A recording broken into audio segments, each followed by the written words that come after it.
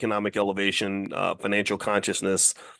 I almost call it readiness training. It's kind of like, and I really think you really got to get ready because the disaster is coming. In case you didn't know, we talked about this before. Most Americans are not ready for retirement. It's really, really going to be a complete mess. An astonishingly large percentage of boomers don't even have $25,000 saved for retirement. If you're a boomer, that means you're not 30 anymore, right? You're either retired already or you're close to it. And to kind of see that was really interesting. But then I did more research and I found out that a lot of millennials are not retired are not prepared.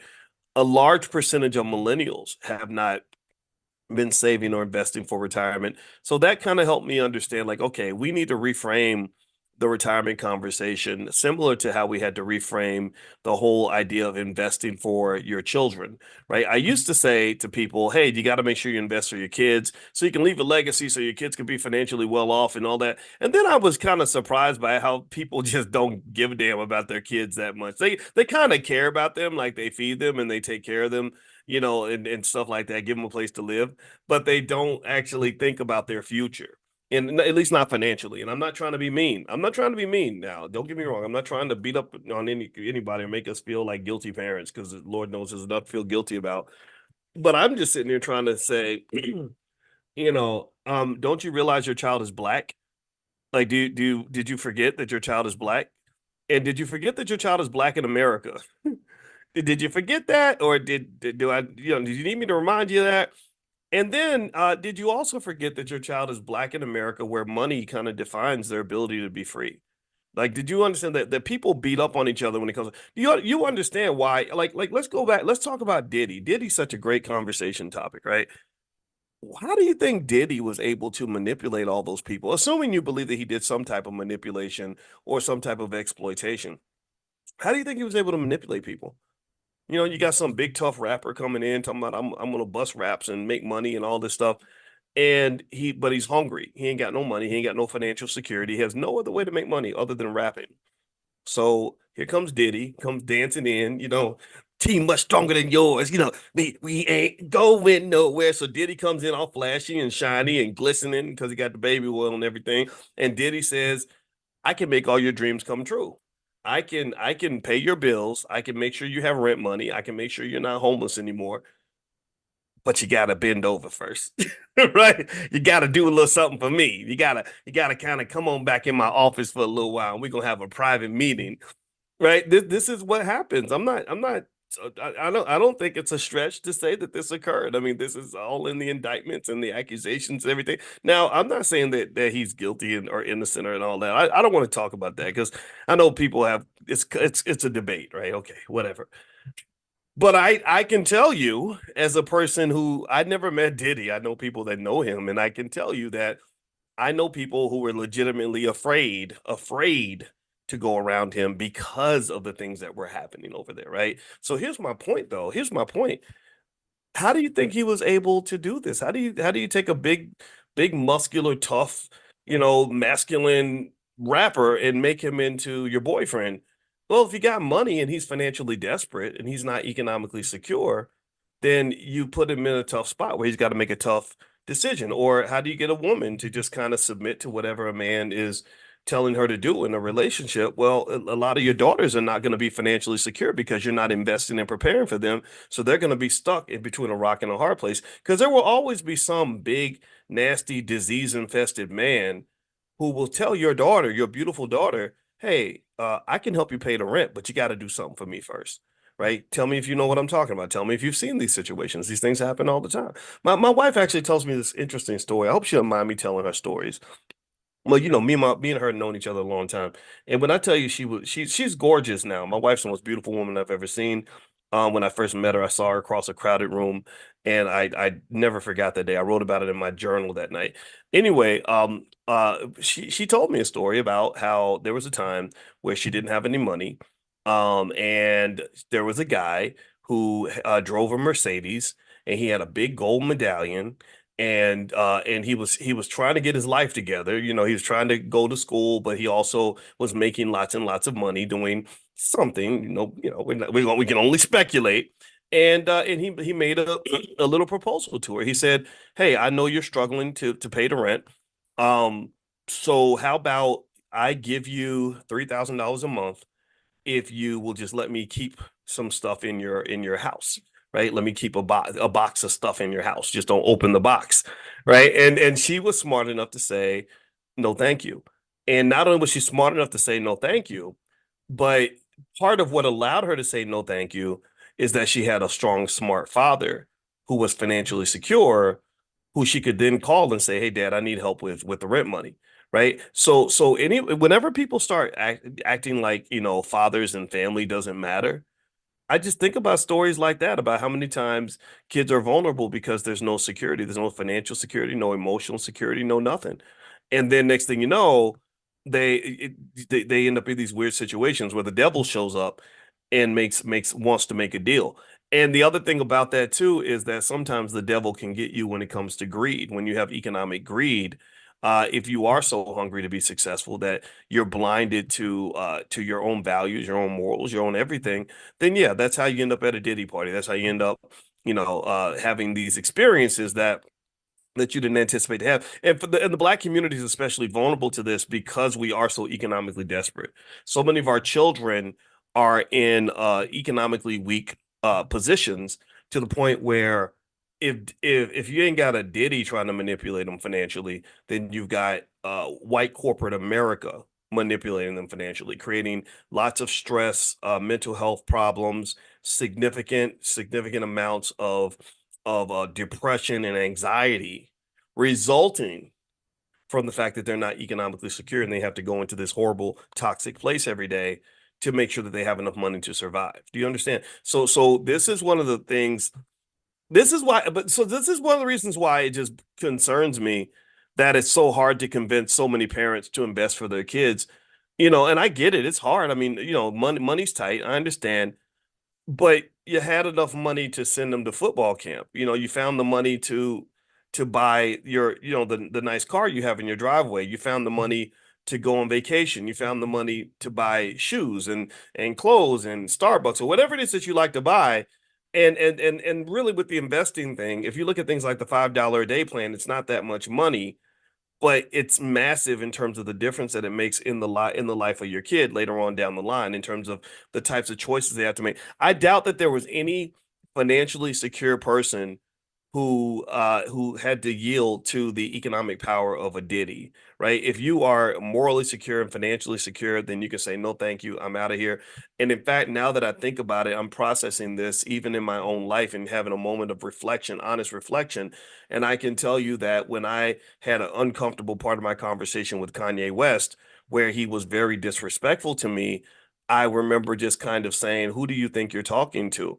Do you think that your money is going to control me and tell me what to do? I don't need your money. I don't have the money you make because I don't know how to sell shoes to white people. I don't sell, those overpriced sneakers you sell to Asian kids or whatever. Like, I'm not as cool as you, but I'm financially secure. I don't want your money. I don't need anything that you have. I just need you to step up and do something for the community with all that money that you're sitting on." Like that's what but if I'd been financially insecure, if I'd been financially vulnerable, then maybe the conversation would have been different. Maybe my ability to kind of stand up and say, "Get out of my face." Maybe that wouldn't have been there as much. I don't know. I have no idea. But I do understand this, that when you don't get your kids ready for their economic future, you're setting them up for a lot of stress and a lot of pain. So I just really, again, I'm just really confused about why it can be so difficult to get people to make investments for their kids. And then also the other area where it's been very difficult to have conversations is when it comes to retirement planning. The one interesting thing that happens, and this is another reason why economic consciousness must be elevated, is that there are so many young people who think they're never going to get old. There's so many young people who really think, like, I'm 28 and I'm going to be 28 for the rest of my life. And it's not that they really think they're going to be 28 for the rest of their lives. It's that they never really thought about the fact that this is what they think. Like, they never really sat down and processed it. They never imagined themselves being 55, 65, and 75, and then it happens and then you're all shocked and kind of taken aback. because you're 42 years old and your jump shot's not as good as it used to be, or you get that belly fat that a lot of men get in our 40s, or or women, maybe you're not looking as cute as you were. When you used to walk in the room and everybody's head would turn, and now they don't look. I talked to a lady who was a supermodel once, and I remember she said that. She said it was really shocking. When I was younger, I would walk in a room, everyone would turn and look at me. And she said, then I got to the point where they didn't look anymore. And it was kind of tough. It was kind of tough to deal with that. So, but we all get older, things change, right? And so here's the other interesting thing about retirement that kind of helped with the conversation a little bit. Because retirement planning is extremely important, and I don't think that it's emphasized enough in society, is that when you're investing and saving for retirement, you're not just saving for the future, you're actually investing and saving for the present. If you are 22 years old and you start maxing out your 401k, and then you have $250,000 in that sucker by the time you're 30, well, that's a quarter. That money is your money. This idea that somehow this is only money that you're going to get when you're an old man or old woman, that's not true. That's your money. That's your financial security. That means if you quit your job or something bad happens, you lose your job, you're not going to be homeless. You're going to be fine because you got $250,000 sitting back over. Yeah, the government might charge you 10% to pull the money out or whatever, but you can borrow against it, or you could pay the 10% and still have access to 90% of the money. You understand? So when you are investing for retirement, retirement investing is basically just investing. And everybody should be investing at every age, no matter what. If you die early, guess what? The people you love, your kids, are going to get all that money that you stacked away in that retirement account. So it's not just retirement investing is not just something you're doing for this like magical time when you're like really old and stuff, 40, 50 years down the line. No, retirement investing is something you're doing where you're building a capital base right now. You're building wealth for yourself right now. You're building wealth for your family right now. You should right now, every day, all the time, be building wealth. The idea that we're not trained to do that and to even think about these things is very disturbing, and it's showing in the data. It's really showing in the data. Basically, the data is saying like millennials are not ready for retirement. Gen Z show as hell ain't ready for retirement. Boomers are not even ready for retirement. So it's gonna be an economic shit show in the next 30, 40 years. The Social Security is gonna run out of money in about by about 2035. It's not gonna be empty, it's just gonna be underfunded, which means that it's not like it's all gonna go away. It just means that it's gonna start dropping. They're gonna say, we used to be able to give you this much, now we're gonna give you that much, right? And so effectively, it's kind of like one of those things where it's like hide your wife, hide your kids, save yourself, and get out. If you don't get out of the rut in terms of how people are thinking, then you're going to have a lot of problems later on down the line. So anyway, to help address this issue, I'm doing a special training on retirement plan. I created something called Retire Rich and Early, the Dr. Boyce Blueprint, and I'm going to do this Thursday night. I will send you all a link where you can join for a significant discount. There is a fee attached. I put this all together, these modules together on retirement planning. So if you want to join us Thursday night, make sure you're on the text list. You can get on the text list by texting the word morning, MORNING, to 87948. Text morning to 87948, and I'll send you a link to join us on Thursday if retirement is something that you're interested in. You want to know the exact right way to do it. All right. So with that said, another thing I want to mention, just as another housekeeping item, is that those who want to volunteer for the All Black National Convention, the convention is going to be October 25th through the 27th. It's going to be in Lombard, Illinois, right outside of Chicago. This is the largest gathering on earth for intelligent Black people who want to build the Black community and focus solely specifically on our community. If you believe in Black love, if you believe in Black health, if you believe in Black wealth, then this is the place for you. And you can be around like-minded people who think the same way. And so this is going to be October 25th to the 27th, allblacknationalconvention.com. That's the URL. If you want to volunteer, here's an email address you can send an email to if you'd like to volunteer. Pull out your pen. I'm going to say this email address 3 times, and then after the third time, somebody could type it in the chat, because even if I say it 3 times, somebody's going to say, what's the email address again? So get your pen out, because I'm going to give you the email address. You can email if you'd like to volunteer for the convention. Everybody can't be selected, though, so just be clear, but the volunteers can get in for free to the convention. So here we go. The email address is bpeventinfo1, bpeventinfo1 @gmail.com. That's BP, like binary Polar BP Events Info One. Don't forget the number one. I don't know why Sharp picked such a crazy email address. But BP Events, thank you, Gigi. BP Events Info One at gmail.com. Okay, I said it 3 times, so now I'm not gonna say it anymore. All right. So, and if you missed it, you have to go back and check the recording and get it. All right. The other thing too, last but not least, my wife, Dr. Alicia, she's a therapist and a professor, a full professor of social work, and she trains other therapists. And so what she decided to do is as the head of our Black financial therapy department in the Black Business School, where we work to uncover the psychological barriers to building Black wealth. We're doing extensive research on this. She's going to have something called Mental Health Mondays, where every Monday, if you are struggling with mental health or just want to get better, maximize your mental health. I work on my mental health all the time because we all have stress. We all have things that we're worried about. We all have fears, concerns, regrets, drama, all kinds of, we got crazy relatives, all that. There's science to deal with all this. And this is important because you have to manage all this in order to be successful. If you cannot manage the crazy people around you, it is hard to succeed. If you cannot manage the crazy person inside of you, it is hard to succeed. If you can't overcome psychological gaps, barriers, things like that, voids that came from childhood, it's hard to be successful. If you can't process your past, present, and future in a way that keeps you regulated, it's very hard to be successful. So we created Mental Health Mondays mainly to do that. It's free. What she did. So here's what my wife did, and this is why I think she's amazing. She went out and reached out to some of the best Black therapists in the world, and she's bringing them in to Mental Health Mondays, where each Monday they're going to sort of diagnose, break down some issues that will help you with your mental health. Because as y'all know, a lot of our people are crazy, myself included. A lot of us went through crazy stuff, so crazy stuff creates crazy people, and a lot of us are also struggling with relationships. Maybe we're struggling with coping mechanisms, right? Mental, whatever it is, right? So anyway, Mental Health Mondays.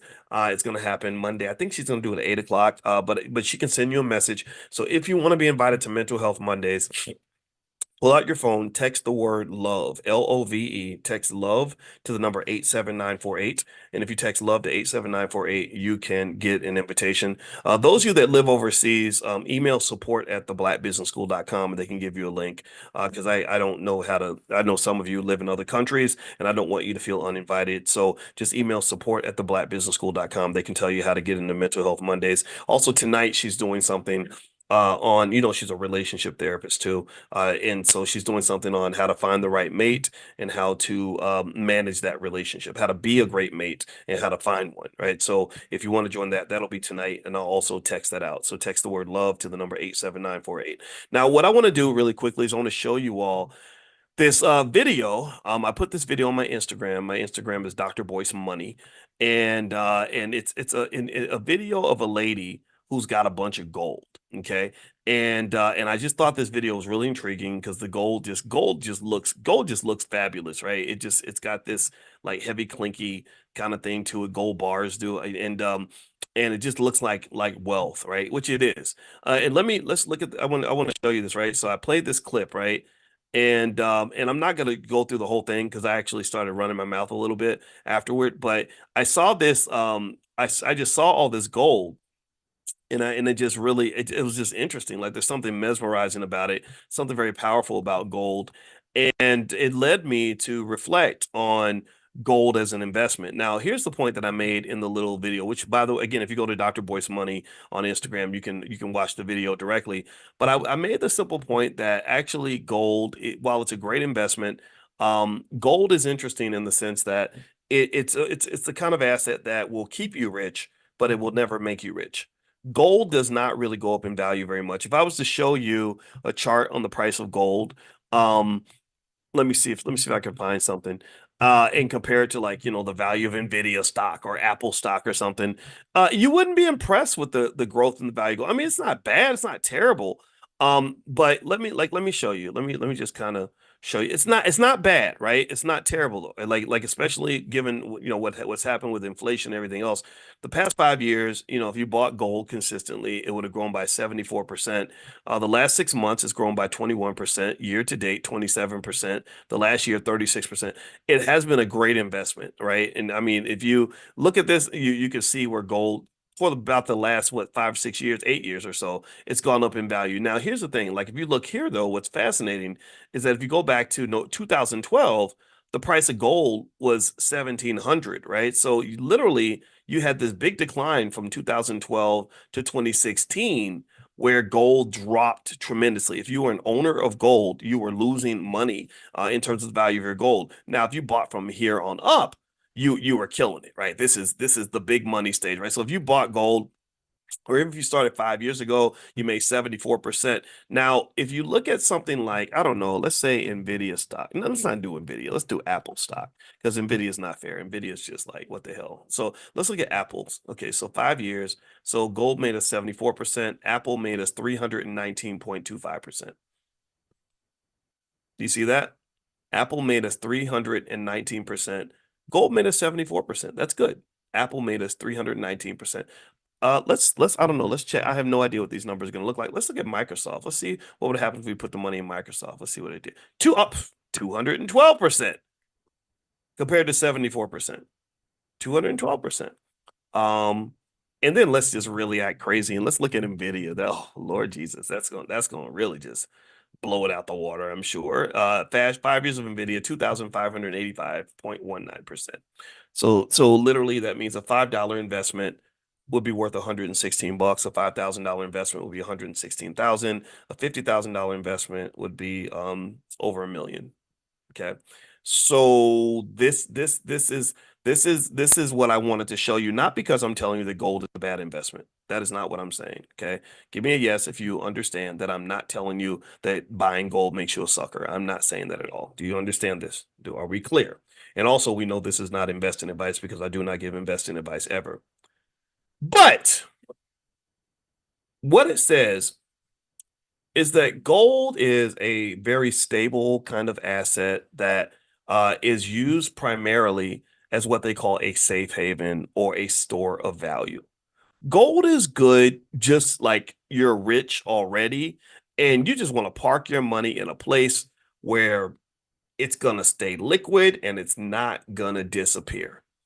If you're trying to do that, then gold is the place to be. You want to have something in gold. I own some gold. A very small percentage of my portfolio's in gold, though. But I do own a little bit of gold. Why? Because gold is stable. Gold is the homie. Gold is not gonna really do anything too crazy, and so it's okay. But as I showed you, between 2012 and 2016, gold went down, down, down, down, down. So if you were an enthusiast of gold, and you were like the guy in Austin Powers, I love gold. Remember the guy? I love gold, right? He just loved everything that was gold. Well, then you were gonna get killed because you were missing out on all the other areas where wealth is being created throughout the economy. If I were to show you Bitcoin, for example, and the point I made in that video, again, you can check out the video, Dr. Boyce Money, my Instagram page. I literally said, if you bought, what was it, $1,000 worth of gold in 2016, that $1,000 would be worth about 1,500 bucks. Okay. So that's really good, right? 50% increase. That's about like kind of like maybe what a house might do during that time, typically, or something a little bit, actually less than that since houses are expensive, but you get the point. So $1,000 of gold in 2016 turns into $1,500 worth of gold by 2024. $1,000 worth of Bitcoin would have turned into $67,000 in that same amount of time. So 1,500, 67,000, 1,500, 67,000. Okay. So now what does this say? What does this mean? Does this mean I'm saying that Bitcoin should replace gold? No, I'm not. Does this mean that I'm saying everyone who buys gold is a sucker? No, I'm not. What I'm pointing to is this is one of the reasons why you diversify. Gold is a great tool for diversification, but then you should also diversify out of gold. Like you shouldn't look at your assets the way you look at, say, romance. Like when we get married, we're supposed to pick one spouse, and that's the only person that we're supposed to want and be with forever. That only works in love. That does not work in investing. In investing, you got to play the field. Investing, you got to be a player. You got to be out here just, like spreading the seed and getting, being planting seeds everywhere, right? Like so investing is not like love in that way. Right. So when it comes to investing, you want to do the exact opposite of what your wife or your husband wants you to do, which is to be out there a little bit. You spread your money, you plant seeds in different places, and then because you don't know what's going to Cam Newton finances. That's funny. There you go. See, Calvin's doing it again. I think Calvin, I secretly believe Calvin might be a genius. I think he snuck up in here with a 250 IQ or something because he always says smart stuff in the chat. All of y'all are smart. I love you all, I promise. But Calvin, you got something, man. All right. Anyway, so yeah, Cam Newton finances. Cam Newton. In case you don't know, Cam Newton is a guy who has, I think he has, what is it, 10 kids with 7 women, or eight kids with 6. It's something interesting like that. And that's, I don't know how well that works in relationships, but I assume he's got that worked out with the mothers of the kids. And we debated that. My wife and I actually did. We have a podcast called Pillow Talk, and we did debate that. Like, what does that mean? What does that look like? Well, I kind of think, if you live in a society where you believe, it's my body, my choice, well, then, it's like, okay, that's your choice. That's what y'all are doing, whatever. I tend to think about the kids and how this will affect the kids. I'm not a believer that children benefit when the family's kind of spread out, because you're talking about scarce resources. And even though Cam is a guy that has resources, the ability to really provide for that many households is really, really difficult, I think. And then also, because you're not just providing financially, you have to provide emotionally. And while money may seem to be of infinite supply, your time and energy does not have infinite supply. So that's the issue. So that's the, like, the Nick Cannon experiment. What's that going to look like 20 or 30 years from now when you ask the kids, how did you feel that you had a famous daddy who you only saw once a month, or you saw him in a Zoom meeting, between TV shows or something, but you never really got a chance to have a lot of that one-on-one time with your dad? What does that look like? And I can tell you, I bet it's going to be kind of spread out. Like, I bet some of the kids are going to say, I hated it. I can't stand him. My dad is a jerk. And then some kids are going to say, I had a stepdad. I'm closer to him than I am my actual biological father, in which I'm sure will upset Nick, because Nick is writing big checks to take care of everybody and everything else. But that time with the kid, that one-on-one time, that person that's just there after school that you can talk to about your problems and how you feel, like that person really means a lot. Like, that's something that's more valuable than money that you get. And then maybe there are going to be some kids who are going to be, no, no, it was great. My dad's awesome. It was me and my mom. It was amazing. I don't know. I'm curious to see how that plays out. But anyway, well, yeah. But one of the challenges there is not just that it's expensive, but eventually, but you have to maintain a high income to be able to maintain that. So the amount of money that you're making in your 30s may not be the same amount you're making in your 40s, 50s, and 60s. All right. Or what if you run into an economic shock where suddenly your income drops from 30 million a year to 3 million a year? Well, then suddenly you're in big trouble. It's very stressful to kind of maintain all these, what they call fixed costs, these fixed costs where you have all the people that are expecting a check of a certain size. And I can tell you that, and this is just a note for anybody that ever decides to run a big business, or you plan to be rich one day, which I assume everybody is. I assume you're here because you're either there or you want to get there. And one of the things you want to be cautious about is locking yourself into economic expectations. Just like the stock market is based heavily on expectations. Your economic life is based heavily on expectations too. Meaning that if I make an agreement with somebody and I say, yeah, I'll give you $3,000 a month, then I've set an expectation.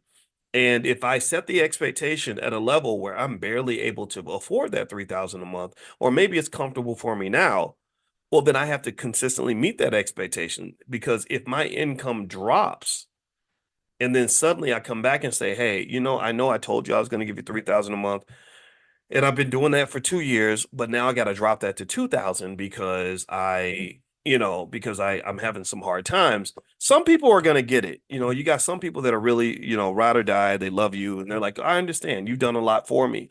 But that hasn't been what I've seen. That's not been my experience. What I've seen is that there is a habit, almost like a type of economic addiction that can be formed, where when you take away that money, they may not interpret it as, okay, you're giving me $2,000. They interpret it as, you're stealing $1,000 a month from me. You're taking money away from me. And also, because I think a lot of it is distorted by the anxiety. Financial anxiety is a real thing. People get very anxious, very upset, very stressed when their money gets messed up. Like, think about how you feel if your boss says your paycheck's going to be 2 weeks late, or if you lost your job, right? Think about that stress you feel. So when people get stressed, it ends up causing conflict. And I knew a guy like that. He had a great company. He was making 20 million a year, and he was paying all of his friends really, really well. Well, the company's revenue dropped from 20 million to 10 million. So he said, I don't want to fire anybody, but everybody's going to have to take a pay cut. And he said, I got called all kinds of sons of bitches. And I had people that were my friends for years who hated my guts and started calling me a crook and a dog and all this other stuff. And he said, I couldn't believe it because I'd done so much for these people. These were people, some of them were people I didn't even have to hire. I didn't even have to help these people. Right. So expectations are big. So I think that with a Cam Newton or a Nick Cannon, I would think about expectations. You set a very high expectation from the mothers of your children. Of course, they're happy. You're sending them each, $100,000 a month. What happens when you can't do that anymore? Do they turn around and say, you're an SOB and I'm going to ruin you because you're stealing from me now? And that's kind of where strategy comes into play. And I don't think I understand, I guess why people want to do what they want to do, but I don't know how strategic it is to go and have that many kids and form that many relationships, that many economic relationships with that many people. Because at some point, it only takes one or two little bad incidents to kind of just blow it all up and make it very difficult. But then at the same time, though, the ability to manage complex relationships is a great skill to have that will make you very successful in business and in life and in love and everything else. And so this is one of the reasons that I encourage you to consider coming to the Mental Health Mondays that Dr. Alicia is doing, is because therapists have a long list of tools for managing relationships. They have tools for resolving conflicts without everybody fighting and tearing each other apart and hating each other's guts and all this other. They have tools for communication, how I can explain to you, hey, look, this is how this thing made me feel. And there's ways I communicate that, right? Because if I accuse you and I criticize you, that's going to make you a defensive. Maybe you're going to counterattack. But if I come to you and I say, look, this is how I'm feeling right now, and this kind of hurt my feelings when you said that, that might produce a very different reaction from you.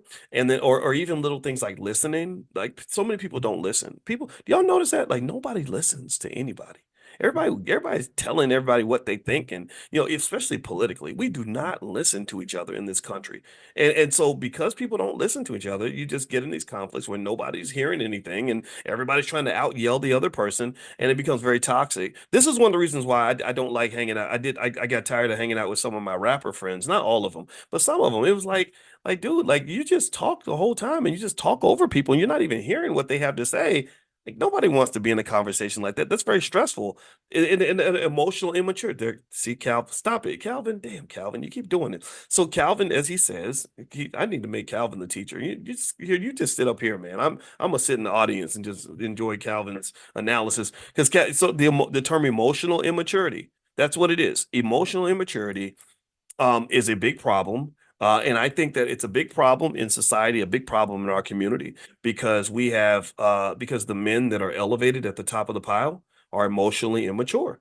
They're not, Diddy was considered to be, if you taken a vote in 2022 or 23 on who are the most influential black men in America, Diddy would have been right up there next to Barack Obama. I mean, y'all do know a year ago today, Diddy, or close to today, a year ago this month, Diddy was getting the key to New York City. They gave him the key to the city.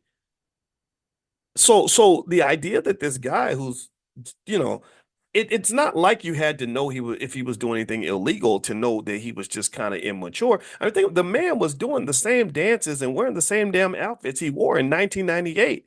If that ain't a sign of immaturity, I don't know what is. I always called him the Peter Pan. I said this man is he acts like he's never gonna not be a teenager, and also he would just do other immature things. Like he would talk a lot about what he was gonna do and never ever follow through with it. He met with Dr. Claude Anderson, and Dr. Claude told me about the meeting. And he said it was kind of weird. They was all walking around in tight pants and stuff. And I said, yeah, I think that they're gay. And then and he talked a big game about what he was going to do. Didn't write one single check. Didn't follow through on anything. And I remember saying to him before all this stuff happened, I remember saying, yeah, well, guys like that, they just talk. Rappers are loud. Most of them are just loud. They don't follow through. They're not able to do the boring work. They do the things that are lit and exciting and will get attention.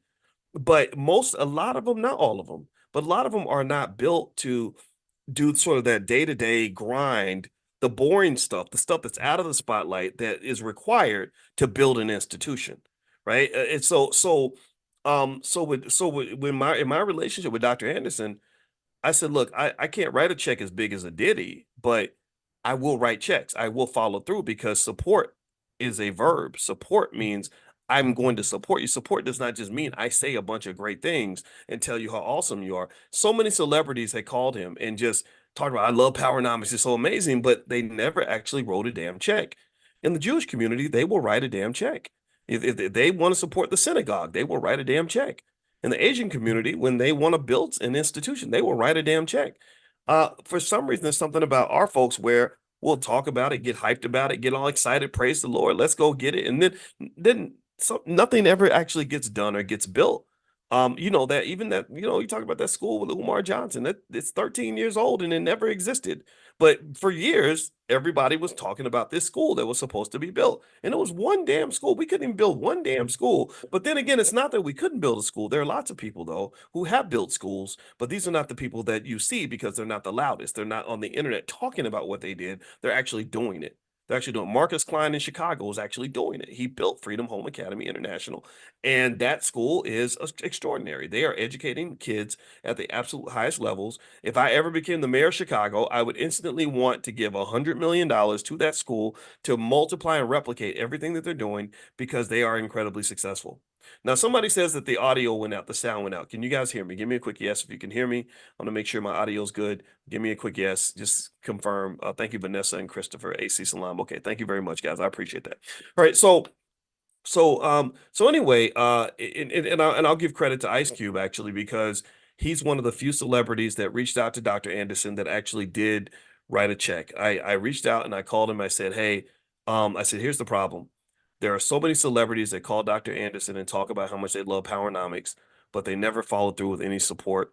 I said, I don't want to do that. That's not how I am. And I said, but at the same time, I don't want you to think that I'm trying to exploit your celebrity by asking you to do anything that I'm not willing to do myself. So I said, how about we do this? How about I buy 1,000 copies of his books? You buy 1,000 copies of his books. And that way we put some money, put some fuel in the tank, some financial fuel. And to his credit, Ice Cube said yes. And he did write the check and he sent the money over. And but really, to my knowledge, he's the only celebrity that actually followed through. And that means something. That speaks to the difference between substance and flash. Do you understand? Right? You've got substantive people who might still have some flash and some swag, but they're gonna have something, there's gonna be some meat on the bone. There's gonna be something meaningful beneath all the flashy stuff. And then you just got people that are just flashy. Shiny suits, big smile, the loudest guy in the room, talk is cheap, so they talk a lot. Like Diddy. I'm gonna buy the Carolina Panthers, y'all. And he's doing that because he wants to get 100,000 likes on his post. But then when you're looking like, okay, where are the negotiations? Did you actually purchase this team? There's no follow through. And I just kind of think that should be kind of spoken about a little bit. I don't want to be overly critical. It's probably too late. I didn't mean to be, but that's how I feel. I really want to see I want to see stuff get done. And I'm gonna tell you the substantive stuff that's gonna really build wealth in the community are basic ideas. For example, I told you our kids are our $1 trillion asset. So pouring into the kids, being very conscious about that, so we can override the flaws and the poison and the toxicity of the educational system. Critical, supplementing their knowledge base so they understand wealth and investing, because wealth will make them free. Money will make them free, especially if they're a good person that has a good head on their shoulders. Money will liberate them from a lot of this nonsense that's out here. Like the way we even confront racism to me is all wrong. I'm not saying that there shouldn't be a social justice component to it. It's very important. I brought in Dr. Melina Abdullah, who is an amazing Black Lives Matter activist and who works with Dr. Cornell West, who I think he might have a little bit of Marxism in there. I don't care. I think the Marxism has some good ideas. But at the end of the day, somebody's got to write a damn check. At the end of the day, food costs money. At the end of the day, even if you're a picketer on the side of the road, at some point you're going to need money for something. And a lot of times, a lot of Black activist movements die because there's no money. Like I think the Black Panther movement, I don't think I don't sit around and get excited about the free lunch program, not because I think it's bad. I mean, don't get me wrong, I ate free lunch and I appreciate that. But I personally think it should have been the 25-cent lunch program Or maybe a program where you have a what they call a freemium model, where you say, look, if you ain't got it like that, if you have no money, then we will feed you for free. Pay attention now. If you ain't got no money, the food is yours. Don't pay us anything. But I bet not see you go down the street and go to the white man's liquor store and give him $20 when you gave us nothing. Right. So if you got it, if you got a couple dollars in your pocket, we need 25 cents. We need 25 cents of that dollar, $2, $10 you got. And we're gonna give you 80 cents worth of food, $1 worth of food. So you're gonna win. You're gonna eat good. We're gonna take good care of you, but we need you to take good care of us. Because if you don't take care of us, then we can't feed nobody. Do you understand? So this is where I jump in the way when I say that unfortunately many of our civil rights movements were driven heavily by communism and socialism. Some of what we think were black civil rights movements were actually socialist communist movements in blackface. And that type of racism is just as bad as the racism you see on the other side of the aisle for the Republicans, right? It's a type of racism in the sense that the strength of the black community was not the paramount concern. That was not the number one priority. That was not the top agenda item on the list. It was the agenda was how do we use the pain and the suffering of black people and sort of slap them onto and tie them onto what we got going on already, right? And so ultimately, if you talk about, for example, putting things in the public schools and stuff like that, I think all that's good. But the problem though is that if we're not driving the bus, chances are the bus is going to be driven in a direction that we don't want it to be driven. Do you understand that if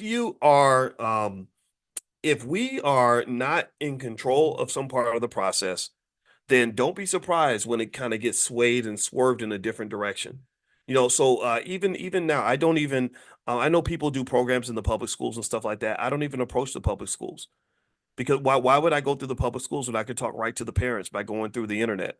I can talk right. I talk to millions of parents just like I'm talking to you because the public school system has a set of agendas that are not aligned with the economic sovereignty of the black community nor the economic strength of your children. They're not.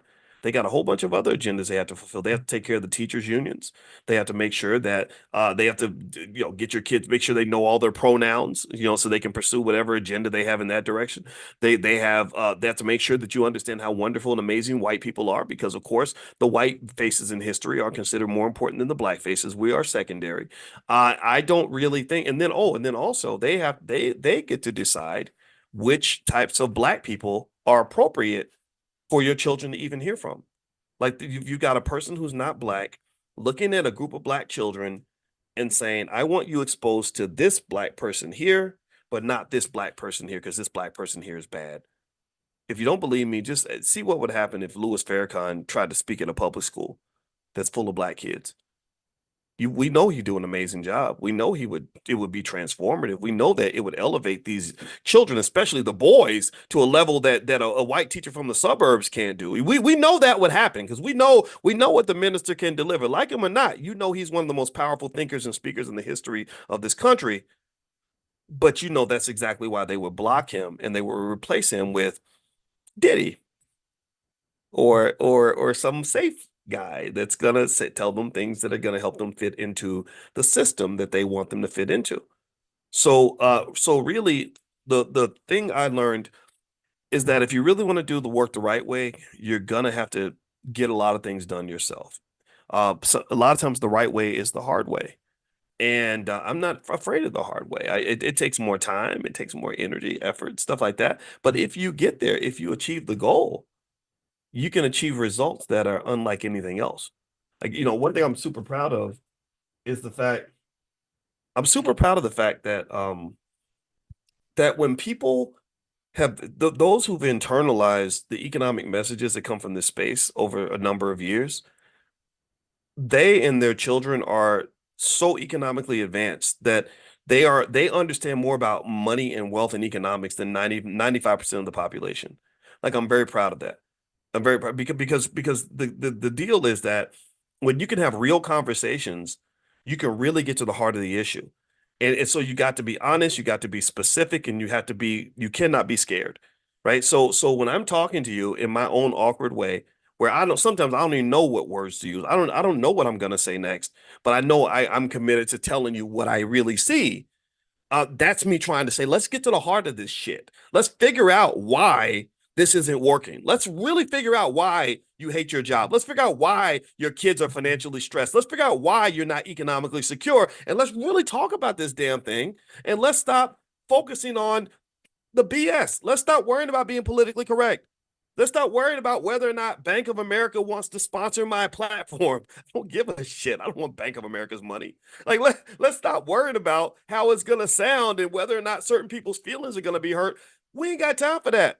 Your feelings are already hurt. You're already black. You're already going through hell. You're already frustrated because all the answers, these so-called solutions that are presented to you, do not work. They don't work. So in my view, it's like, let's stop wasting time, man. We're gonna be dead soon. Life is short. Let's have a real damn conversation and let's really figure out what's really going on here. Let's figure out why we got some 30-year-old black male who feels financially vulnerable, who's not where he wants to be, who's stressed out over student loans, who doesn't feel like he has opportunities, who feels like he's completely trapped. How did that happen? Let's dissect this. Like, let's really do some science right now. Let's get our best scientists on the job. We got black scientists in our community that really care about this stuff. And if we focus, think about this. This is why we created the convention. It's like, let's bring together the scientists. Let's have a think tank. Let's think about it. Let's just meditate on it. Let's talk to each other about it. And let's figure out what the damn solution is. And let's do it in a way where we're not living by anybody's rules but our own. The more rules and constraints you have, the lower your probability of being able to find the optimal solution. That is a mathematical fact. When I taught math at the University of Kentucky, one of the biggest rules of linear equations is that the more constraints you put on the equation, the lower your ability to find the optimal outcome. So you are operating in a world that has so many constraints that you can't even find the real solution because they put up a wall blocking the area where the solution is located. So I'm saying, let's kick down the damn wall. It's going to make people uncomfortable. Everybody ain't going to get it. Not everybody understands this approach. And I understand. I get it, right? I hurt your feelings, whatever. Fine. Okay. But I ain't got time to be thinking about that right now. I'm trying to solve a damn problem. So let's close out. We'll close out on a couple of quick thoughts. Hopefully we can wrap this up because we don't want to talk all day because it's a Sunday. Y'all got stuff to do. But if you look at the struggle, let's go back to that 30-year-old black male, that 30-year-old black woman who's feeling off balance, who doesn't feel that they're where they want to be in terms of mental and physical health, not where they want to be in terms of relationships, not where they want to be in terms of wealth. I challenge you to consider that there is science and there's information out there such that if children are taught these things at an early age, if we embrace these ideas, most of those problems could be solved. If his mental health is off, we got a gang of damn good therapists that can help with that. My wife is one of them. She has friends. If his physical health is off, we've got medical doctors and holistic health people and people that know all kinds of stuff about nutrition and science that could easily fix that if he started listening to the right people.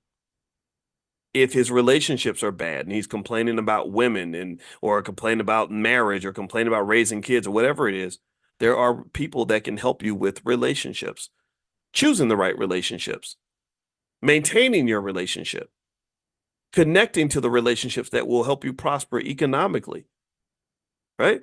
If his financial security is off, well, I got you on that. I know 10,000 theories on wealth and financial security. I've read probably 20,000 research papers on these topics. So the answers are out there, but you have to go find them. You have to listen to people that know what's going on. And it needs to be specific to you because the Black experience is very, very unique in America. The African American experience is very, very unique. Kamala Harris, in my opinion, I don't hate her, but she does not really have the African American experience completely. Her and Dougie are not living the life of a black man and black woman in America. They're not. Dougie ain't even black. But Kamala is, she's Jamaican and Indian, and I bless her. I think the truth is okay. She went to Howard. She knows a little bit about being black. Nothing wrong with that. Good lady. Nothing against her at all. Right? I wish her the best. But the African American experience is just kind of different. I just think you have different things to deal with. You have different issues historically that you have to address. You have also opportunities that other people don't have, and you have to be able to see that as well. So at the end of the day, man, I just personally think that's being as specific as possible in terms of how we solve these problems. That's really the solution. That's how we can make sure that we're ready, because it's not that difficult to work with an African American child who's surrounded by people that love him, that are people and people that train him, people that help him become economically ready and educationally ready and ready in terms of self-esteem and emotional balance and everything else. There's nothing stopping that young black boy from being whatever he wants to be. There's nothing stopping that little girl from being incredibly successful and happy at the same time, and prosperous and financially secure. There's nothing stopping that. But it does require us to shift our thinking, and we have to focus on preparation. Preparation is very important. So anyway, all right, so let's see. All right, so somebody said, please stop putting down Caribbean people. I hope I didn't put down anybody. We got people in this class from the Caribbean. I'm not putting down people from the Caribbean. I hope that was not something that was directed at me. Maybe it was directed in the chat, but that's not putting down Caribbean people. It's the different. It's acknowledging that there's a difference. If I go to Jamaica and I want to become president of Jamaica, and I say I'm just like the Jamaicans, that would be a lie. That would not be true. Now, I might have a lot in common. I might care about the people. I might be able to help the people for sure. But if a Jamaican who's born and raised in Jamaica steps up and says, you are a great man, you're a good man, I appreciate you, but you aren't the same. You're not exactly like us. I couldn't stand there and say, no, no, no, no. I'm going to minimize everything that you know specifically about your own country, and just say that I can come in as a person from another place and replace you. Or my African American family is just like your Jamaican family. No, we're not quite the same. We have a lot in common, though. We have a lot in common.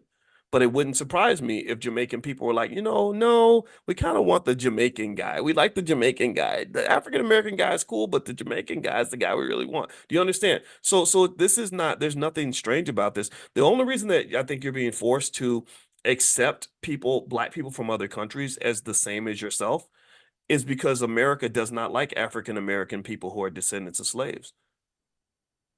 America doesn't. If you are an African American in this country, if you ever want to be a dangerous black person, here's what you do. Be an African American descendant of slaves who is in touch with black history and knows the truth. If you are in that category, then there are certain opportunities you will never have. There's certain halls of power you will never be invited in, certain spaces because you are a walking manifestation of one of the greatest crimes in all of human history. That's what you are. You represent, like, you are basically like the bastard child that the husband had when he was not with his wife, and you walk in the kitchen and you don't understand why the wife hates you. Right? Because all you wanted was some milk, but she hates your guts because you remind her of things in the past that she's trying to forget. So your mere existence and your knowledge of truth about how many trillions of wealth was stolen from you, that makes you very dangerous. Your understanding of all the horrible things done to your ancestors makes you very dangerous. The fact that you know and you can prove beyond any reasonable doubt that $14 trillion in reparations are owed for everything that they did to you. Oh, that they don't want to deal with that. Who wants to deal with that? Who wants it? Who wants that type of accountability? So being African American is very dangerous. That's why when you look at certain prominent black people in certain positions, they're almost never African American descendants of slaves. But they're like, oh, but we got a black person. And if you're not thinking, you'll be like, oh, they're black like me. That's fine. No, but no, I'm not saying that they're bad. I'm just saying they're not like you. Karen Jean Pierre, I think that's her name, the publicist or the PR person for the White House, whatever, the press secretary. Thank you. She's very good. She does a very good job at what she does, but she's not African. She's not an African American descendant of slaves. Kamala Harris, great lady, very talented. She's not an African American descendant of slaves. Barack Obama, awesome guy, but he's not an African American descendant of slaves. You can keep going down the list. The lady that they put on the Supreme Court, I forgot her name. She's super smart, but she's not an African American descendant of slaves. First black woman on the Supreme Court was not the first African American woman on the Supreme Court because there's never been an African American woman on the Supreme Court. Okay, so I'm not saying that all these other people are bad. Ketanji Brown Jackson, thank you, and I don't want to disrespect her, but also you got to look at the little social cues. The white husband is a signal like, hey, look, I'm safe. I'm a safe black person. I'm not going to give you a hard time about what you did to black people. But when me and my wife show up and we're like, no, we're both African Americans and we both can trace our lineage back to slavery and we know these things, oh, we become very dangerous. Do you understand? My wife was, before she married me, she was the light-skinned black girl who was very articulate, and they considered her to be very safe. When she married me, and her colleagues all started Googling me, because I guess, I was a little bit internet famous or whatever that is. And then also there was a black man in her department that was being put through hell and very unfair, unjust persecution. And she stood by that black man. Suddenly they lumped her in with the field Negroes. Suddenly she started getting treated very differently. They started really treating her very poorly. And I said, this is why. And then this is why I respect you and admire you, because only the realist of black women will stand by the black man when we're going through hell. And only the realist of black men will stand by black women when y'all going through your stuff. That's why I stand by black women 100% of the time. And I think that that's extremely important. So long story short, but again, I'm not disrespecting anybody else's choice or anything like that. I'm not disrespecting anything, but I am giving extra credit to those of you, those women who dealt with our crazy asses because of what we go through. The trauma's real. My trauma is very, very high. My trauma is extremely high, and I can be triggered very easily, and I don't want that to happen, but it happens. It's the curse you carry, right? And so for her to understand that, I don't think anybody other than a black woman can really get it the way I need somebody to get it. Do you understand? So anyway, that's it. I'm done. I'm not going to keep going. And I know we were talking about the economic stuff, and I do think it actually relates to the economic stuff, actually, if you really go into reparations and how much money's owed, and we could talk about all that. But I did kind of spin outside of that a little bit. And I also want to make it clear, I'm not here to tell you what your politics needs to be. Okay, so give me a yes if you can agree with me that I'm not telling you who to vote for. And also when it comes to money, I do not give invested advice. So I'm not telling you what to do. I'm giving you a perspective to consider, something to kind of chew on and think about. Okay. All right. So anyway, a couple quick items I'll share with you. Number one, I want to mention Aisha Verzi is in class, and she has some good stuff. If you're looking for life insurance or something like that, Aisha is a great person you can reach out to. If you go to drboyceoffers.com, her phone number is there. You could talk with her about what you're trying to do in terms of insurance or legacy planning. Everybody should have insurance. So feel free to go to drboyceoffers.com, and she's at the bottom. Number two, Thursday, we're going to do a special session on retirement planning. I'll go through kind of the breakdown and blueprint and slides and notes and put all that together, and that'll all be packaged, and you can participate in that. I'll send you a link where you can join that. There will be a fee, but I'll cut the fee for those that are in this class. So make sure you're on the text list to get that information. If you're not on the text list, text the word morning, MORNING, to 87948. Text morning to 87948, and I will send that to you. Number three, if you want to volunteer at the All Black National Convention, you can email, I'm going to say it, the email address 3 times, bpeventsinfo1@gmail.com. That's bpeventsinfo1@gmail.com. bpeventsinfo1@gmail.com. Next, last but not least, my wife, Dr. Alicia Watkins, she's a therapist. You guys know this, and a professor. Tonight, she's going to do the session on how to find the right mate and how to maintain that relationship. And then on Monday, she's doing Mental Health Mondays, where she's bringing in some therapists, and they're going to talk about mental health. So if you'd like to be invited to that, you can text the word love to the number 87948. So text love to 87948, and we'll send you an invitation. All right, guys, have a great day. God bless you. I will see you all tomorrow morning. We do this every morning at 10 a.m. Eastern. So have a great day, everybody. And I love you, and I'll see you later. Hope you guys are doing well. Welcome to drboycetv.com, the home for intelligent Black people. My name is Dr. Boyce Watkins, and I am here with my good friend Tierra KJ Williams. How you doing today, T? I'm good. How are you?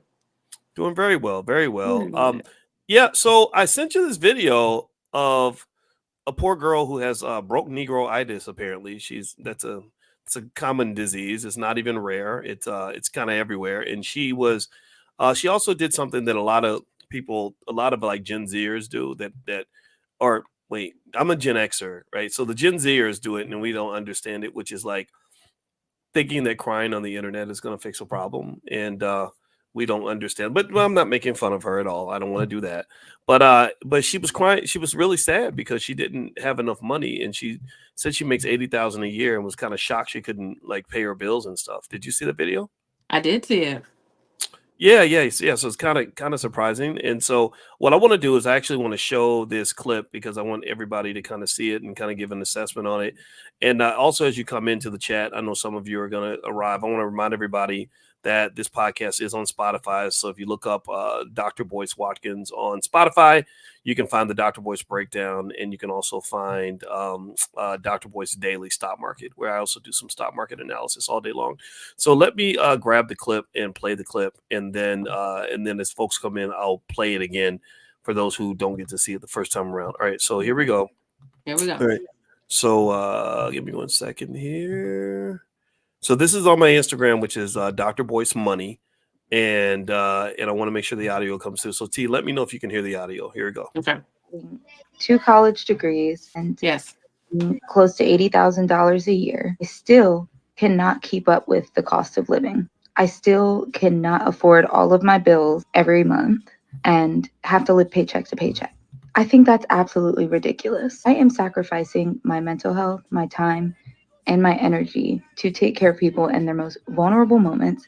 And a lot of the time, they do not make it. At the very least, I should be able to pay my bills. And for anyone who's thinking, well, you shouldn't have chose that job, somebody has to do it. And you know damn well, if your loved one was critically ill, you would want somebody to take care of them, right? Something has to give. I cannot keep doing this. I am so tired of living my life in survival mode because despite having 2 college degrees and making close to $80,000 a year, I still cannot keep up with the cost of living.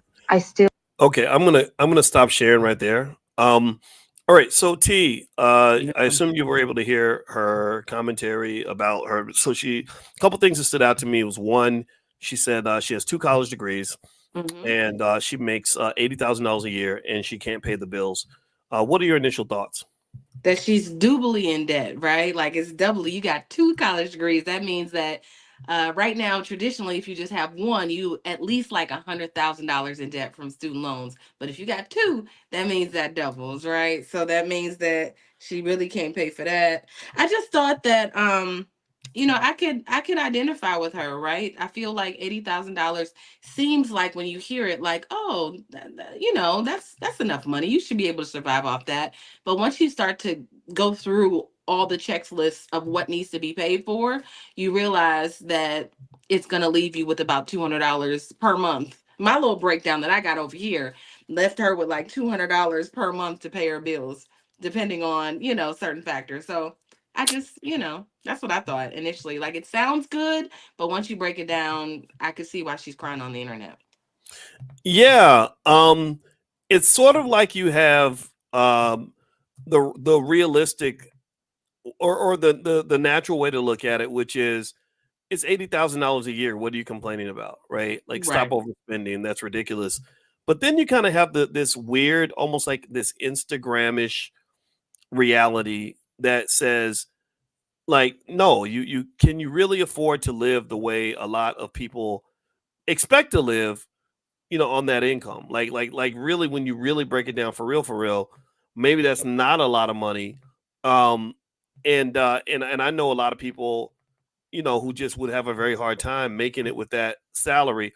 So it's kind of like it's a little confusing at times because you'll see these statistics that will talk about what average incomes are, and if you look at it in an honest way, it almost seems like those numbers are just not enough. You Mm-mm. know, um, Mm-mm. yeah. So I was kind of being silly in terms of talking about what I saw in the video and kind of this whole phenomenon of crying on the internet.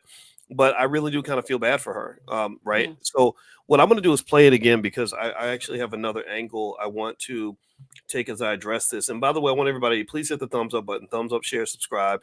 And you're watching drboycetv.com, the home for intelligent Black people. I'm here with Tierra Williams, aka Miss Black Hollywood, and I will put Tierra's Instagram up here so y'all can follow her on Instagram also. All right, so let's play this again. I like to do analysis. I like to analyze things and think them through. So let's look at this again. And there we go. All right, so I'm going to play one more time, and I'll tell you why. Here we go. I cannot afford all of my bills every month and have to live paycheck to paycheck. I think that's absolutely ridiculous. I am sacrificing my mental health, my time, and my energy to take care of people in their most vulnerable moments. And a lot of the time, they do not make it. At the very least, I should be able to pay my bills. And for anyone who's thinking, well, you shouldn't have chose that job, somebody has to do it. And you know damn well, if your loved one was critically ill, you would want somebody to take care of them, right? Something has to give. I cannot keep doing this. I am so. Okay, so you heard her mention mention that somebody in her life is critically ill. Did you catch who that was? I didn't. Maybe I missed that. Was she like her mother or? No, I thought that maybe she was maybe a nurse or somewhere, like maybe a home healthcare staff or something like that. Like she took care of loved ones and maybe got paid for that. Something along those lines. Okay. All right. So let me kind of start in the beginning. I'm going to start with some data. And by the way, everybody, welcome. It's good to see you. I know some of you are coming into the chat right now. And make sure you make yourself seen. Shout out what city you're from, stuff like that. Okay, so here is some data on how much where your income lies in the whole range of incomes in America. So they, according to the Census Bureau, I guess this is 2023 data. Low income is less than $40,000 a year. Lower middle income is $40,000 to $65,000 per year. Middle income is $65,000 to $100,000 a year. To be upper middle income, you make $100,000 to $150,000. High income is $150,000. Now, if she lives in a big city like a New York, 80,000 is at the very bottom of middle income. In New York, to be upper middle income, you got to make 150 to 300,000, and to be considered high income, you have to make 300,000 a year. Okay, so that's what the data says. Now, let me tell you what Dr. Boyce says. First off, I'd love to talk to her and ask a few simple questions like, tell me about your student loans. You said you have 2 degrees. You probably have debt. A lot of people don't know that. I want to say 60% of Black income goes towards servicing debt. So if anybody wants to know where your Black wealth is going, why it's disappearing, just go look at the university you went to. You went to college because you thought you were going to better your life and create opportunities for yourself. Well, I hate to tell you, but you got hoodwinked, you got bamboozled, run amok, led astray. They lied to your Black ass because these white folks literally lined everything up so they can get more of your money. And I just can't help but to say it that way because it's scamish in the sense that, and I say this as a college professor. I mean, I've taught at University of Kentucky, Indiana, University of Syracuse, all that. Y'all know my history, and there's no reason that it should cost $200,000 to get a bachelor's degree, and there are mechanisms that were put in place that led to this particular outcome. So, and I can go into that one day, maybe during Money in the Morning class. If you want to join us in our free financial class, just go to b1moneytips.com. The URL is right there on the screen. So that's the first thing. She probably has student loan debt. And now the second thing that I want to draw everybody's attention to is she mentioned somebody being critically ill. Now, I don't know if that's if she's referencing her job as a nurse, or if she's talking about somebody in her family being critically ill, like a parent or something like that. Now, let me say this. She could be part of what they call the sandwich generation. Have you heard of the sandwich generation, Tierra? Tell me about it, boys. It's not where they eat sandwiches. Okay. Yeah. So it's the sandwich generation is they probably do eat sandwiches though. The sandwich generation is basically people. I think the age range is like 40 to like 55, where you're young enough to have young kids, maybe, and but old enough where your parents are aging and you have to take care of parents. So when she said terminally ill, that shot up my spidey senses. Like, I wonder if she's got somebody that she's taking care of financially, because I know that with my parents being ill, there are bills that come up. Yeah. And I did explain to my parents, I said, yeah, we were part of your retirement plan. Like you have people that talk about like, oh, why would any man take care of another man's kids, that whole conversation. And my father and I laugh about that because he took care of me, he didn't have to. And I said, well, Mhm. here I am, I'm your return on investment. So whenever Yeah. I buy you something and you're all appreciative, like I didn't have to do it, I'm like, no, I owe that to you because you put up with me for all those years. You could have been out getting ass. You could have been living your best life, but you didn't. You came home, you did what a man does. You took care of me, loved me as a son when my own father was too busy pleasure seeking, right? Mm. You stepped Mm. up. Now that means, okay, you want a new truck? I bought his truck with cash. You want your car? You want your house paid off? Done. I'm writing that check, right? Whatever you need, I'm here, right? And I think that this leads to my third point with this young lady. I'd be curious to know, do you have a family? Mhm. Meaning, like, do you have a man in your life, or even a woman? I mean, do you friends? Do you have somebody in your life that's helping you pay the bills? Because we make the mistake of believing that family and relationships is all about having sex with the cutest person you can find or being Mhm. happy all the time. No, relationships are about survival. Yeah. Like, it's about survival. Like when you have two people paying bills instead of one, it's Mm. easier. It If makes a difference. the house is making 80 and you making 80, my 80 plus your 80, that becomes 160. But guess what? There's also what they call economies of scale, or AKA synergies. Synergies means that it's not like my 80 and your 80 are paying two sets of bills. I'm not paying rent and you're paying rent. We're sharing the rent, right? I'm Right. paying, we could share a car, we could share utilities, we're sharing all the stuff. So not only is your income going up when you're in a good relationship, but your bills go down. Yeah. And nobody talks about this. And everybody thinks dating is all about fun and games. And then you see videos of people crying on the internet because they can't pay the bills. And I'm sitting there thinking, yeah, it's probably hard to do it all by yourself. Yeah. Tiara, what do you think? Yeah, I mean, so I did an analysis of myself, just thinking about all of that, right? What you just said. And before we started, I was thinking, okay, so there's $80,000 here, but at least like, let's say the range is like 16 to 28,000 of that could be going towards taxes. But we'll just, for the sake of this conversation, take it from 16. So 80,000, take 16,000 off that just for taxes and things that the government want to take from you, right? That leaves you somewhere around what, 50, let's see, 60, 80, um that leaves you that leaves you with still having to pay for rent, which you said is like, let's just say it's 20, $2,000, right? 2,000 for the whole year, that's somewhere around 24,000. You just you and then if she does have kids, like you said, boys, there's childcare, there's things that you have to do for your child. You have to buy them things, you have to feed them, you have to feed yourself, you have to pay utilities. There's just all of these things that you really have to worry about as a woman, especially if you're a single woman, especially if you have children. So once I broke all of those things down, car note, I mean, really, like, you make money literally to pass it off.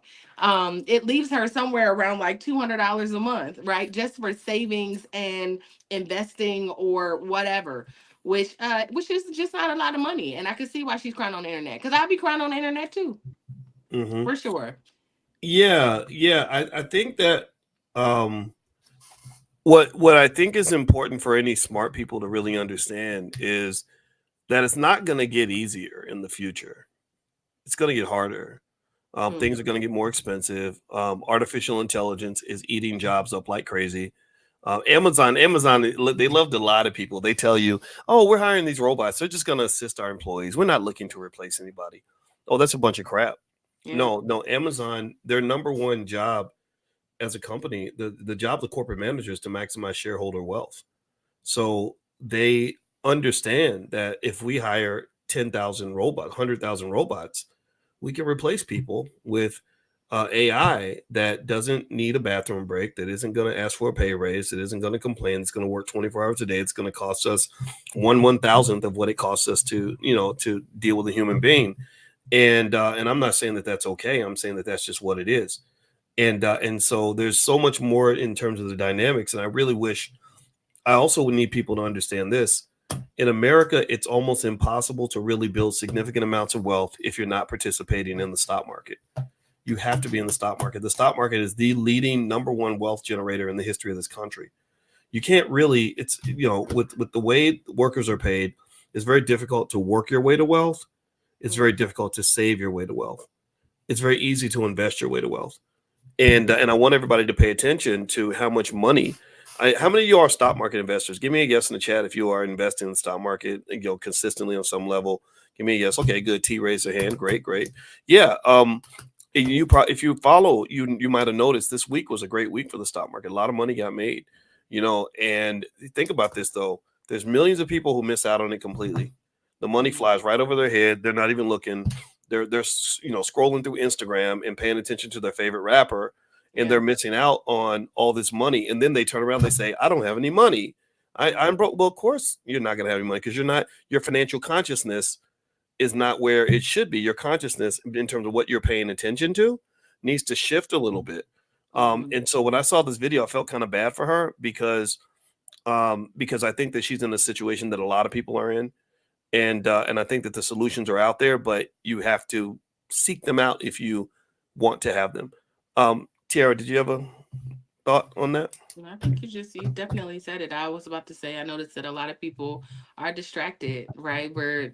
This week we weren't paying attention to the stock market because we're watching Diddy, right? There's all Right. these other things that are happening. And when you start to talk about money, what I noticed that when I work with a lot of clients, obviously through my business, Real Virtual, a lot, if you start to mention new things or new habits or new things that they can do, it's just like, well, I don't want to do all that, I just want to do this, right? Like Mhm. people get really resistant to the idea of new things because it feels so hard for them.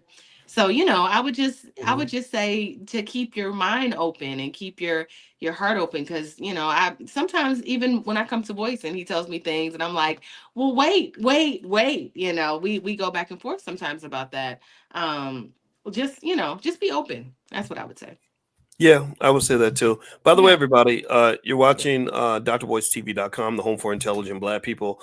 This is Tiara KJ Williams, aka Miss Black Hollywood, and you can follow her actually online at Miss Black Hollywood. So I'm gonna put her Instagram up here. So go follow her on the gram.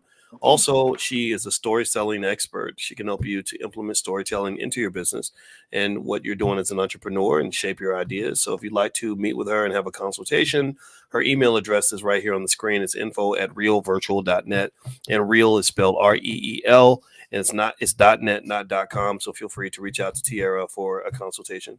Did I Actually, get that boys, they right? can go. They can actually go just straight to to the website and book a 30-minute consultation. Okay, so Yeah. realvirtual.net, the website. Yes. Yeah. Okay, I'll put that on the screen. Okay, Okay. perfect. So hit the thumbs up button, thumbs up, share, subscribe. All right, so we were talking about this video with this poor young lady who was really, really stressing out over money. And I'm gonna play this Literally. video one more time because I like to see things 2 or 3 times just to really analyze it. And I wanted to analyze it for those of you that really want to understand that the solutions are out there. It's not a mystery. Wealth is not a mystery for the people that understand wealth. If you think it's a mystery, then you got to find a different crowd to hang out with. You maybe Mhm. come hang out with us. Again, we do financial consciousness class every morning for free. That's the best I can do, is offer it for free. So you don't have to pay money, but you got to pay attention. So the URL b1moneytips.com is right there. You can also text the word morning, MORNING, to the number 87948. Text morning to 87948. All right, so let me pull up this video one more time. I think we should watch it once more just to kind of see if we missed anything the first time around. And this is on my Instagram, which is Dr. Boyce Money. So feel free to follow me on the gram. All right, so here we go. I'm gonna play this clip, and here we go. So tired of living my life in survival mode because despite having 2 college degrees and making close to $80,000 a year, I still cannot keep up with the cost of living. I still cannot afford all of my bills every month and have to live paycheck to paycheck. I think that's absolutely ridiculous. I am sacrificing my mental health, my time, and my energy to take care of people in their most vulnerable moments. And a lot of the time, they do not make it. At the very least, I should be able to pay my bills. And for anyone who's thinking, well, you shouldn't have chose that job, somebody has to do it. And you know damn well, if your loved one was critically ill, you would want somebody to take care of them. right? Something has to give. I cannot keep doing this. I am so tired of. Okay.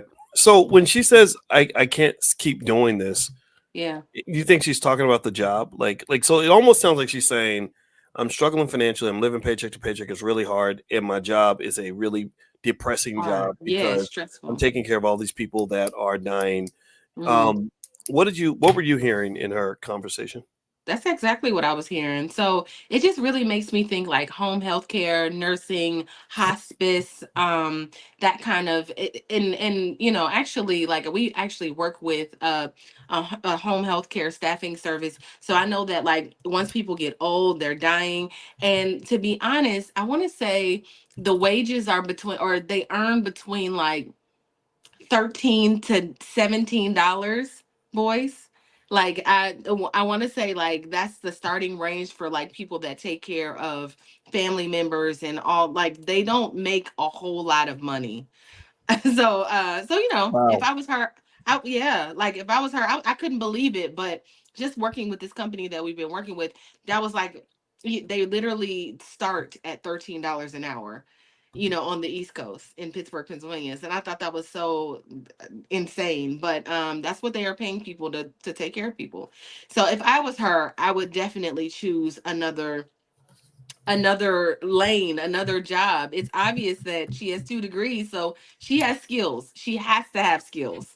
Hmm. She's like a couple $100,000 in debt. She got to have a skill.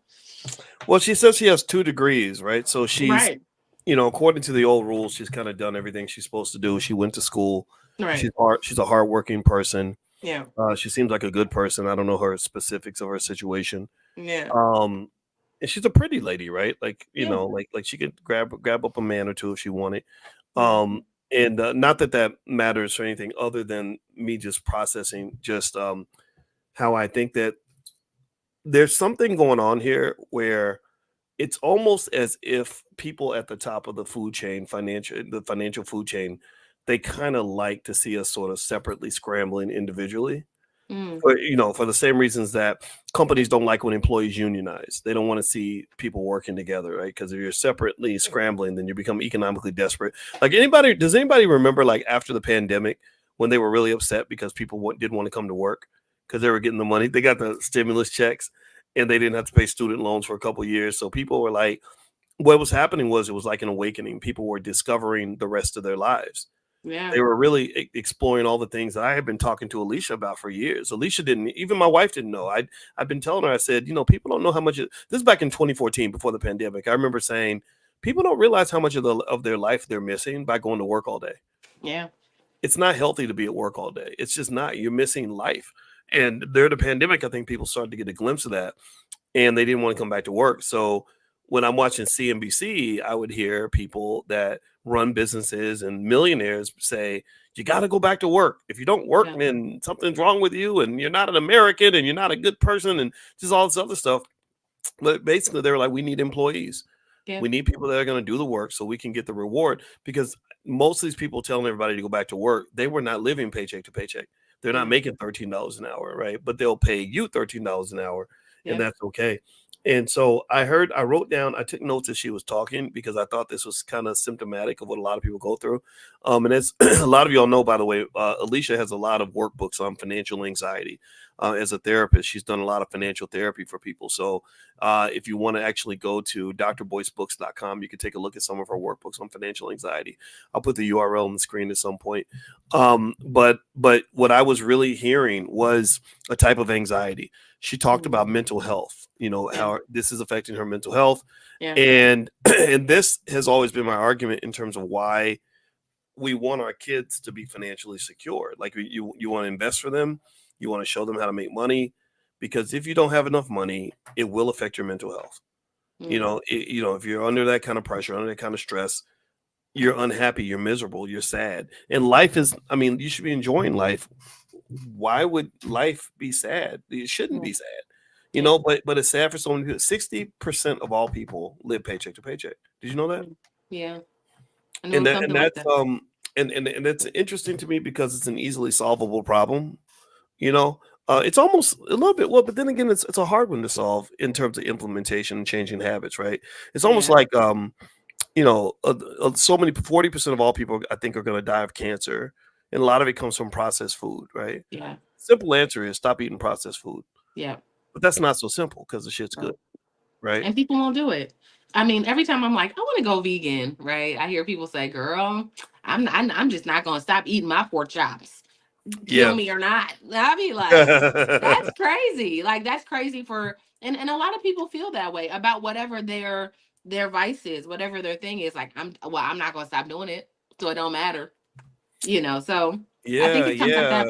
yeah. Mm, Yeah, so that maybe that's part of it too, right? I mean, when you're really thinking about like what is going on. Um, let's see here. Now, what I like what Ty says is this is one of the videos I showed to my budgeting students. Yeah, I think that's a great thing.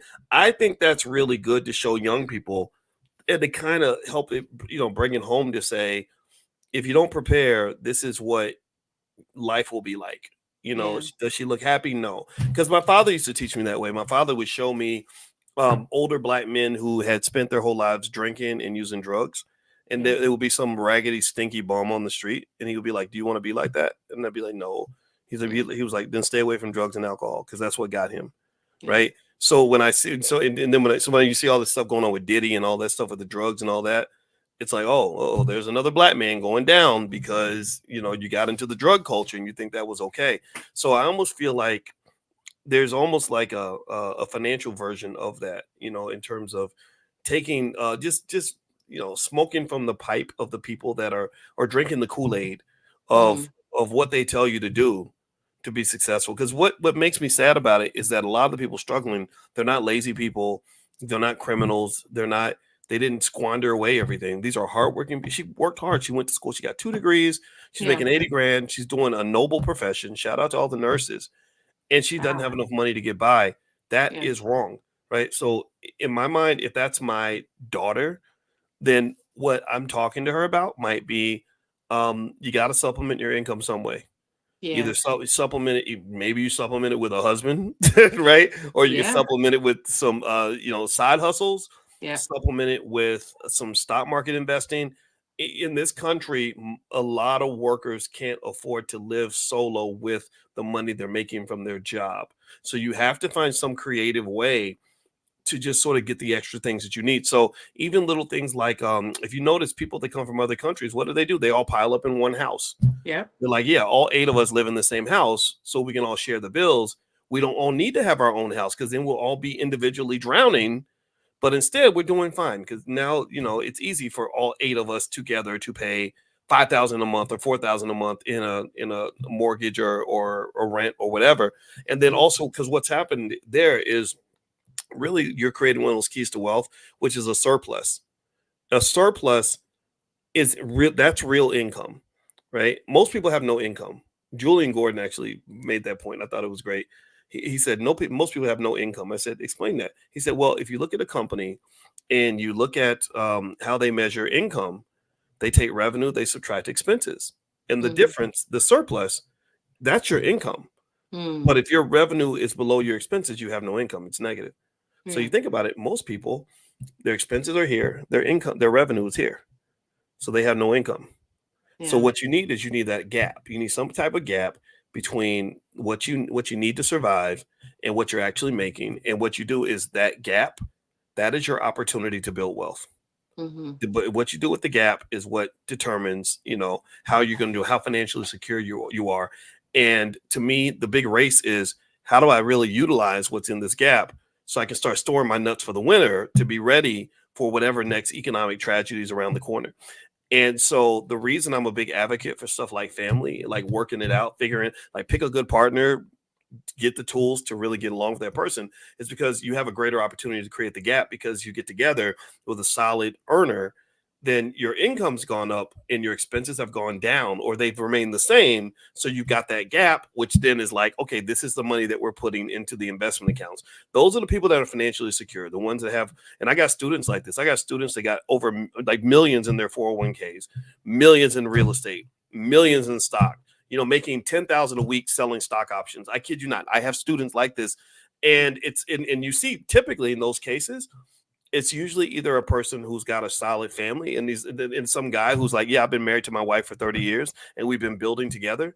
Or it's like maybe it might, so if it's a single person, it might be like a mom who's just a big time saver, who's been saving and maxing out her 401k, and now she's 45, 50 years old and she's got like $250,000 in her retirement account.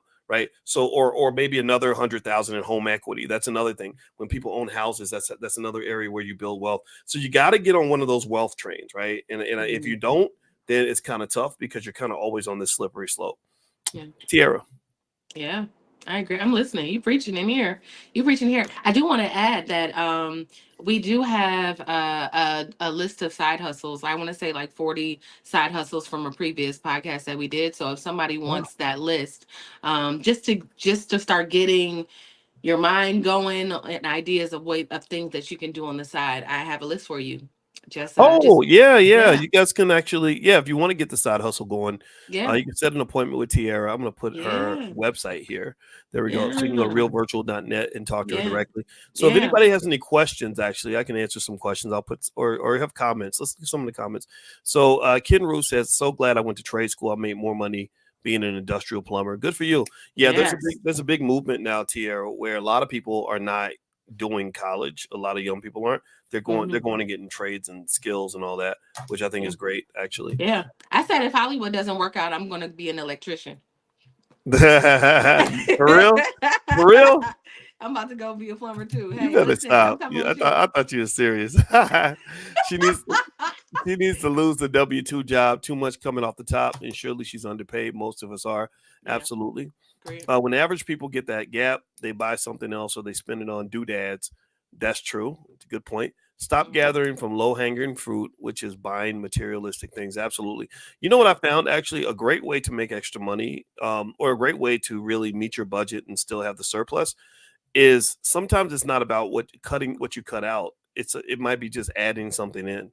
Like I've seen people change their whole lives by just getting together with like a group of family members and just talking about money each week and just coming up with side hustle ideas, like ways to make money. Like if you got a cool relative or a friend and y'all could just talk, like, okay, what are some ways we can make some money? We gotta get some money up in here, and maybe you take a class together on how to make money. Like literally that I think the kids should just be taught that as when they're young, like just how to see the money, how to find the money. I knew a guy like that. Did I ever tell you about the guy I met who was 62 years old and he never had a job in his life? No, tell me. Yeah. So he was the limo driver of a car that took me to the airport when I gave a speech somewhere, and he owned the limo company. And he was like, he said, yeah, I've never had a job. I said, really? So tell me about that. He said, man, when I grew up in one of those steel towns. My dad was a steel man, and all the steel jobs disappeared.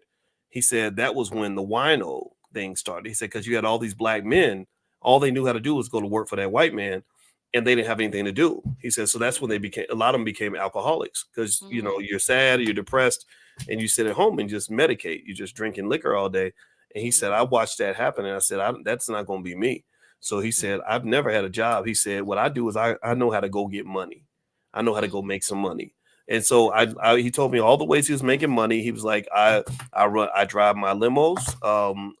I run a car wash. I do this. That was his goal. His goal was to just make money. And he seemed free. He seemed happy. He seemed proud. That's really important too. I think a lot of men lose their pride when they can't provide. And so I think having that skill to know, okay, if this doesn't work out, I can go somewhere else, or if this isn't giving me what I need, I can supplement. And I think that that's really the big goal. It's like I need everybody to know that there's like a billion different ways to make money, not just that job application. Yeah, I agree. I mean, I'm constantly talking to my daughter. My daughter works here in Hollywood, and sometimes, we went through a strike. So for like an entire year, she wasn't on set. I said, well, listen, there's other ways you can make money. Why don't we go to Costco and get some Gatorades and get some snacks and whatever and go out to the park? And literally, you can take your little bullhorn out there and sell some. It's hot. She was like, okay, let's do it. And so I Ah, want to say she doubled our money that day. And just doing that, like I want to say I spent $60, y'all. I think that day we made maybe $250. And I gave her, yeah, just with Gatorade. So if ever I'm broke on a day, I don't know. We just get really creative around my Yeah. house about, what this looks like. Can we take a little bit of money and make it and double it? Can we figure out how to do that just at the park across the street from my house? We don't got to go Mm. far. We don't have to do much. Like, how can we do it? And so we're just always Wow. having fun and doing things like that. She's 13 now, and in a little bit we're gonna start a little podcast, and she's an artist, so she draws. But I told her that I wanted her to design. She wanted to design journals and little sketchbooks. And so obviously, Boyce, we help clients do that, design, create books and all of that. And so I was like, oh, that's easy. Let's so design a book, and then we'll get on a podcast and we'll sell them. She was like, okay. So that's our project that we're working on now. Wow. I completely love that because that to me is, I mean, that's that black mama genius. Like, I mean, black women are survivors, right? And I think that it's amazing, like, that you're kind of showing that to your daughter, like, and that's what we've always done. We find a way to make a way. My grandma used to do that, and I personally think that we got away from that when we gave up, owning businesses and land, and we traded that in for student loans and corporate jobs. Yeah. That's what happened really when affirmative action came along, and we thought that was going to be, early reparations for us, and we ended up just, you know, stuck now that, Yeah. people just are like, we don't like DEI no more, or if we do have an affirmative action program, we're going to hire an a gay Indian woman. We ain't hire no black people. Yeah. Like that. So I kind of feel like, you can't be economically independent or economically dependent on other people. You have Yeah. to, always have a plan B, right? And Yeah. I think that for her, here's the thing, when I look at her situation, um she's very skilled. She's a Yeah. hardworking person. She's got Yeah. all this medical knowledge. She's a nurse. I would probably advise her to consider, either taking an entrepreneurship class, Yeah. listening to some entrepreneurship podcasts, talking to people about possible side hustles, something that you could do in your spare time that's going to maybe add an extra 1,000 a month to your bank account. Little stuff like that makes a big difference. I, Absolutely. I would tell her to sit down with you. I know you're creative, and you just showed that, right? So, Yeah. Tierra's website is right there if you guys want to connect with her, because I Okay. have found, like, in terms of all of our work in the Black Business School, the greatest impact that we've been able to have is when we have stuff like in the Prime program, where I simply showed people how to make a few hundred extra dollars a month with stock options. And that was explosive. And it was like, yeah, this is not hocus pocus. This is real. I'll show you exactly what to do. And I sit down with students. I don't know, I've probably done hundreds of consultations right by now, where I'll just be like, oh yeah, you got some money saved up in stock. Let me show you. Here's, buy this. I would buy this. I would buy that. This is not investing advice, but this is what I would do. And if you do this, boop, boop, boop, boop, you'll have, $400 tomorrow. And it works. It Yeah. really works. And Yeah. and that's what I find is, like, when you talk about economic needs, you got long-term needs. Like, I've got to build wealth, generational wealth for the children and grandchildren. Those are big picture things that are very important. But then you got the short term stuff, like, I need $500 by Friday, right? And Right. so being able to kind of be a sprinter or a distance runner, depending on the race, I think is a skill set that should be indoctrinated into kids early, because they don't have that. Yeah. Their whole economic plan is go to school, go in debt, and then somebody from another community is going to offer you a job if you're lucky, as long as you don't, do anything that's too black, because then Yeah. they're not going to hire you. Right? That's what Yeah. so I don't know. I kind of think we got to change the whole protocol. What do you think? Yeah, if I was her, I would probably tell her all the creative things that she could probably do on her own, like you said, as an entrepreneur. But there's a nurse that I came across that I really like, or like a healthcare worker. She's a nurse, but every time she'll do these little story times, and she'll tell us stories of her working with like the most outlandish things that's happened from a day to day. Like, I was helping a patient and her husband came in and was trying to talk to me, and then just always wrapping things around story. And I think that story is everything. This person has gone on to create a massive following just telling stories. And I'm sure she's been able to monetize that in different ways. She has products and all of the things. I mean, I would encourage her to do something like that. Just get online and tell stories. Wow. I mean, and I like that. I like that idea because I know you're an expert on storytelling and story selling and stuff like that. And I almost feel like that's something, I don't know, anybody who sees your website, realvirtual.net, Tierra is an expert storyteller. So if you're trying to learn to tell your business story, I have seen people tell their story in the right way, and it's led to a great product and a great outcome for them. And just know, I would encourage people to also know this too. Think more of in an abundance sort of framework. Like Yeah. scarcity thinking is where we say, okay, gosh, I'm struggling financially. I got to cut things out. It's my Yeah. fault. I'm spending Yeah. too much. I bought Starbucks yesterday. I want to now jump off a building because I shouldn't have enjoyed my caramel macchiato latte or whatever the hell that is. Right. You know Boy. what I mean? Like, you know what we do? Like we beat Yeah. ourselves up. And Yeah. instead of thinking in a scarcity mindset, I want to challenge everybody to think in an abundance mindset like this. Here's what we're going to do. Y'all ready? This is what we call a financial consciousness exercise. I need you to reflect on the fact that you live in the richest country on earth. Yes. Like there is no country on earth that has more wealth than we do. So there's money here. The money resides right here. It's right under Right. your feet. It's right there. The gold is buried in your backyard. You just got to get a shovel. You got to go digging. Yeah. That next $100,000, $1 million idea is in the ether. It's there. You just have to find some way to reach out and grab it. Yeah. And I say this as a person who has found ideas that were right there. Like I kid you not, I have had times where I had an epiphany with somebody I was talking to because I talk about money a lot with family members and friends and everything. And Yeah. we would be like, oh yeah, we could do this and this and this. And then it would all this money starts coming out. And I'm like, shoot, I get mad because I'm like, that idea was sitting there waiting to be discovered like a pretty girl waiting for me to ask her out on a date. Don't tell my wife. For 5 years, just sitting there like, hi, I'm here. You can come talk to me. And it wasn't until I had the consciousness to notice, like, oh, hey, how you doing, girl? I'm playing. Mm. I'm being silly. Don't tell my wife. But really, but because sometimes I go too far in my analogies. But really, to just know that it was always there.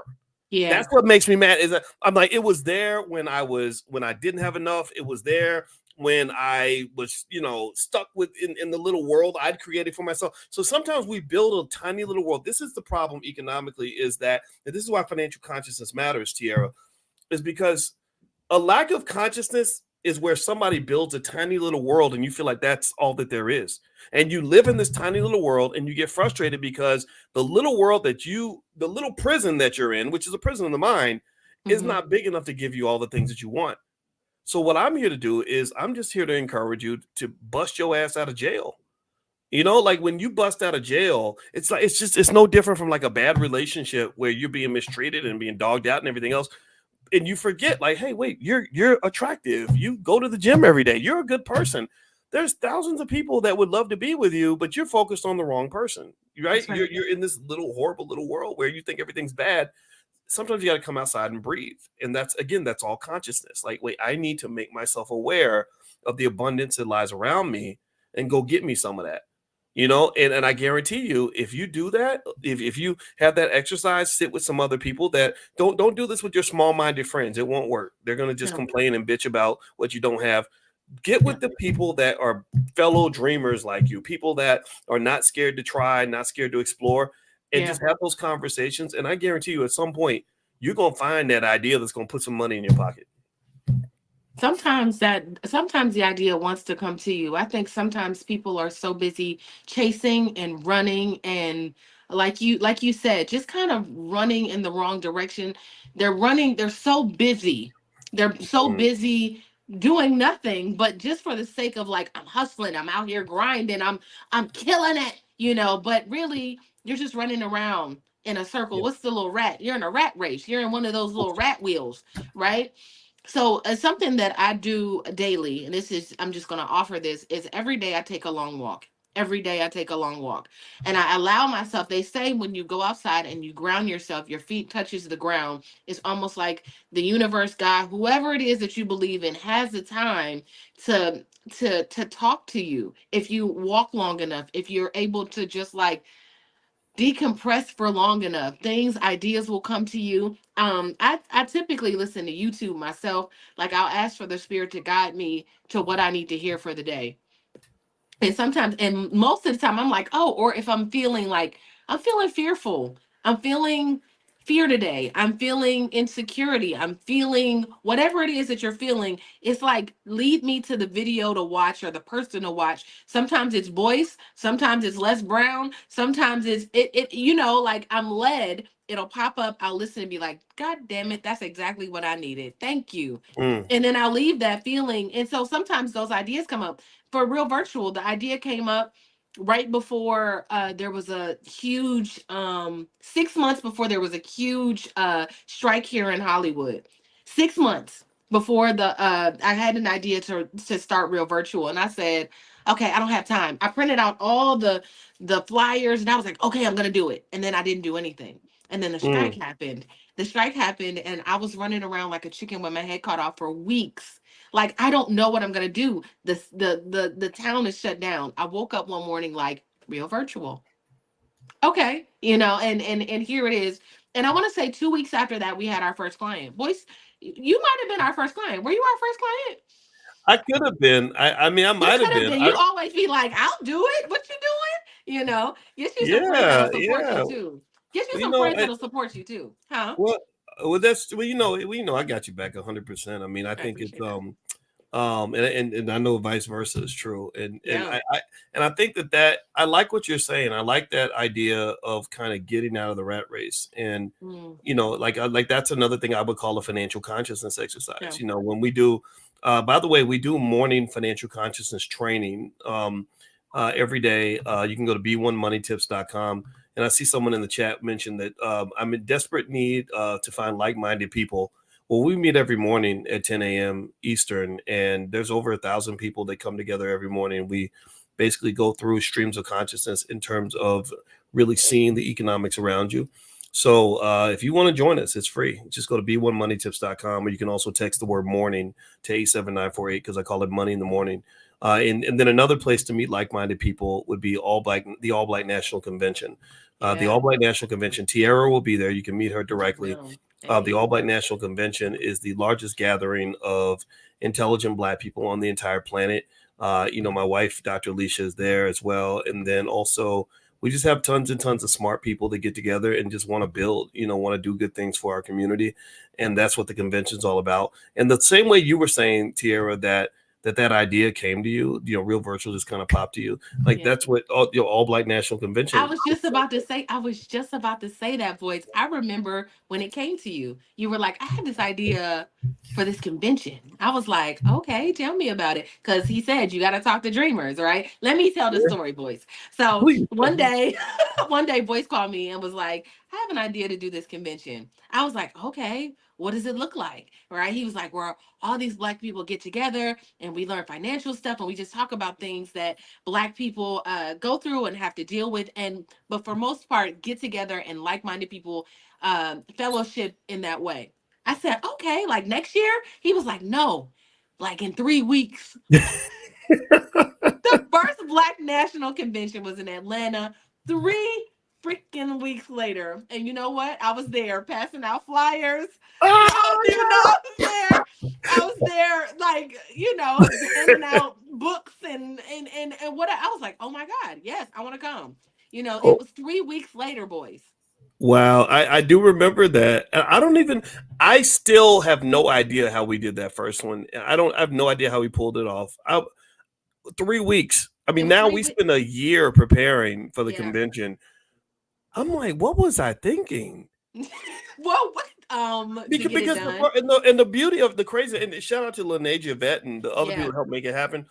Alicia and I were not dating at that time. Like she was my friend, but we were not a couple, so she wasn't at it.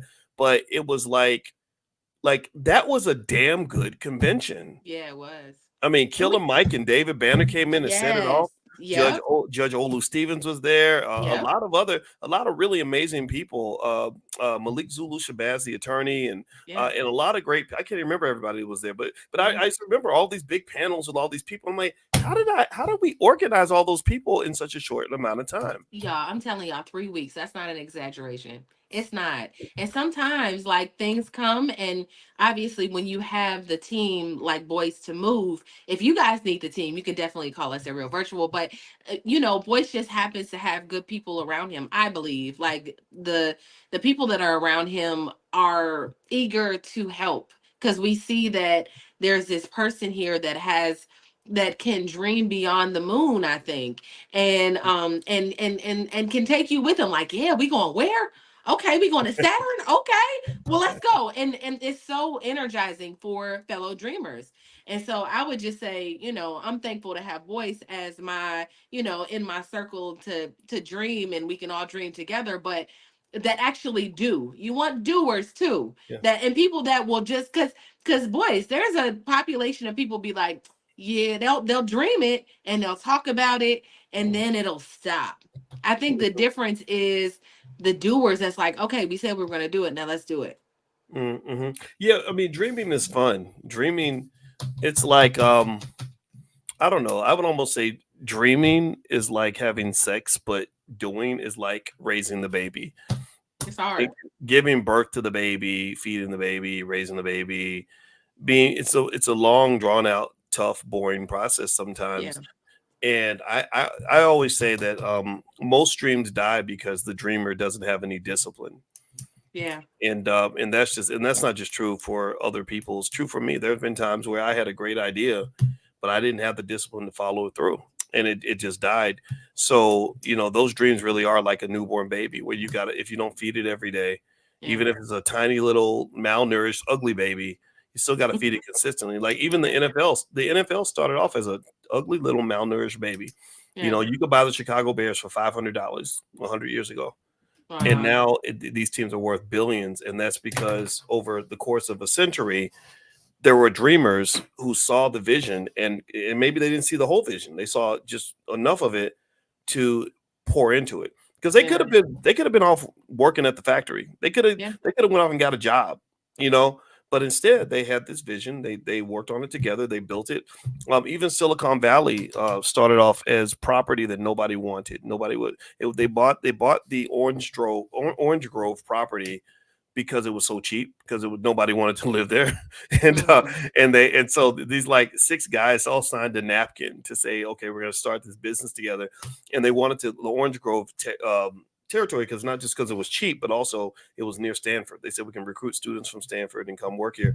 And that eventually became Silicon Valley, where now there's so much wealth created in Silicon Valley that the cost of houses and everything has like skyrocketed. You can't even buy an average house for less than like $1.5-2 million because they make so much freaking money, right? So ultimately, I would say, see your vision, get together some other visionaries, pour into it, commit to it, and go for it, man. So Tiara, I'm going to give everybody your email address, or your website. Tiara is a story selling expert. She also has a great team that can help you to see your vision. You can have people to talk to about it, work through it, and make a plan and execute. So if you'd like to do a consultation with Tiara, you can go to realvirtual.net, REEL virtual.net. And also, you guys know that tomorrow morning we're doing Money in the Morning. So that is economic consciousness training. So if you'd like to engage in the act of economic elevation, just text the word morning, MORNING, to the number 87948. Text morning to 87948. And don't forget, this podcast is also on Spotify. So look me up on Spotify there. All right, everybody, have a good day. God bless you. Thank you, Tiara. It's good to see you. Of course. Bye, guys. Have a good night, everybody. Hey, what's up, everybody? How you doing? My name is Dr. Boyce Watkins. Welcome to drboycetv.com, the home for intelligent Black people. It's so good to see everybody, and I hope you all can hear me okay. I wanted to come in to talk about something that I saw on IG. There's always financial lessons everywhere that I think we can all learn from, things that we see that can actually help us to understand money a little bit better. And before I move on, though, I'd like to ask you if you could hit the thumbs up button, thumbs up, share, subscribe. We don't get corporate backing. We're not trying to be mainstream and all that stuff, but we are looking for intelligent Black people. And so if you are in that category, if you are a person who wants to do better, if you love your community, if you love your family, love your people, then we are your people. So feel free to hit the thumbs up button, thumbs up, share, subscribe. And also, as I begin, I want to remind you guys that every single morning, 7 days a week, at 10 a.m. Eastern, I do financial training for anybody that wants to learn about money, anybody that wants to learn about economics. And I see Yoshika. How you doing today, girl? Good to see you. Tony Brown is FBA. All right, Foundational Black Americans. Shout out to all foundational Black Americans. Give us our reparations. Give me a yes if you agree that we deserve our reparations. All right, so one of the things I wanted to show you guys is a clip that I found of a young lady who is apparently from Nigeria, and she says her dad pays all of her bills. And I thought that would be an interesting financial lesson because a lot of y'all got kids. How many of you got kids? Anybody got kids? Give me a yes if you got kids, and give me a yes if your kids get on your nerves sometimes. if you got kids and they annoy you sometimes, then you put a yes in the chat.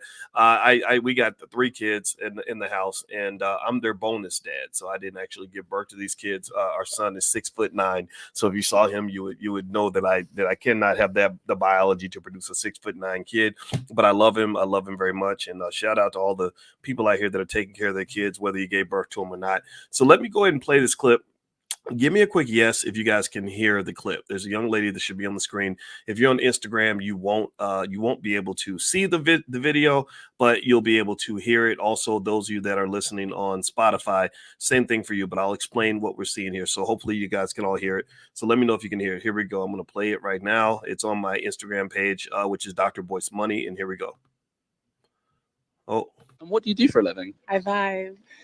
I'm joking. No, I do acting on social media. What would you say you spend in a typical month? I can't say this online. Roughly. Between like 5 to 8. How do you spend that money? Shopping and Uber. And rent and stuff? My dad covers my rent. How much a month are you paying in rent then? Or is your dad paying? I pay yearly. My dad covers. I'm Nigerian. For everyone out there, in the culture, that's just how we are. But yeah, my dad covers everything. My dad covers my life. How much do you think you need to earn a year to be comfortable living in London? I don't know how it works in terms of like how much people make in this country. I can't lie to you. Me personally, I need a lot. Because I spend a lot. I need a lot. How much do you earn a year? I don't really have like a base for how much I earn. If we're talking about what I get from my dad, yeah, I can't say. Unfortunately, I have to keep that one to my chest. Above 100K? Just know I'm enjoying life, and that covers my life. How old are you? I'm 23. And what do you do for a living? I vibe. I'm joking. No, I do acting on social media. What would you say you spend in a typical month? I can't say this online. Roughly. Between like 5 to 8. How do you spend that money? Shopping and Uber. And rent and stuff? My dad covers my rent. How much a month are you paying in rent then? Or is your dad paying? I pay yearly. My dad covers. I'm Nigerian. For everyone out there, in the culture, that's just how we are. But yeah, my dad covers. Okay, I'm going to stop sharing right now. I hope you guys, let me know if you were able to hear that. Give me a yes if you were able to hear that. I know some of you on Instagram. Dr. Boyce Money is my Instagram page, so feel free to follow me there. I'm going to go live on Dr. Boyce Money in the mornings when I do my morning class. So if you want to follow there, you can. Let me know if you guys can hear that. Okay, so here's what was going on in this video. This young lady basically says that she's 23 and her father pays all of her bills. And she spends $5,000 to $8,000 per month, and she said mostly shopping. And here's the thing: I think that that was inspirational. First off, let me ask you all a question. How many of you give me a type the word good if you think that that's a good thing. Type bad if you think it's bad that a 23-year-old can do whatever she wants because somebody else is paying the bills. So give me a good if you think that's good. Give me a bad if you think that's bad. What do you all think? I'd be curious to know what you all think about this. Interesting thing. Okay, I see a bad from Angela Africa. Okay, Vanessa says bad. Jay says good. Jay says she's honest. Yes, honesty is good. Kim Hitchcock says bad. Okay, Emma says bad. Who else? Okay, April says yes and no. Okay, that's interesting. All right. Let's see. Moyo says good. Yoshika says I'm torn. Yeah, you know what, Yoshika, I'm with you. I am torn. Todd Buchanan, you said both. Yeah, I'm gonna give the short answer on this. Again, in my simple opinion, I'm not an expert on being a dad. I'm considered an expert in finance, but that does not mean I know everything. So I'm not a know-it-all. First thing you learn when you get a PhD is how little you actually know. So your opinion really does matter to me. And I like hearing perspectives because I like learning from you. Let me go ahead and give you my answer. So the Dr. Boyce answer to whether this is good or bad is that the answer is both. It is good and bad. So what I'm gonna do is give you some pros and cons so that when, some of y'all are doing well, some of y'all are making money. You're gonna have kids out here that are gonna, go out in the world and they're gonna say, anybody. I don't know if y'all remember the Cosby episode where one of the kids was like, "Yeah, Dad, we're rich," and he was like, "No, we're not rich. I'm rich." and so it's kind of like sort of letting kids know, like, "Hey, I learned it. I figured it out. I got it out of the mud. You have to get it out of the mud too." A lot of us have families like that. But then there's that other extreme of saying, like, well, just because you got it out of the mud, just because you struggled and strained and stressed to get ahead, that does not mean your kids have to stress. Just because you were traumatized does not mean your kids have to be traumatized too. And I think that that's the balancing act, right? That's what we're all grappling with as first generation, middle class, upper class people. Give me a yes. In fact, let me just do a quick check. How many of you, give me a yes if you are kind of considered first generation of middle or upper class in your family? Give me a yes in the chat. If you started off poor and now you become successful, you started from the bottom, now you're here. All the people that are in that category, put a yes in the chat. And I'm going to put myself out there too, because I was, born to a 16. Well, my mother was 16 when she got pregnant. When we was 17 when she gave birth to me. Shout out to the mothers that they gave birth to their kids even when they didn't have enough money, because I know Planned Parenthood had another plan for me. They didn't even want me to be here talking to you. I'm not going to lie. But anyway, my mother had a really hard time. When I was a baby, we did live in the projects. I didn't know they were the projects, but that's where we lived. It's called the Sal Place. And so money was really tight. It was really hard. We had to kind of work to get ahead. And in the midst of that struggle, we picked up a lot of excellent values when it came to work ethic, delayed gratification, hard work, consistency, all that stuff, long-term planning, right? So I learned that from my family. Well, you know what? Our kids are some suburban kids. Suburban Black kids don't have those same skill sets all the time. Suburban kids don't have to go through some of the challenges we might have went through, some of the life or death experience some of us went through, and or just all the other things. And I'm kind of glad they don't, right? I'm kind of glad they don't have to struggle like we do. But at the same time, there's a type of strength you gain from struggle. Okay, let me know if you get what I'm saying. Like there's a strength you gain. There's a set of abilities, superpowers you get. If you watch any Marvel movie about any superhero, they will tell you that superhero got their superpowers from some really difficult experience. They were challenged by the experience, they overcame it, and because they overcame it, they became very powerful. So a lot of you have your innate superpowers because you did come out of the mud and you did go through hell in order to create your own heaven. I learned that heaven is a place I had to build. Heaven was not a place that someone was going to ever give me. And that resilience has been beneficial to me. And that's something I'd love for the children to inherit. But the truth is, they're just not. They're not going to ever really, they're going to be who they're going to be, but I don't know if they're going to be who we are, right? So anyway, with that said, though, here are some pros of what I see. First of all, if you have kids that are able in their early 20s and 30s, or early 20s at least, to be able to live their lives without financial stress, you'll find that they're able to focus on activities that build their long-term career. They won't have the immediate stress of financial burdens. A lot of research shows that early support in a young person's career can lead to positive long-term outcomes. So if you take that financial burden off of the plate for them, they're able to make long-term decisions as opposed to making short-term decisions, putting out short-term fires. You know what I mean? So I remember when I was 23 and I was working hard. I was a straight A student. I was trying to get my PhD, but I would have to distract myself from my long-term career building activities so I could get $500 to pay the rent. Okay. That was not beneficial. That was not something that was not a character building experience necessarily. That was something where if somebody had said, hey, let me write this check for the rent so you could focus on school, that would have benefited me, because it wasn't like I was going to take the money and go out and become a thug or go out and start gambling with it. I was going to pay the rent with it. So that is one benefit. Also, when you delay financial stress, research shows that young adults face significant financial pressure in early adulthood. Give me a guess if you've noticed how many young people are on TikTok literally crying and breaking down in tears because they can't pay the bills. Has anybody noticed this? This is a really popular trend right now of just falling to pieces on TikTok as if the internet cares about your feelings. And I guess that maybe those are the only friends that they have. And they're all crying. They're all sad because they don't have enough money. And I feel so bad for them. And I say, why didn't your daddy invest for you? Where's your daddy at? I believe every little girl deserves a daddy. I hate the fact that we have become so distorted in our community that we somehow have become used to the idea that 76% of all Black girls don't have a father in the house. I think every Black girl deserves a daddy. Every Black boy deserves a father. Every Black boy deserves a mama and a daddy, right? We all get a mama. Most of us get a mama. Almost all of us get a mama. But unfortunately, the majority of Black children don't have a daddy. And if they do have a daddy, a lot of daddies can't do for them what this young lady did. So I think a lot of young women were watching this and really happy for her because they were like, gosh, I wish my dad was able to do this for me. So, to all the daddies that are being good daddies, shout out to you for holding up the standard. I think that we should be the protectors and the providers. I provided for kids that wasn't even mine because I just believe deeply in the ability to be there for our kids. And we're not there for our kids. And that's why they struggle. As much as we might want to point fingers at them and be mad at them, a lot of them are just making it the best way they can. It's a complex world. We didn't teach them nothing. We ain't leave them nothing. We don't leave them any assets. We got people that die and leave a damn GoFundMe account. All that is unacceptable. All that is unacceptable. We cannot do that. You have to invest for the kids. We have to leave them something. You got to have the life insurance policy, man. Get your trust, protect your assets, man. You put something together for the kids. Start buying stock for them when they're babies so that they don't have to struggle.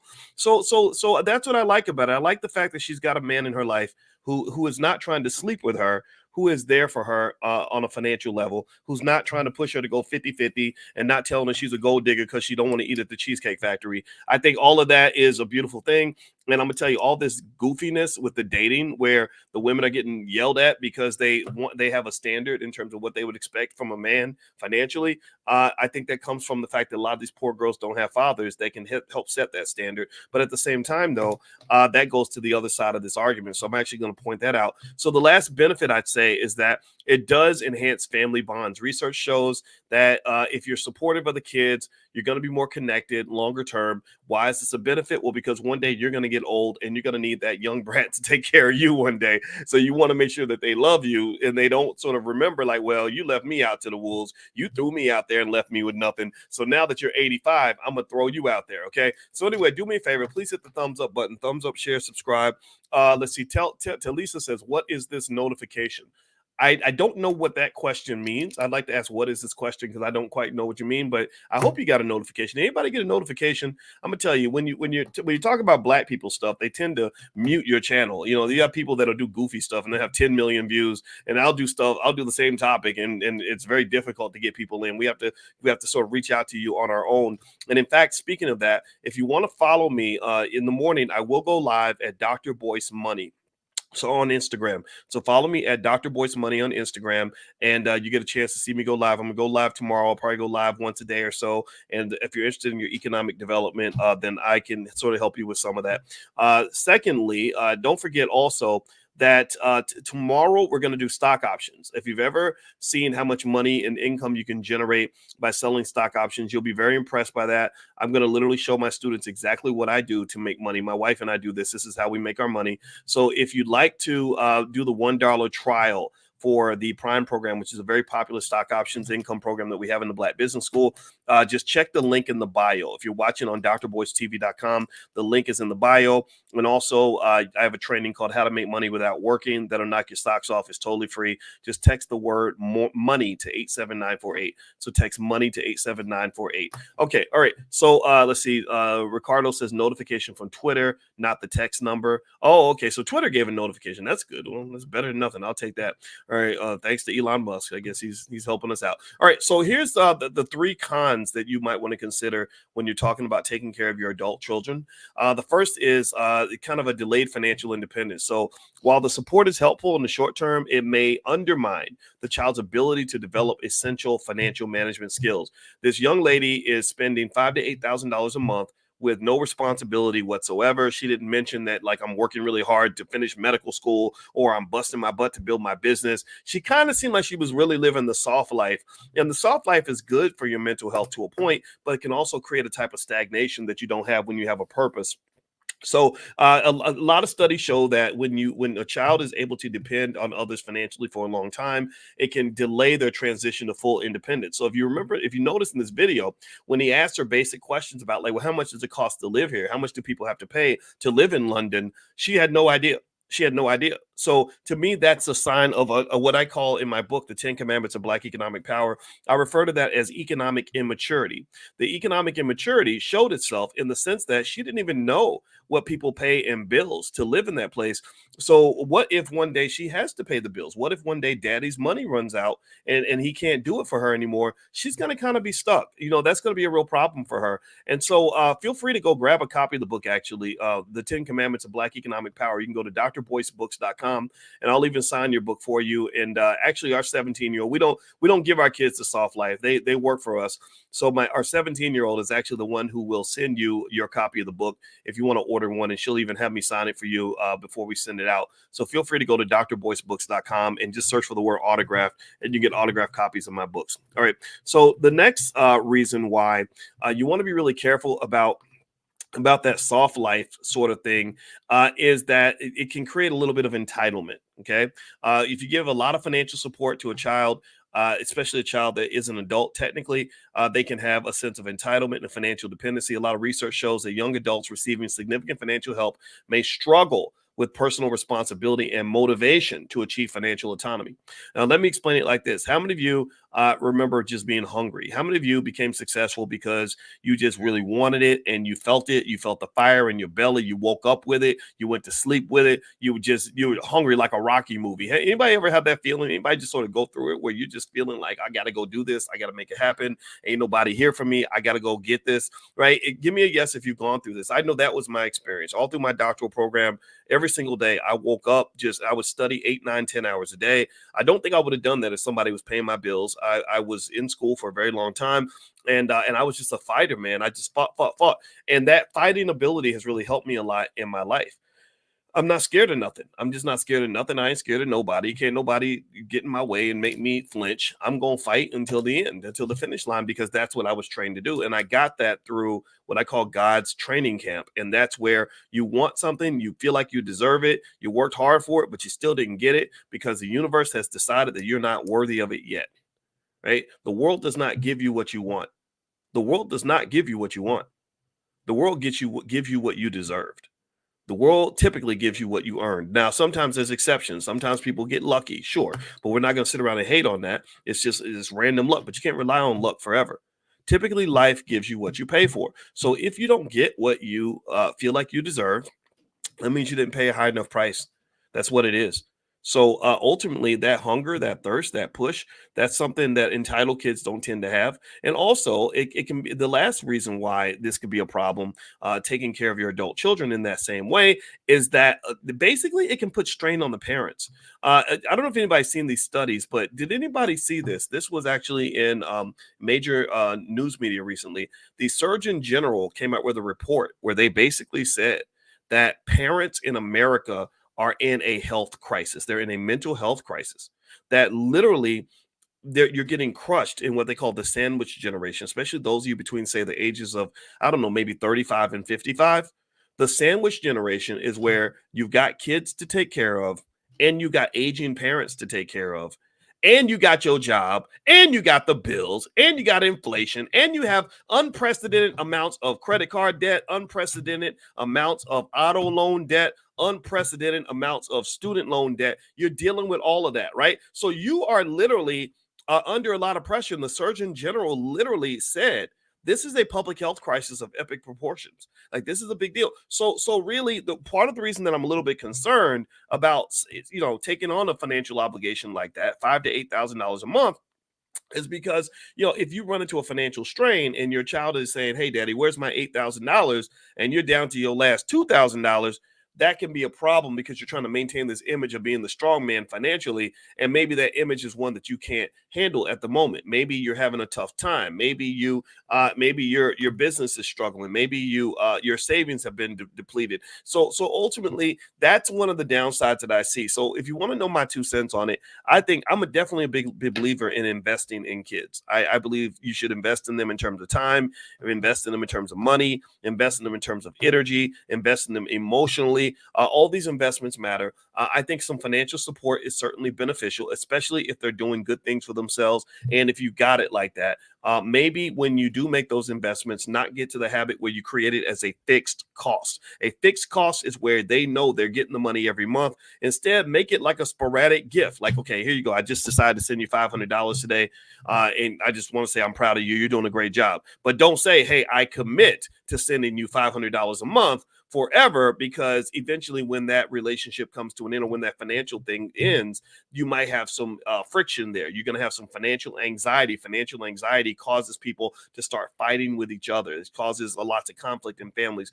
My wife is a therapist and she deals with that type of stuff. In fact, I'm going to bring my wife to class later on this week. She's a licensed therapist and a full professor of social work. And so if you want to join us for Money in the Morning financial consciousness training, where we train on the art of economic elevation, how to get your finances right, go sign up at b1moneytips.com. The class is free. It's every morning at 10 a.m. Eastern. So feel free to go to b1moneytips.com and you can join us. And this week, I want to say Wednesday or Thursday, I should be able to get my wife in there to bring her by so she can kind of talk to you guys about financial anxiety and how to deal with financial psychology, the emotions of money. Money is very emotional, and it's something where you don't want money to destroy you and your best relationships. You want money to enhance these things. So that's what we're going to do later on this week. All right, guys, I'm going to get out of here. Reminder, this podcast is on Spotify. So if you look up my name on Spotify, you can find me there. I'll also be live tomorrow morning at Dr. Boyce Money. So feel free to check that out. And last but not least, don't forget the All Black National Convention is happening October 25th through the 27th. This is where we get together. It is a Black sponsored conference with the smartest Black people on the planet coming together to solve problems specifically for Black people. The politicians aren't doing anything specifically for Black people. The corporations are not doing anything specifically for Black people. The government ain't doing nothing specifically for Black people, but Black people are doing things specifically for Black people. So if you're into that kind of thing and you want to be around other people that are looking for solutions for their families, that want to build wealth, that want to educate their kids, that want to build a stronger community and want to just connect with each other, go to allblacknationalconvention.com. That's allblacknationalconvention.com. We usually have hundreds and hundreds and hundreds of people there. We're almost out of tickets. We're going to sell out. We always sell out every year. So you may want to get your passes now. I don't expect there'll be any passes available at the door. So I hope to see you guys in Chicago, October 25th through the 27th. So anyway, I'm out of here, guys. God bless you. Thank you so much for listening. I hope you guys have a wonderful day. And don't forget, if you want to do the $1 trial for the stock options income program, it ends tonight at midnight. You can actually look for the link in the bio. It should be in the bio. So have a good day, everybody. God bless you. I'll see you soon. Bye-bye.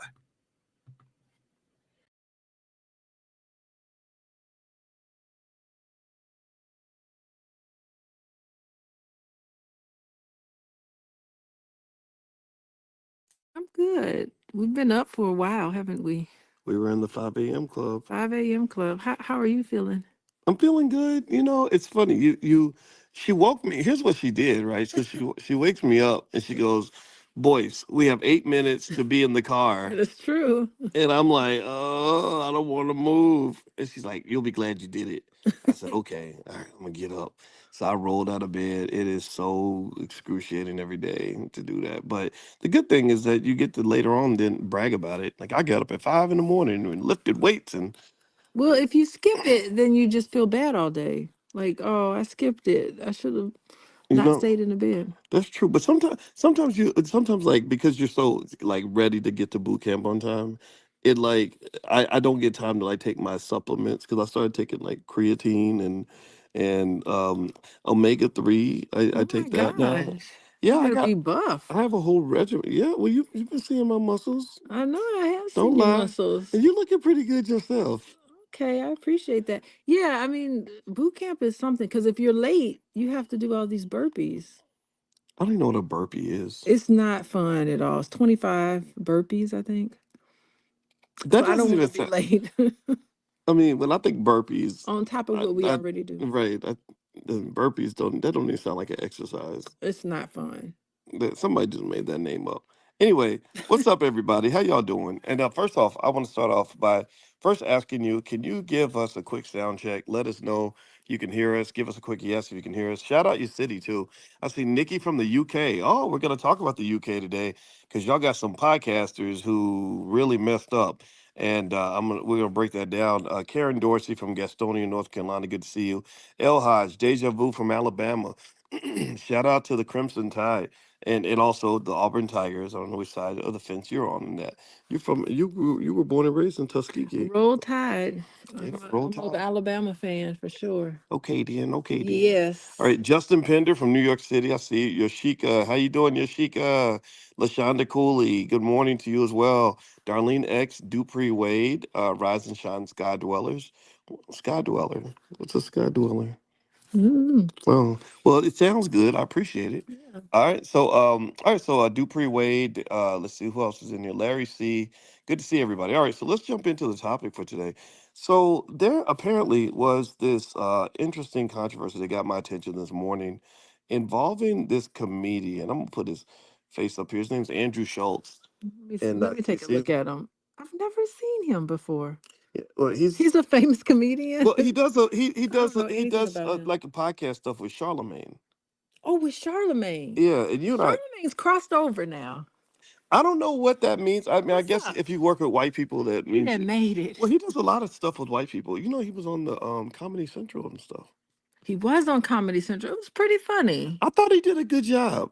I did. You know, No. he did. And Charlemagne, I'll always respect him for the fact that back when I met him on the Wendy show, he asked for a copy of my book. What if George Bush were a black man? And I was like, yeah, sure, here you go. And I just give out the copies because I assume famous people don't have time to read your books. I came back, he had read my whole book. I was like, okay, that's a smart dude right there. Did he like it? What Um, did he say? He he- give you some feedback? you know what? He didn't say anything, so maybe he hated it. No, because if he didn't like it, he wouldn't have mentioned it to you. Oh, that's so true. I You think know. it was a damn good book. I thought that shoot. Because Damon Wayans, when I met him, Which book was it? what if George Bush were a black man? I read it. It was like, I read it. yeah. It was funny. It was entertaining. I didn't even plan to be funny when I wrote it. Really? Yeah, the funny just spilled out of me. Maybe you should be a comedian. I think so. I think I could do it. What do y'all think? Anyway, so so yeah, but I gave a copy to Damon Wayans and he didn't. He was like, I want to read your book. And it's like, Damon Wayans? yeah, he's really big in person. He's really tall. Is he really? Yeah, I think all the Wayanses are tall people. Especially the sister. Yeah, Uh-huh. and there's just some big old Negroes. But anyway, so apparently Andrew Schultz is this guy who he does stuff with Charlemagne. I like Charlemagne. I don't know how I feel about Andrew Schultz because I never met him, but I can say this: he made some comments that just were a little bit baffling. And what I'm going to do is I'm going to play what was said, and it had to do with black women, and it really set the internet on fire. It also, in my view, was reflective of a deeper discussion that I think has to be had about how the world kind of views black women and black men. Like, and then also if you really even compound that with what's going on with Diddy, that also reflects the image of the black man around the world and what hip hop unfortunately has done to that image. So let me just play the clip here and then we can kind of discuss it. So, and our goal is to have an elevated conversation, not just to gossip about it. So here's the clip. Here we go. Podcasts have been under immense pressure from their audience because they laughed at jokes on the Flagrant podcast, but not just any jokes. This one seems to be the one in particular. Take a listen. Meghan Markle, she's cool, man. She's cool. She stole your ginge. How you feel about that? I'm here for it, bro. I'm here for the multicultural. Really? Yeah, Black man. girlfriend effect. Yeah. You're into that. Yeah, And Meghan She Markle's came fine. in. What's black girlfriend? They just come in and start fighting? Nah, bro. It's not black girlfriend effect. She just. Wait, what is the black girlfriend effect? Oh, you might not know about it. Glow up the other culture. Yeah, so you'll see a guy who's had a black girlfriend. All of a sudden, he's got buzz cut, like clean shape. Yeah. Glows up, bro. I like that. I like that. They shave their hair because they start losing it. Because they're so stressed being around this black girl complaining about shit. That's why they got to shave their hair. Nah, bro. White guys with black girlfriends, They grow a beard because there's more cushion when they get slapped Got it, bro. I think the black girlfriend effect. It might be a protective instinct, bro. You think? Protective. Yeah. Do you guys? Have you ever had black girlfriends? Yeah. Have you ever had white girls? Yeah. Oh wow. Okay. What's your favorite? We love them all. Yeah. Oh really? We love them all. Yeah. That means white. Yo, who gets translation? Kendrick fans. Throughout the podcast, the jokes were all cultural based in that realm of this is a white guy, this is an Indian guy, you guys are black guys, but you guys are black guys from the UK and we have a black guy from America. So we're all just talking from that perspective. It's not really deeper than that, but that's Okay, so give me a quick yes first off. Let me know you were able to hear and see that clip. If you're on Spotify, which by the way, this podcast is on Spotify. If you like intelligent black podcasts, then I hope you'll look us up. Boyce, just look up my name, Boyce Watkins. But also let me know, were you guys able to hear that and see that? Okay, give me a quick yes so we can have our discussion about it. Okay, thank you, Rudy Dolomite, and Rudy, that's a great name, Rudy Dolomite. That's awesome. Dupree Wade, good to see you. All right, so did y'all catch the points that were in there? So basically, he made a couple points, and then I'm gonna pass the ball to my wife because my wife has actually done lectures on the stereotypes, the major stereotypes of black women that have been around for hundreds of years. And so first off, what I picked up on, babe, was there was first this discussion about let's see what the comment about like they get the buzz cuts or something because their hair's falling out because dealing with black women can be so stressful.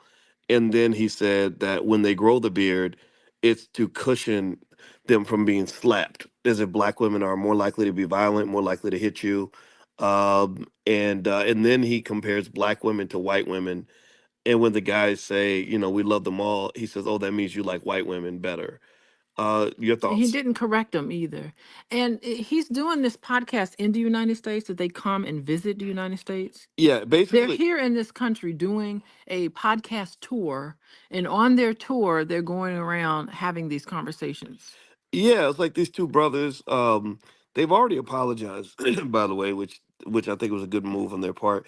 I don't have the Yeah, name of the because podcast. It's like it's something weird, like shits and giggles or something. I don't know, but I mean, I probably okay. said it wrong, but it's something like that. Anyway, they got checked immediately. Like Yeah. they immediately were like, "We're sorry, we did," you know. And I think a lot of people, like Ryan Clark, who I really respect, who's a former NFL player who has a great podcast called The Pivot. D1 was on there, our buddy D1. Ryan stepped in and was like, "Yo, you don't say this about black women. Like this is not appropriate." So, what are your thoughts on it? Okay. So here, essentially, these are visitors.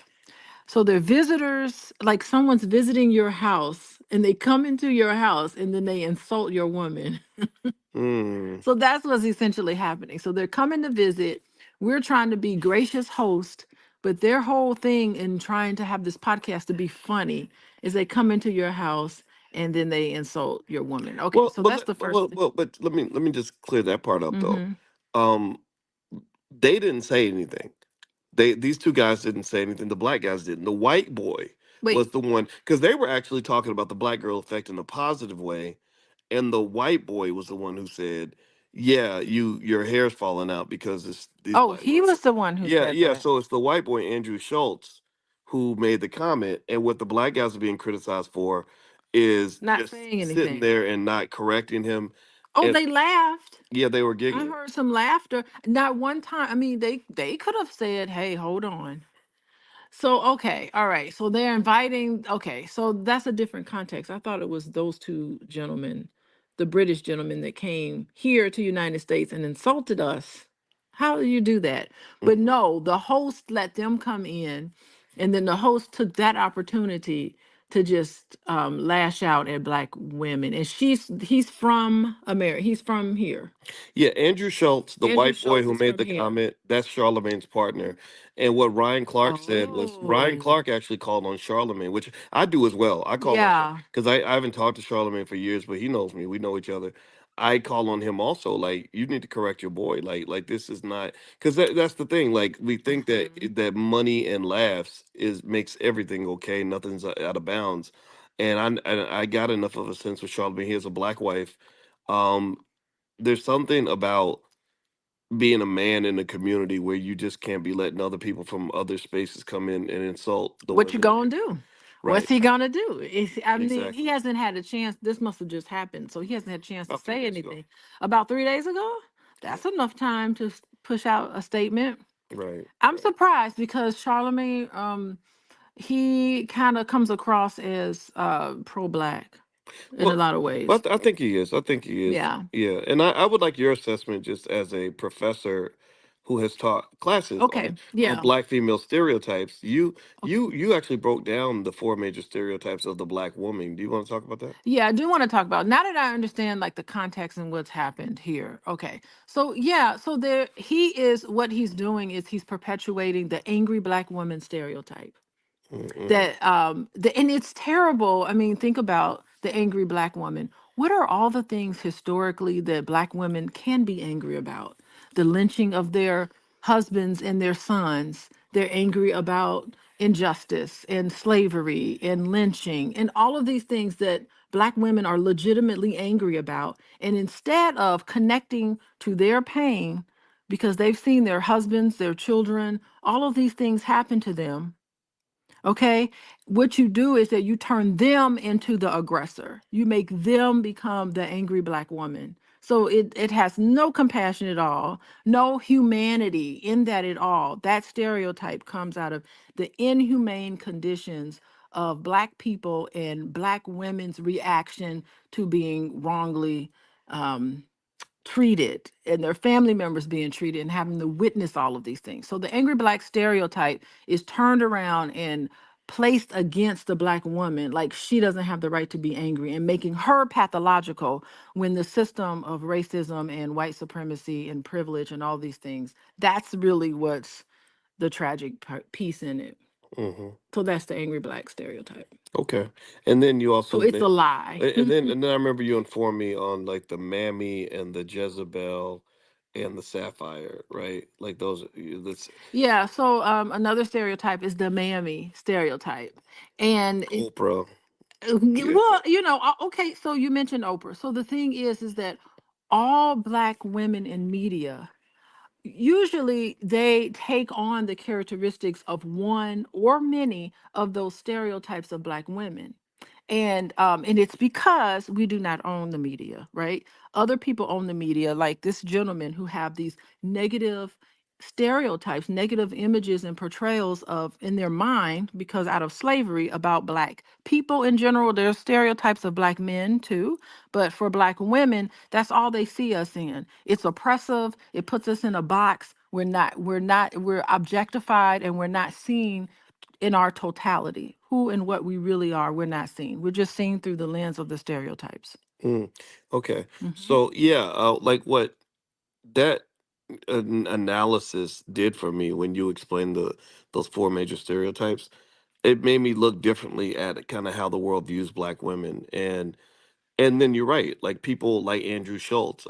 I'm Mhm. assuming Schultz, could I'm not sure if he's Jewish or not, but his community owns a lot of media, which probably played some role in his success or his opportunities. I'm sure there's people out there that are funnier than him, but maybe I'm wrong on that. Maybe I'm making an assumption. But either way, though, they have these beliefs about black people, and if you bring a black person to the table, you're looking for one of those stereotypes. Like, it's a black man. Not looking. You can't come to the table unless you sign up and agree to portray one of those stereotypes.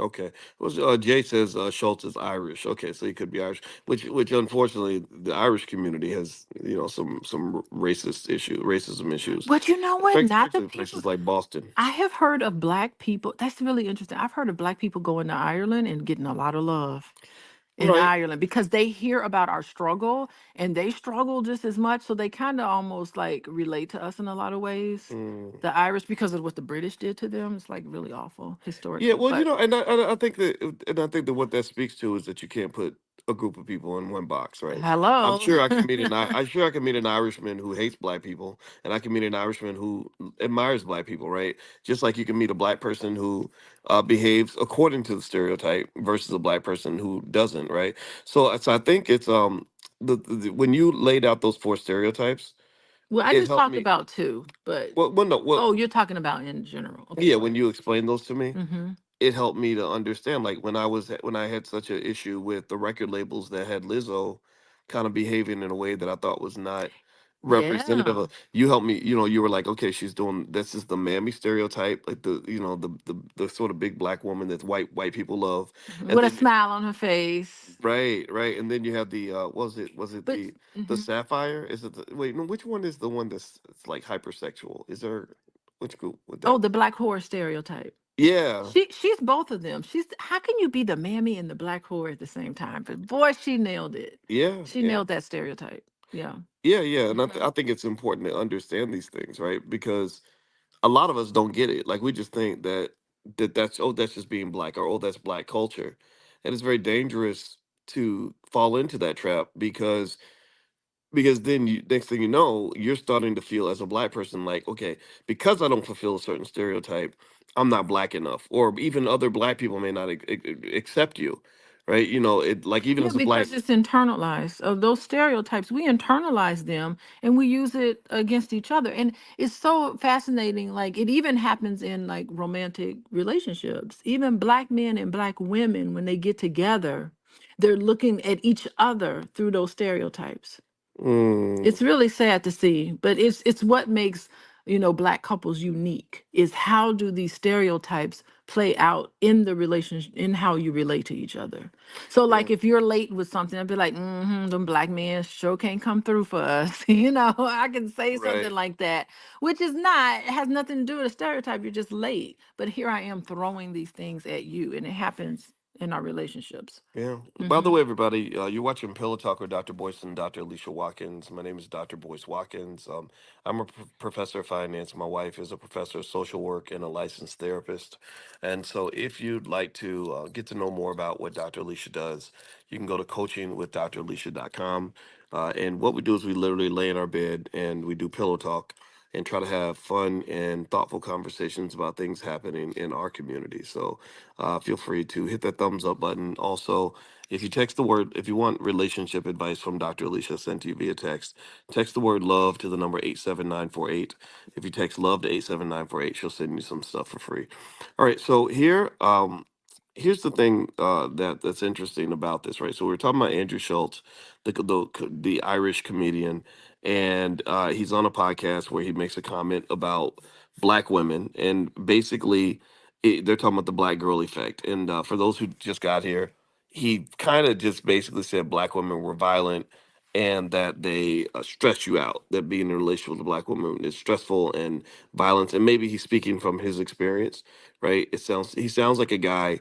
I notice this, like sometimes when you have white people that are really comfortable around us, they'll feel okay like saying certain things. Like they'll say, "Oh, I have a license from Charlemagne to talk about your women." And that's okay, right? And they don't understand that just because Charlemagne gave you a pass doesn't mean the whole community gives you a pass. I doubt Charlemagne gave him a pass. I think Charlemagne does, honestly. I Oh, think I really? think Okay. because the thing is that people are all enamored with fame and money. So the fact that Schultz has a decent sized platform, and I'm sure there's some financial benefit of that affiliation, people let a lot of stuff go because of money. Remember, money, that's my thing. Like the psychology of money and what money does to people's mindsets, and how money will cause you to lower your standards, lower your values.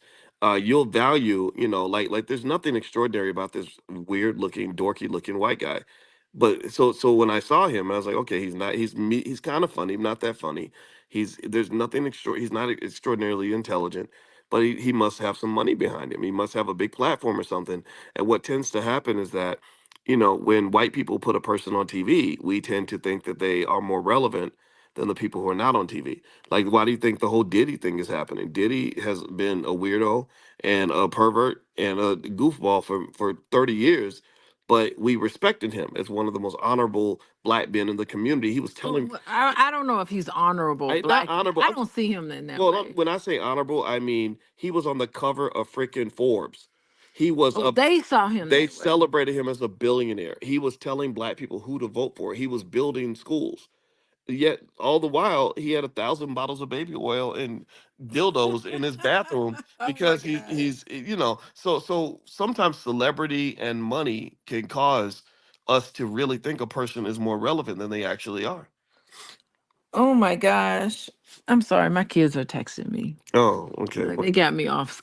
Is everything okay with the kids? I have no idea. Listen, It's homecoming weekend. It's a lot going on today. lot of big stress happening. Let me tell you, I'm a busy mama. I can't take this. And I'm in a house with full of y'all crazy black women.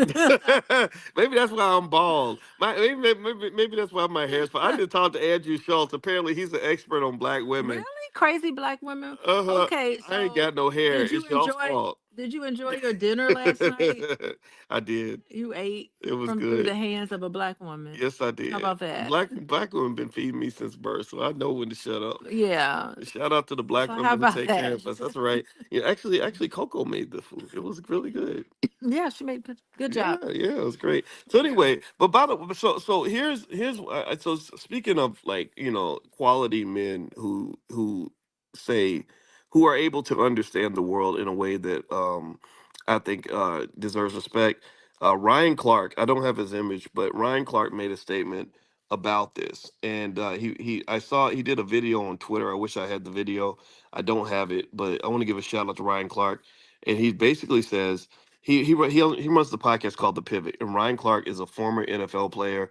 I think he's won a Super Bowl. He's a really damn good player, and he's retired. And now he's got a great podcast. And he says, "I'm not sure what black woman experience Andrew Schultz has had, but it hasn't been the real black girlfriend effect. To insult black women and describe them as complainers and abusive isn't just untrue; it's disrespectful. Even worse, James Duncan and Fuhad Dawodu." Allowing him to say it is even more insulting. Andrew Schultz spoke that way in front of two black men because they allowed him to. They made him comfortable enough to disrespect black women because they didn't force him to respect them. My experience with is that black women are powerful, beautiful, strong, and supportive. They prioritize black family, community, and culture. They take steps back to push their men and families forward. So no, Andrew, the black girlfriend effect is nothing like what you described. I'm just upset that you don't have enough solid black men around you to tell you differently. I got a thought. It's not his place. It's not his place to speak on black anybody. You know, Mm. if you are, if you are raised as some Irish white man, it's not your place to speak on it. And you haven't. That's not part of. You're not in it enough to even come up with something intelligent to say. All you're doing is, I mean, think about what makes a black woman hurt. What makes a black woman want to say, here are some needs that need to be met, and I want you to meet those needs? Why would you talk about complaining? Like, here's a black woman opening up her mouth and saying what she needs from you, and your response is stop complaining. Like, I don't understand that. How do you not value black women? Even in his experience, if he's dated a black woman and they're saying, okay, Boyce, I need this from you. And you're gonna look at me and say, stop complaining? Like, I don't get it. Okay. Yeah. All right. I got a take on what Ryan said. First off, I like Ryan Clark. I respect it, brother. And Ryan reminds me of the fact that I'm gonna just be biased and honest here. Solid black men can identify other solid men, and we also can identify flimsy men. Like we can tell. Like when I heard what Ryan said and how he described black women, it told me a lot about his family to the point where when I read his background about his mother and his father, hardworking, intelligent people, he didn't have to tell me any of that. I literally knew these things just by the way he made that statement because, Ryan is a guy who is um, interesting in the sense that it's like I saw immediately when he made that comment. I kind of knew what was going to happen. There were literally black men in the chat who were like, What "Oh, they say? some of them called him soft because he Wait, defend." he was soft Yeah, because he said yeah, positive things about black women. right. And this is how distorted the Yeah. community's gotten: is that you have a lot of black men who feel okay insulting black women. And I think that's where the Andrew Schultzes come in, and they say, "Well, your own men are dissing you, so I can diss you." Right, and that's where I love about Ryan Clark is that if he and I were to sit down and talk about our black wives, he and I, first of all, we have a license to talk about black women that a lot of men don't. A lot of men will not have not married a black woman. would not marry a black woman. You over married to Becky, and you up here talking about black women. You need to shut up. First off, just shut your damn mouth. You have no license to speak here. But if Ron and I were to sit and talk about our black wives and the nuances that come with being around black women, if we had a day where we were frustrated and complained, we would understand. It's like, yeah, I get it, man. You know how black women can be. But then if we sat around and praised black women and how they've come through for us, how they had our back, how they were on the front lines of so many struggles that we've had in our lives, personally and professionally and otherwise, he would get that too.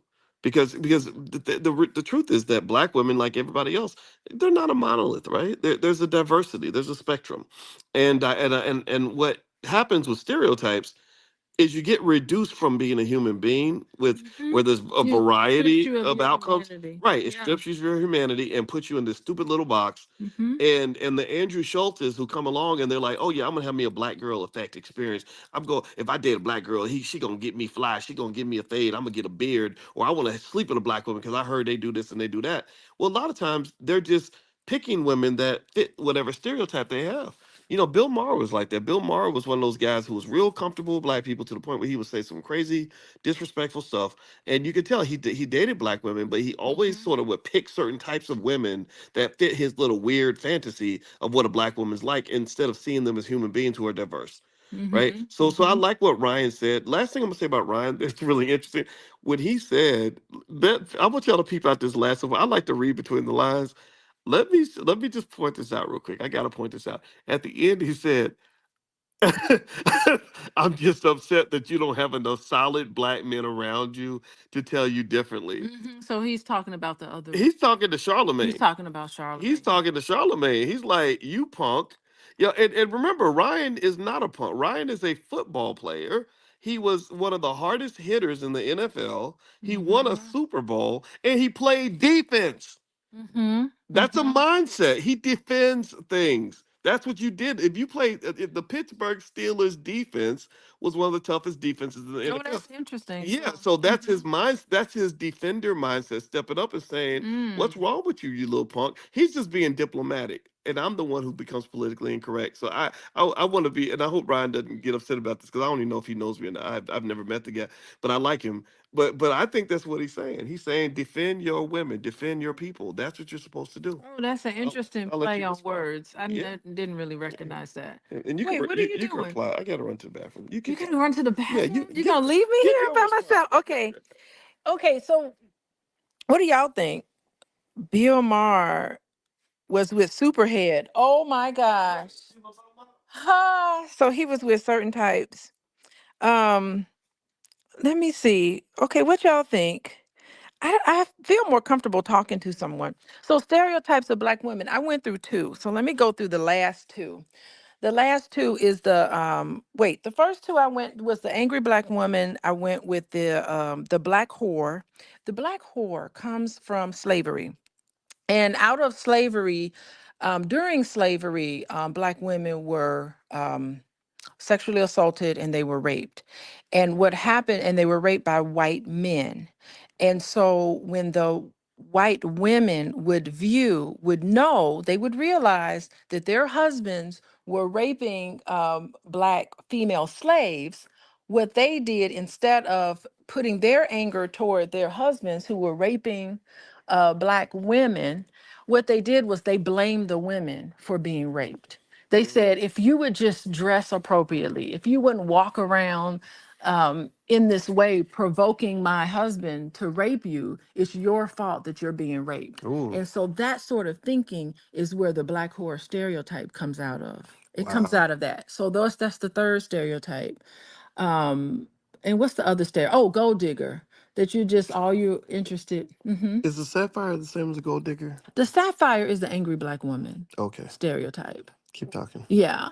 So it's kind of like the gold digger. You're just shallow. You're not interested. You're not really interested in a man for who and what they are. You just want to get what you can get. So that's Mm, the other stereotype. wow, Yeah. wow. Yeah, so stop stereotyping each other. We can't do that. By That's the a way, you're stereotype. watching Pillow Talk with Dr. Boyce and Dr. Alicia Watkins. My name is Dr. Boyce Watkins. This is my wife, Dr. Alicia Watkins. And if you want a free copy of my book, Financial Lovemaking, you can actually go to boyceandalicia.com.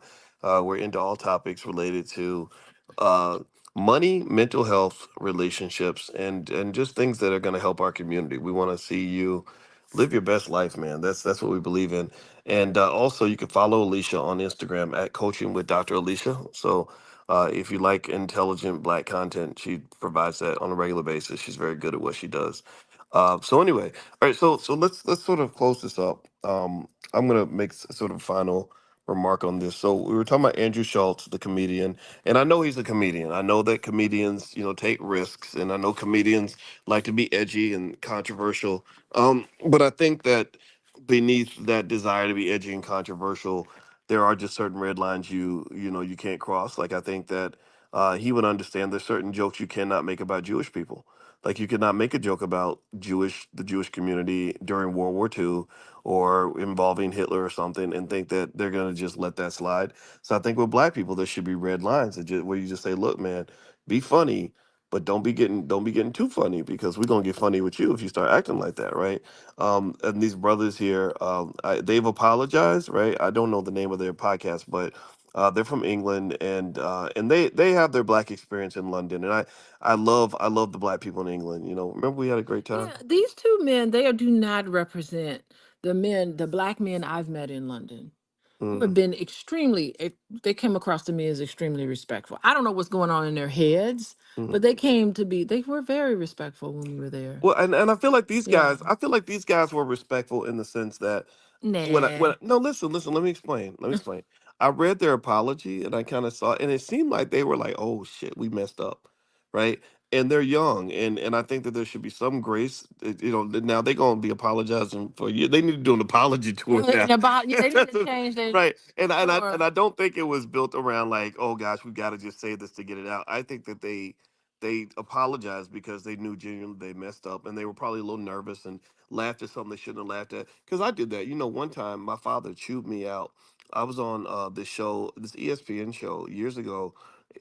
Stephen A. Smith used to have a show called Quite Frankly with Stephen A. Smith, and I was on the show with Method Man, the rapper, and Meth started saying something ignorant, and I just kind of laughed along because because it's awkward. You don't want to be you're nervous. You're on TV and whatever. And my father called me. My father was like, I was like, so did you see the interview? He's like, yeah. And I was like, what'd you think? He said, I didn't like it. I said, why not? He said, because you should never. He said, don't be. He said you were laughing along. He said you never agree with ignorance. You don't agree with ignorance. Mhm. And that was him setting me straight. And so I do have empathy and grace for these guys because I get a sense that they're like really trying to say that they're sorry. Now maybe if they have a trend of disrespecting black women, then that's another thing. I don't know of any such thing. There are some guys, there's some guys that have black guys that have a podcast. Oh, there's a lot of black podcasters, black male podcasters who literally have built Who their trash black well, women? they built their whole career around providing a highly imbalanced, a constant criticism of black women because they know black women are an easy target. And I don't, I have a problem with that because I think that as a man, you can express your frustrations without being just fundamentally and consistently, deliberately disrespectful. So, well, now let's see. Yeah. So what are Oh, my go ahead, babe. I got parting words. My Hmm. parting words is that here we are coming up on a presidential election where you do have a black woman running for president. And I think You have a Jamaican and Indian woman. stop it, boys. She's not African. She's not a descendant of slavery. Can I please stop? Would you please stop and let me say something? Yes. Okay, here you have a black woman who is running for president. And I predict that there's going to be, just like there was an Obama effect, backlash. There's going to be, well, it was backlash when Barack Obama ran. He was biracial also. So the first black president, male president, I think with Kamala possibly winning this election, we don't know. I really do predict that there's going to be more backlash for against black women if Kamala wins. I really do predict that. I can see that. Well, Yeah. Kamala to me is I don't call her black per se. I call her non-white, right? And I do Hmm. think that non-white is gonna get a backlash, and I will give her I think that. it's going to come Oh, for black women. I don't think it's going to be for anybody else but black women. backlash coming from The black women? the Or backlash is oh, you coming think that they're gonna have a for backlash us. against black women I because really y'all look do. like you look Kamala like? Yeah, because no, you can think that maybe she's not black, right? You say she's non-white, but how it's going to be seen by the public? She's going to be seen as a black woman who is president, and Mhm. therefore it's going to be a backlash. That's my prediction. Well, she's interesting because she's racially ambiguous enough that she can get into the halls of power. If you notice, Mm-hmm. they don't, if Kamala would not be running for president if she looked like Wesley Snipes. You're wrong for that. Really, Okay. no, really. If she was like pitch black, just Well, maybe clearly because she's married like, to a white woman, well, a yeah, white yeah. man. I mean, the white husband, all that fits into the narrative. The white Mm-hmm. Jewish husband. Let's just be clear. So, that's what tends to happen whenever black people get to that level. They're Mm-hmm. not usually African American descendants of slaves. They don't want to deal with those people. Okay, We, but we're, all we're of we're that is considered true. dangerous. We're dangerous to them. All of that is true. But that aside, can we listen, can y'all understand levels? There's levels to this, right? There's levels to this. Let's just put the politics aside. Let's just put your nuances to the side. The thing is that if we do have a female black president, and that's what she's going to be seen as, let's just take away the nuances. That's my prediction, that there's Mhm. going to be a backlash Yes. because black women are not respected in America like they should be. I do agree, but I Yes. also think that there should be room to respect those who've gotten past this idea that you should support anything black that they put in front of Now your that's true. I right, agree with and that. that's so anything that's a black Democrat, we're supposed to automatically support it. Anything that's a black Republican, we're supposed to say, "Oh, you're a sellout," and I don't like that at all. I think that limits our freedom. It I'm not. does. I do not agree with the idea of us living in a one party system as Mhm. black I'm people. not going to vote for you just because you black. Right. I'm Right. not just not going to do that. I'm going to look at the issues. We've already talked about this. Yeah. Yeah. So. And what values closely adhere to my values. That's what I'm going to vote for. Yeah, yeah, Hmm. absolutely. So yeah, so we can debate on Kamala, but I look forward to seeing an African American descendant of slavery as president one day. We still have not had that. Yeah, Like that would be great. they specifically selected Barack specifically because he didn't have that lineage. If he'd had that lineage, he wouldn't have got that opportunity. He would not have. But he Yeah. was still a black man who was president of the United States, and there was a backlash. I witnessed a backlash. There was a backlash, and he Hmm. was good for America, in my opinion, in the sense that, um, he's articulate. He's better. He just he presented so well, and I thought Oh, that he still I presents well. he did a very good job for America. A great. I don't feel I'm not impressed with what he did for Black people per se. No, I mean, he kept those systems going very Yeah, well. yeah, yeah, yeah. He did the job of the presidency, you Well, know. I compare. I look at a Barack Obama in a way. It's almost. I look at him like if you got a family where you're starving and you're really hungry, and one of your relatives gets a really good job at the Ford plant, and he You're becomes happy for him. right. You're happy for him, and he does a great job, and you're really proud of him. But let's say he doesn't send any money home. He gets the good job at Ford, and everybody at home is talking about how proud of him they are because he's got the good job at Ford. But nobody in the house benefits from him having that job. And they and why should they? Yeah, It's yeah, inspiring enough to make me want to apply. maybe, maybe. Maybe I too can be president of the United States. Right, right. And then you have the Hunger Games. If you watch the Hunger Games in detail, you'll see that that's all that is. It's literally we maintain our oppression by picking a couple of people out of the oppressed group and then to parading prop them. up. Uh-huh. Yeah, prop them up and parade them as like a symbol of hope. That's why that word hope is so powerful. Yeah, I don't need hope. I got enough hope on my own. I do not like inspirational speakers, Mm, like speakers who come and inspire me, get on my nerves. mm, I like speakers like you boys. mm. You're the kind of speaker, you're giving me information. I want some information I can use. I don't need anybody to hype me up, to give me some hope. I definitely don't need inspiration. I get that from inside. Well, I also like, and also when I speak, I like to provide solutions and a plan, a Yes. strategy. I don't want to just get us all pumped up over I don't nothing. want to be pumped up. Right, That right. irritates me. It even irritates me in boot camp where they're like, "Good job." I'm like, "Shut up." It's 6 o'clock. It's 6 o'clock in the morning. I'm tired. I'm sleepy. This hurts. My body hurts. I don't need a good job. I need like cuss words going Well, on. you know, and I actually, I'll say this. I think that that's what leads me to admire your success is that that's the difference I noticed because, because before we got married, I had other relationships and stuff. And what I like about you is you are a doer. If I make a plan, I say let's do this by Friday, you'll be getting it done. I do Like get that, it done. you be Now, let me tell you, it's not perfect. And that's I okay. do be messing up sometimes.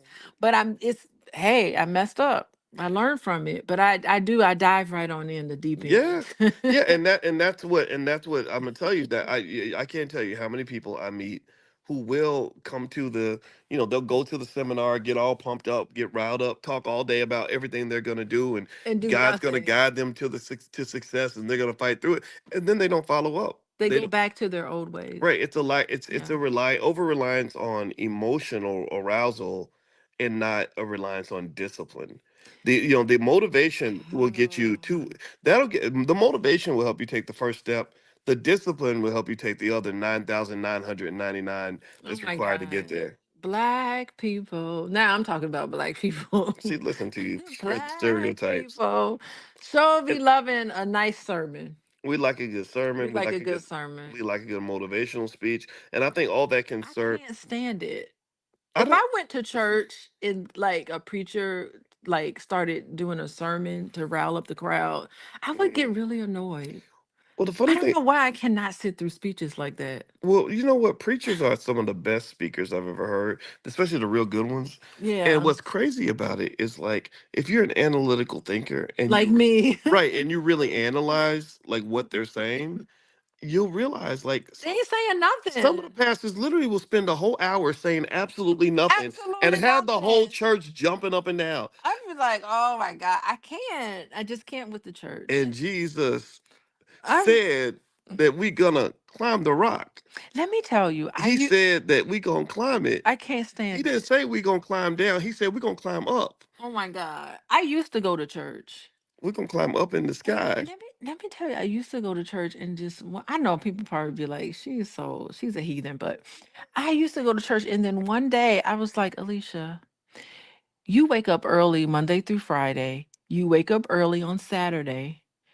The one day you're gonna wake up early just to sit here for some inspiration that you really don't need. Mm. And it just bothered me so much.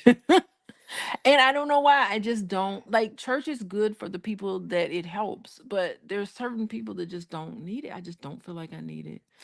But And you that's something that I don't but you gotta share. I've remember. now shared with everybody, but I don't share But that. Alicia, but then Jesus climbed the rock.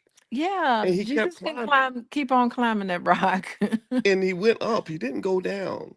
I don't need He didn't that. go in a circle. He didn't go sideways. I need to sleep in. Yeah, but that's what I found to be real interesting. Same thing is true with rappers, which rappers are basically preachers. They just maybe their I religion is can't with the can become raps. more demonic like Diddy. But no, seriously though, like rappers, again, same thing I would do with pastors where I analyze exactly what's coming out of your mouth to see what I'm learning. Yeah. The same thing's true with artists. Like I'll read their lyrics and I'll listen. And a lot of times we get so caught up in the beat and the music that we're not hearing. Like I'm like, They have nothing to say. either they have nothing to say or they're saying something that's like horrible. Because I remember talking to somebody about a Little Wayne lyric, and I said, "You do know that he just said that he was gonna have sex with you and then chop up your dead body and mail it back to your ex boyfriend." Like, does that not concern you? It's like, no, but it's got a nice beat. Well, listen, the thing with Little Wayne is so interesting. He really is a genius He is. because how could he put out all of that music and write all that stuff? As terrible as it was, he put out a lot of music. Like a lot. I couldn't believe, like, I was actually like digging into it. Like, he was writing song after song, album after album, hit after hit. Like, he was really just something was coming through him that was just like a lyrical vomit that he was doing for a long time. Now the content of his stuff is just horrific. Well, Lil Wayne is a But preacher. it's Yeah, I mean, okay. he's a pastor, that represents the gospel of black self-destruction. Oh, look at you. Yeah, like Look, he's spitting the lyrics. but that's what it is. It's like, unfortunately, because of the trauma he went through. I mean, little boy, I think he got shot when he was 11 years old or something. You know, Yikes. so he spent most of his life sort of, unfortunately, using his tremendous power in a way that is not gonna help, not beneficial to the community, which is why I was very happy that Jay-Z took a stand and picked Kendrick Lamar for the Super Bowl and not Lil Wayne, because unfortunately, as much talent as he has, talent can't be your only criteria for who Well, you Little select. Wayne is not happy about that. He, I would have been cringe. I think Little Wayne in front of a Super Bowl audience would have been a little too much for the audience. yeah, I think It so. just wouldn't have But come across. but you know what? I think that what they're gonna probably do is they're gonna probably include him, because I don't think you can just leave New Orleans artists off because their Mm. contribution was so impactful. Also, I would love it if they brought D1 in there. Like, I mean, D1's from New Orleans. D1 would be Yeah, amazing. I mean, Kendrick shouted him out in his song, and I was like, huh, I wonder if he's shouting him out because he's Oh, kind of Kendrick should bring helping to him. elevate his profile. Because D, I mean, D's, he's our buddy. D's like a relative for us, and I love it. I love him a lot. He's a great guy, and I love the fact that he has the courage to just say, like, hey, can't we still have fun with hip hop and be great at hip hop without allowing others to use hip hop to destroy us? He understands how the money for Mm. other people, other communities use money to get black people to take the gun of hip hop and turn it to our own face. Y'all gotta listen to D1's new album. We were listening to it. Me and the kids were listening to it. He's got some really good. There's like 2 or 3 songs that I'm like listening to over and over again. Well, I love. I bet if you looked at the discography of D1 Uh and huh. in terms of how much music he's put out and compare it to Lil Wayne, I bet you it's similar. I bet D has put Oh, out I don't know. I Lil bet, Wayne was I bet D has put out more music than Lil Wayne. And also, really. yeah, and D told me a funny story where he said, Huh. I made a comment on Vlad TV where I said D1 and Lil Wayne are actually similar. They're just dark and light sides of the same culture. I said, yeah, they Interesting. both have dreads, they both have that New Orleans accent, but one raps about horrible things, the other one raps about positive things. So this shows the power of hip hop. It can be used as a positive or a negative. And do you know, I didn't even know this until it was done, but D1 went and made a whole album on what I said. That's Yeah, and he right. had his picture, his baby picture next to Lil Wayne's baby picture, and I think he called it "Separated at Birth," and it was so brilliant. He took all of the Cash Money Records beats and rapped over them with positive lyrics to see what that would sound like, and he said he could not put out the album because They wouldn't let him. Little Wayne's people found out about it, and they called D's record label. I guess he was with Epic at the time, and and they basically said we can't put this out because we're gonna get sued. I wonder if he could eventually get the clearance for that album to release I need because him to send it to I me. that would be so great. Yeah, I would. Yeah, but it'd probably be some copyright violations. You I be want. all violating I stuff. want to hear it. I never got a chance to hear it, and I was so flattered. I was like, "You did all that because I made one little You comment." gotta text him when we're done. Text him and ask him to send the album We over. got We to. all We want to got to have a have an listening. album release party. Could you play it at the convention? I might try. Ain't nobody gonna stop us. Who's D, gonna stop you? It's your yeah, I convention. wish D could come to the convention this year. He can't make it. No, he can't make it this Oh, year. but then we gotta play his music. We will. Well, D1 is my. That's a great guy. He's a great. If y'all don't know who D1 is, you need to look him up. He's a great We gotta hang human out. being. He's very talented, and we love him and we respect him. And he was actually on Ryan Clark's podcast, The Pivot, and that was a perfect connection. Ah. When I love to see great men like that get together because those are the men that are going to lead our families and our communities out of the darkness. Those are the men that are going to make black people great again, because they're tough, they're Mm-hmm. fearless. Ryan won a Super Bowl. D has Ah, okay. D will take on anybody, anywhere, anytime. And so they got the courage, but also they have an understanding of structure and what our community is supposed to be. So that's why I have a lot of admiration for those guys, and I just applaud them in every way. So anyway, all right, so Okay, let's we're hop on done. now. Yeah, it's We're time not for even talking about the we're gonna take topic. our morning nap. So anyway, guys, please hit the thumbs up button, thumbs up, share, subscribe. If you want a free e-copy of my book, Financial Lovemaking, you can actually go to boyceandalicia.com. And also, if you want to check out what Dr. Alicia does or make an appointment, she is a therapist. Feel free to go to coachingwithdralicia.com. That's coachingwithdralicia.com. And then last but not least, we do economic elevation training. I do this every single day because I want you to get your money right. I want you to understand finances. I want you to understand investing. So I do it every single day at 10 a.m. for free to anybody in the community It's who free? wants to listen. Yes, yes, you don't have to pay money, but you got to pay attention. So if you want to Mm. join us and get an invite, we're going to start at 10 a.m. this morning Eastern. Just text the word morning, MORNING, to the number 87948, and I will send you an invitation. Text morning to 87948. So you guys have a great day. God bless you, and thank you so much for listening. We'll see you soon. Goodbye, everyone. And to not go to places where there isn't money, that's kind of a big deal. And so the stock market is where the money's at. And a lot of you know that today was a big day for the stock market. Were you aware of that? Give me a yes if you knew that. Today, the Federal Reserve was going to make a decision about whether or not they were going to reduce interest rates, which they were. And the bigger question was, how much are they going to reduce interest rates? So the big question was, are they going to do it by a quarter of a point, or are they going to do it by half a point? And a quarter point, I thought, was the expectation. But then late last week, the numbers kind of started shifting where there was a higher probability of a half a point. That became a talking point. I thought it was going to be just a quarter of a point, but I was hoping for half a point, and they gave us half a point. So I was wrong, but it was a good thing because a lot of you saw your stocks go up. A lot of you made money because of that. So if you're in that category, I applaud you. Now, one thing I also wanted to tell you guys, for those of you that asked me about that earlier today, is that this also is kind of cool because the data shows that typically in the year to a year and a half after a rate hike occurs, the market continues to go up.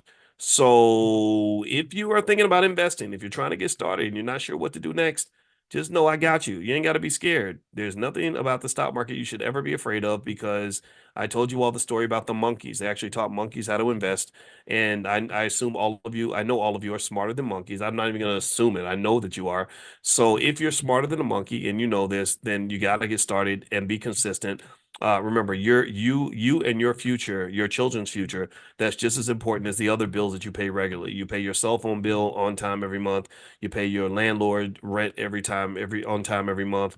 You're paying for a car note every on time every month. Well, one of your biggest and first and most important bills to pay should be the bill for yourself. You should also take care of yourself in your future because these folks ain't gonna show up for you if you have a financial problem. So start investing. Let's just get started. Feel free to go to blackwealthmasterplan.com. The $5 a day investing plan, which we're really talking about. We're trying to get everybody to participate at least at that level. That's one of the goals of the Black Business School is to get as many of our people invested in the market as possible. So just go to blackwealthmasterplan.com. That's blackwealthmasterplan.com. That's a place to get started. Also, I have a whole stock market program. If you want to give that a try, you could try it out for free for 30 days. It's very popular. So feel free to go to theblackstockmarketprogram.com, THE. That's theblackstockmarketprogram.com. All right. So one thing I want to talk about is something that Dr. Anderson writes about in his book, The Black History Reader. And he kind of talks about black jobs, right? Black jobs, what they are and why they are so scarce. And really why they're dangerous. Because basically the black job that liberates you from poverty kind of locks you into middle class or perhaps even lower middle class living. It locks you out of the possibilities of wealth. And so while I'm okay with people getting their black job, and there's no job shaming that happens here, there I am going to push you a little bit in terms of challenging you to understand the value and the importance of ownership. Right. So I'm not really here to tell anybody that they should quit their job or that you're a sucker for going to work every day. I admire you for getting up and going to work every day. I admire you for having work ethic. I admire you for having consistency. What I challenge you on is your economic self-esteem. I challenge you on why you set that as your final standard, your final destination. In my view, it's one thing if you run 2 miles because that's all you can do, right? Sometimes, like me, I'm fat and I'm huffing and puffing and, so 2 miles is the most I can do. But there's some of y'all that can run a whole marathon, right? If you are a runner that could have kept going and ran 26.2 miles for a whole marathon, then you got to keep going. If you're capable of going to the highest levels of society, why would you stop on the bottom rung? You understand? You deserve the penthouse. So why would you settle for the second floor? That's my issue with the black job thing. It's not so much to say, oh, black people that get jobs, y'all just stupid. What's wrong with you? I don't do that. I don't want to make you feel bad about the choices you made in your life. The only time I will allow you or support your effort to feel a little bit bad about your choices is if you agree with me. If you're aligned with me and you say, man, I went to level 2. I could have went to level 10. Then I'm gonna say, yeah, you could have went to level 10. What's wrong? Why you operating on a level 2 vibration when you a level 2, a level 10 black person? I don't understand that, right? So I'll support you. If you're beating up on yourself, I might jump in and throw a couple jabs too. Like, yeah, we're gonna beat up the old you so that the new you can be born. And that's called challenging you. That's called it might be called constructive criticism. It might be called setting a higher standard. In fact, I wrote a whole book about that actually. The title was "It Takes a Village to Raise the Bar: A New Paradigm for Black America." It's actually in my in drboycebooks.com if you want to get a copy. I don't know if they have a digital copy. I don't know if the team put it in there or not, but you can feel free to take a look. And literally, my whole argument has always been that sometimes we get cursed by low expectations. I believe that when we go to school and because we show up and we're black and everyone trains us to feel sorry for ourselves, even if there's nothing to feel sorry about yet, like it just kind of diminishes all the great things that you're capable of doing because nobody sat there and kicked you in the butt and said, come on, you can keep going, try harder, push harder. And that's what I loved about my grandma. Like my grandma Felicia, she's the Panther, by the way. I just in case you're new, Felicia's always with me. I take my grandmother with me everywhere I go. My grandmother was like a lot of your parents and grandmothers. Anybody have a parent or grandparent who used to tell you stuff like when you're black, you have to work twice as hard to get half as much? Anybody remember hearing that growing up? And I don't know how many old school like souls are in here, but yeah, maybe heard that, and it's kind of an unfair statement, right? It's kind of a testament to the unfairness of America. It's a testament to the fact that the American dream doesn't really exist for black men and black women. You kind of have to create the black American dream or the black people dream because the white American dream isn't really always as accessible to you as it should be. America definitely is a little bit of a line bastard, and they've kind of broken a lot of commitments they made to black people in the civil rights movement and all that. But the bright side of that standard that my grandmother gave me, where she said you have to work twice as hard to get half as much, is it set the tone for my expectations for myself. It told me, hey, you're going into a difficult situation, so you're gonna have to be ready. It gave me something that a lot of our people don't always get, which is preparation, just readiness, pushing yourself to your limit, just being the absolute best you could be, resilience. If it doesn't work out, you try again. If it doesn't work out, you try again, try again, try again, try again. And what you'll find is that those simple characteristics and those behavioral traits tend to lead to success in almost everything. So if you ever want to be an entrepreneur, you want to be great at something, you want to go make $1 million, well, if you've got enough resilience, you can do that. You just have to be the kind of person who says, I'm not going to stop. I would say can't stop, won't stop, but that would be a bad thing to say at a time like this for reasons that I won't go into, because we ain't trying to pull out the baby oil in this conversation now, are we? But you get it. But really though, if you are a person who's resilient, who refuses to stop, refuses to take no for an answer, will keep trying no matter what, then you will win. You will succeed. So I think that when you're talking about inheritance for your children, don't just let them inherit the money. You're going to have the money. A lot of y'all going to have the money. I'm telling you, I can already tell most of you are invested in the market. Most of you are investing consistently. Most of you are building wealth. A lot of you have businesses. You're going to have the money, but I want you to give your kids the things that are more valuable than the money, right? So give me a yes if you're going to do a consciousness sort of exercise and just sort of imagine to yourself, like, what things I can leave my children that are more valuable than the money. Let's make a pledge right now that with the kids and the grandkids, we're going to leave them the bread for sure. You need the money. But I'm going to also leave you some things that will shape your character in such a way that if the world tries to knock you down, you will stand up and kick the world in its whole entire ass. That's what I think. I believe in being just just mean with it. Like you not taking me down, you not gonna stop me. You can't slow me down. I don't play that game. You're not talking to your average Negro here. So anyway, so because it's a spiritual game, I really believe that. And I'm not just talking about religiously, I'm talking about spiritually in terms of energy level. Because a lot of times I think we don't accomplish the best we can because they just make us so sad and depressed and scared and getting us in that low vibrational sort of mindset. And then we end up losing. And it's like, well, of course you're gonna lose because you're thinking like a loser. If you think like a loser, then why would you think you're going to win when you're thinking like a loser? That don't even make no damn sense. All right. So anyway, let me read. I'm going to read Dr. Claude Anderson's book. It is The Black History Reader. You can get a copy of this book by going to powernomics.com. And on page 196 of this book, which is The Black History Reader, I say the title over and over because every time I do it, somebody will be like, what book are you reading? What page are you on? Right. So I'll just do that. So if I sound like I'm weird and repetitive or like autistic almost, it's because I want to make sure I get it out for everybody. All right. Because there's a few hundred of you here and I want to make sure we get it right. All right. And if y'all can help me out, like if somebody asks a question that you know already answered, if you can answer it for me, I'd appreciate that because y'all smart people and you can, we can get this done. All right. So page 196, Black History Reader, question 68, Dr. Anderson says this. He says, why is Black unemployment always higher than that of whites? Why is it that Black unemployment is almost always double that of whites unemployment? He says a number of factors cause unemployment to be higher among Blacks than whites and other population groups in the U.S. Some factors are structural and some are economic and societal trends affecting the entire world. Although most things are beyond their control, there is one thing over which Blacks can exercise some control. The U.S. Bureau of Labor Statistics reported in November 2016 that the national unemployment rate for Black Americans was 10%. Or twice as high as the unemployment rate of 4.4% for white Americans. So they're 4.4, we are at 10.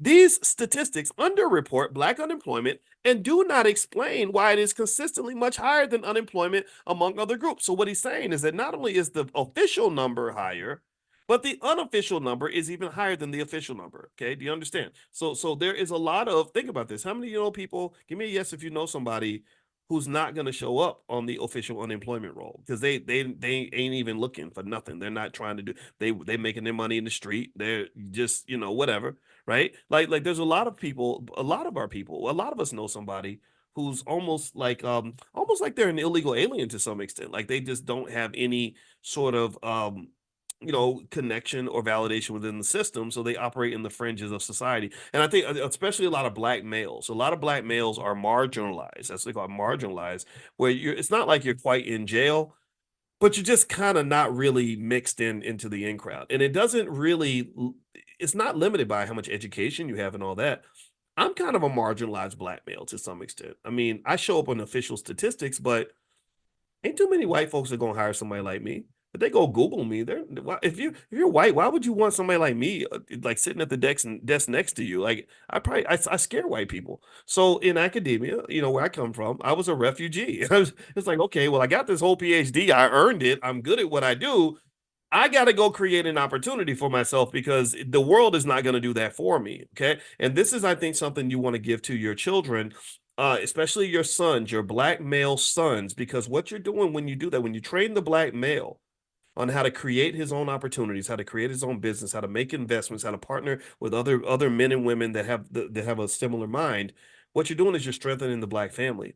You're strengthening the Black family because, as I talk extensively about in my book, Financial Lovemaking, there's just clear biology on a man's ability to provide and whether or not he's even eligible or feels like he's eligible for marriage. I mean, it doesn't mean that his wife wouldn't marry him if he's broke, but he's not going to feel prepared to be a provider for other people if he can't provide for himself. And there's also biology, and it's not politically correct to talk about this, but there's extensive biology that says women are not attracted to men who can't provide. It's not as appealing. Everything dries up. Even if you bring out the Diddy oil, it's still going to be dried up. You know what I'm talking about. Anyway, I'm being silly. And the point is to say that, you have to prepare men that are ready to get out here and get it done. You have to do that. You have to do that. You have to do that. And I say that because I had a conversation with my dad the other day, and it was a great conversation. We're having a lot of, he's hitting up on his 50th wedding anniversary with my mother. And we had a great conversation where I got a chance to really understand what he's made of. And he talked about tough experiences he had where he could not get what he needed for his family. And the situation just called for him to figure it out. He said, he said, your mother told me, we're your family. You need to go figure that out. Right. So she put that pressure on him, which has got to be, I mean, some guys break under that pressure, but he rose to the occasion and he went out. He said, I realized I got to go out here and make it happen no matter what. And he did. Right. And so I really personally think that if we're building these boys to start businesses and invest and partner with other people in their community, we're getting them ready for a reality where they're not telling their children, I can't pay for you to go to school or pay for you to have clothes because this other man won't take care of me. This other man won't do things for me. That's not the natural order of things. Do you understand? And I know it's important for the girls too, but I think it's the reasoning is different for the boys and the girls. Like when I talk to our son, I talk to him differently from the way I talk to the girls. But doesn't mean I don't expect them to all be accountable and all be capable. But boys and girls are not the same. I know that they're telling us gender is a figment of our imagination and that girls can be boys and boys can be girls. I didn't grow up in that reality. I grew up in a world where men and women are not the same.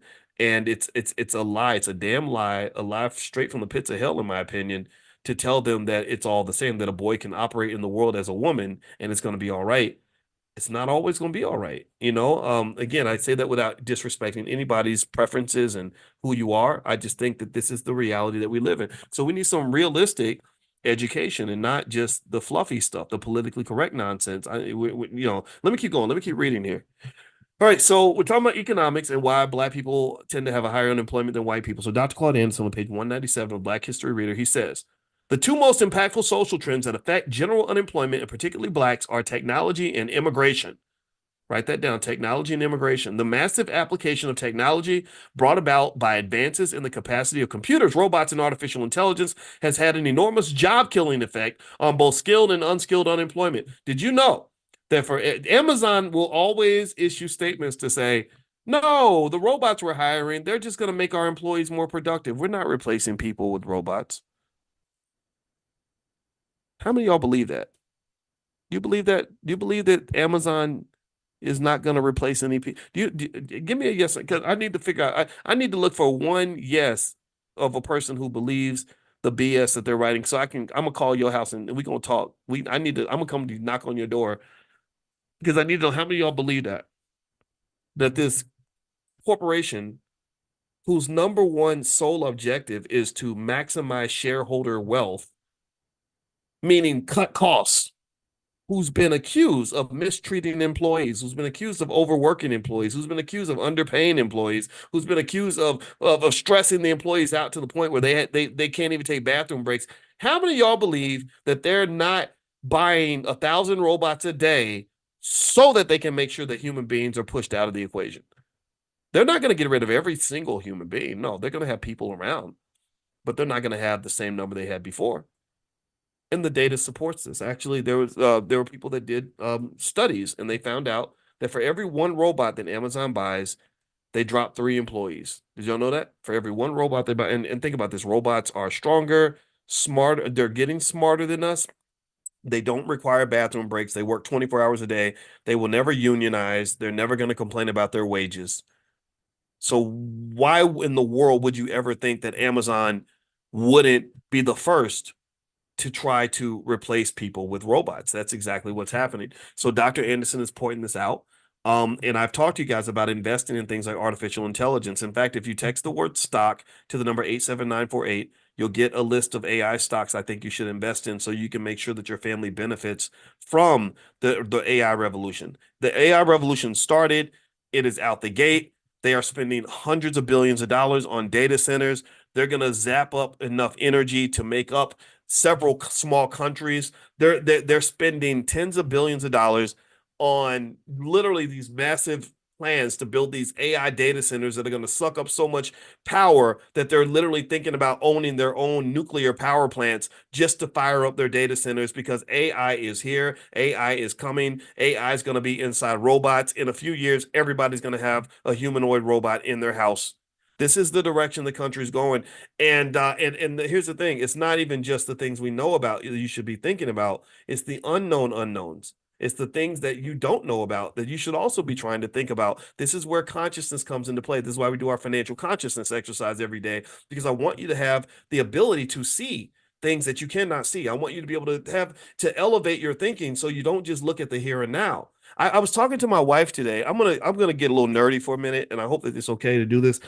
Because I was trying to really understand history and where we are in history and how to really maximize the moment. So here's what I said. I said, okay, so I said, so when you think about 1942, what do you think about? Do you think about that as like maybe old fashioned, like old timey, old technology, like a long time ago, like maybe your great grandma or something was alive at that time or born at that time, right? You think about that, like the technology was crap.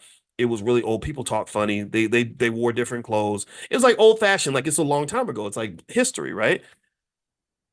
And I said, okay, so, but think about it like this, right? So, but think about how you look now. I want you to look at the year 2040. And I want you to visualize what you see in the year 2040. Okay. So follow me on this exercise. I hope you get what I'm saying here.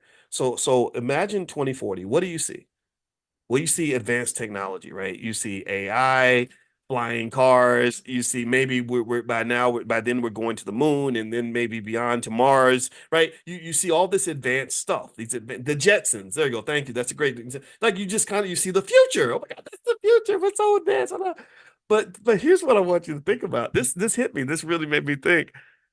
If I think 100 years from now to the year 2124, the people in 2124, Black people, are gonna look at 2040 and they're gonna see 2040 pretty much the same way we see 1940.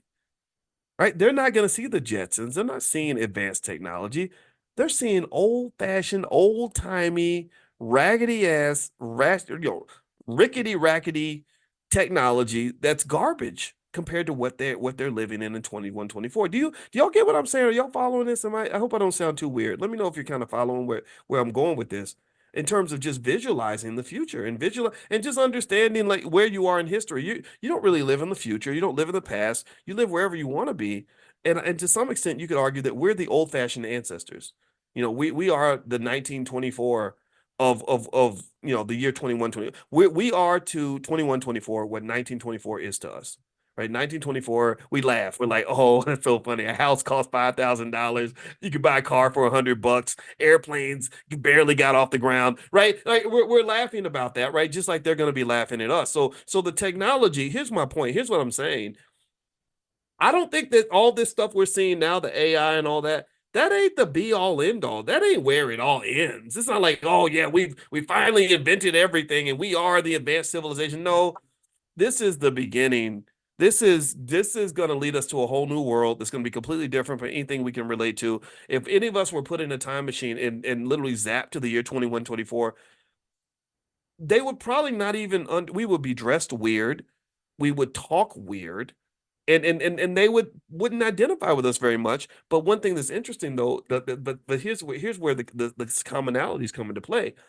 If you look back at 1924 though, there were some things, even though they were very different from us, there were some things that they cared about that affected them that do affect us, right? Like if you go back in time and you talk to Carter G. Woodson or W.E.B. Du Bois or Booker T. Washington or Marcus Garvey about racism, and you say, man, these white folks, they're controlling us with their economics, they'd be like, yeah, they are, right? Like they would get it. Think about it. They wrote about things in 1924 that are still relevant in 2024. Do you follow me? Do you get what I'm saying? Like so there's some common things that we can kind of depend on to remain the same. And then there are some things that are really going to change, right? Things that are going to change on the surface. Like shout out, I love Olita Adams' song. That song, Everything Must Change, right? So a lot of things will change, but then she talks about the things that stay the same, except rain comes from a cloud, sun lights up the sky, hummingbirds do fly, right? So there are things that are going to change and things that are going to remain the same. Both of those things matter, right? Technology is going to change. Financial positions and opportunities are going to change. You want to be ready for change. You want to run in stride with that, and you want to prepare for that. But then 100 years from now, I guarantee you that if I teleported to the future and I'm talking to a Black man or Black woman in the year 2124, and I say, hey, so is racism still here, or did white people suddenly start becoming really nice to us? They would be like, no, there's still racism. So are black people in 2024, we were dead last when it came to wealth. Are we first place now? Like, are we doing better? They're gonna be like, no, you was dead last in 2024. You still dead last now. Just like you were dead last in 1924. Right? That could be another conversation that, and then there's other things we could go into, but my point is to say I want you to kind of practice that and kind of think about the world and the way the world's moving. Make sure you're prepared, and also realize the opportunity that we have by living in 1924. That's what we are, the ancestors, right? So if you imagine somebody that was alive in 1924, if you had a time machine where you could go back to talk to your great grandparents in 1924, what would you tell them to do? You'd probably tell them to go buy some property. Granddaddy, please buy as much land as you can. And then, he might say, well, no, land is expensive. I saw a house costs $4,000. Who can afford to pay $4,000 for a house? Oh, I went to the grocery store. A loaf of bread was a nickel. Hey, that's crazy. Who could pay a nickel for a loaf of bread, right? And you would be laughing. It would sound like ridiculous to you. And so I really think that we have to realize the areas where we are insightful and have opportunities, but we also have to accept the idea that in the future we're going to kind of look ridiculous. We're going to look ridiculous to people in the future, especially when you're running around complaining that a house in San Diego costs $1.2 million. They're gonna wish they could pay $1.2 million. Or you say, well, gosh, the stock market's been going up. I gotta wait for things to go down because the Dow is up to 42,000. They're gonna say, what are you talking about? The Dow is at 385,000. So you have opportunities that are all around you. You have to take advantage of those economic opportunities, but also you gotta pay attention to the technology, and don't just pay attention to the things that you see. You must pay attention to the things that you don't see. You have to understand that there are going to be the knowns, the unknowns, and the unknown unknowns. The world is going to change in ways you cannot anticipate. And one thing that's going to remain consistent, things you can hold on to, is that economic positioning is going to matter. Wealthy people in wealthy communities and economically prepared communities are going to be able to survive in this new environment better than economically unstable communities. Communities with stronger families are going to be able to survive better than than the communities with broken families. You understand? So mental health and physical health, same thing. You're better prepared if you're taking care of yourself, right? So you got to protect your assets. So that's my weird thought for today. I appreciate you allowing me to kind of explore that a little bit. And sometimes that's what I'll do. Sometimes I'll literally, so that I don't get caught up in what's happening like right now and around me and get annoyed by that, I'll literally I'll teleport myself 100 years into the future, and I'll look back at where I am now and I'll meditate on that. And what that does is that helps me realize, okay, we've got a great opportunity here to do something amazing. I'm not going to let myself get bogged down by small things. That to me is consciousness. When like that song with T.I., he says, big stuff popping, little things stopping. We got to stop the little things. We stop the petty stuff, focus on the big picture stuff. Start investing for them damn kids and them grandkids, and stop worrying about what's happening next week. So anyway, let me keep reading here. So Dr. Claude Anderson says technology is costing a lot of jobs, for sure. That's true. Then he says blacks who are already at the bottom of the job hierarchy often simply fall off the grid.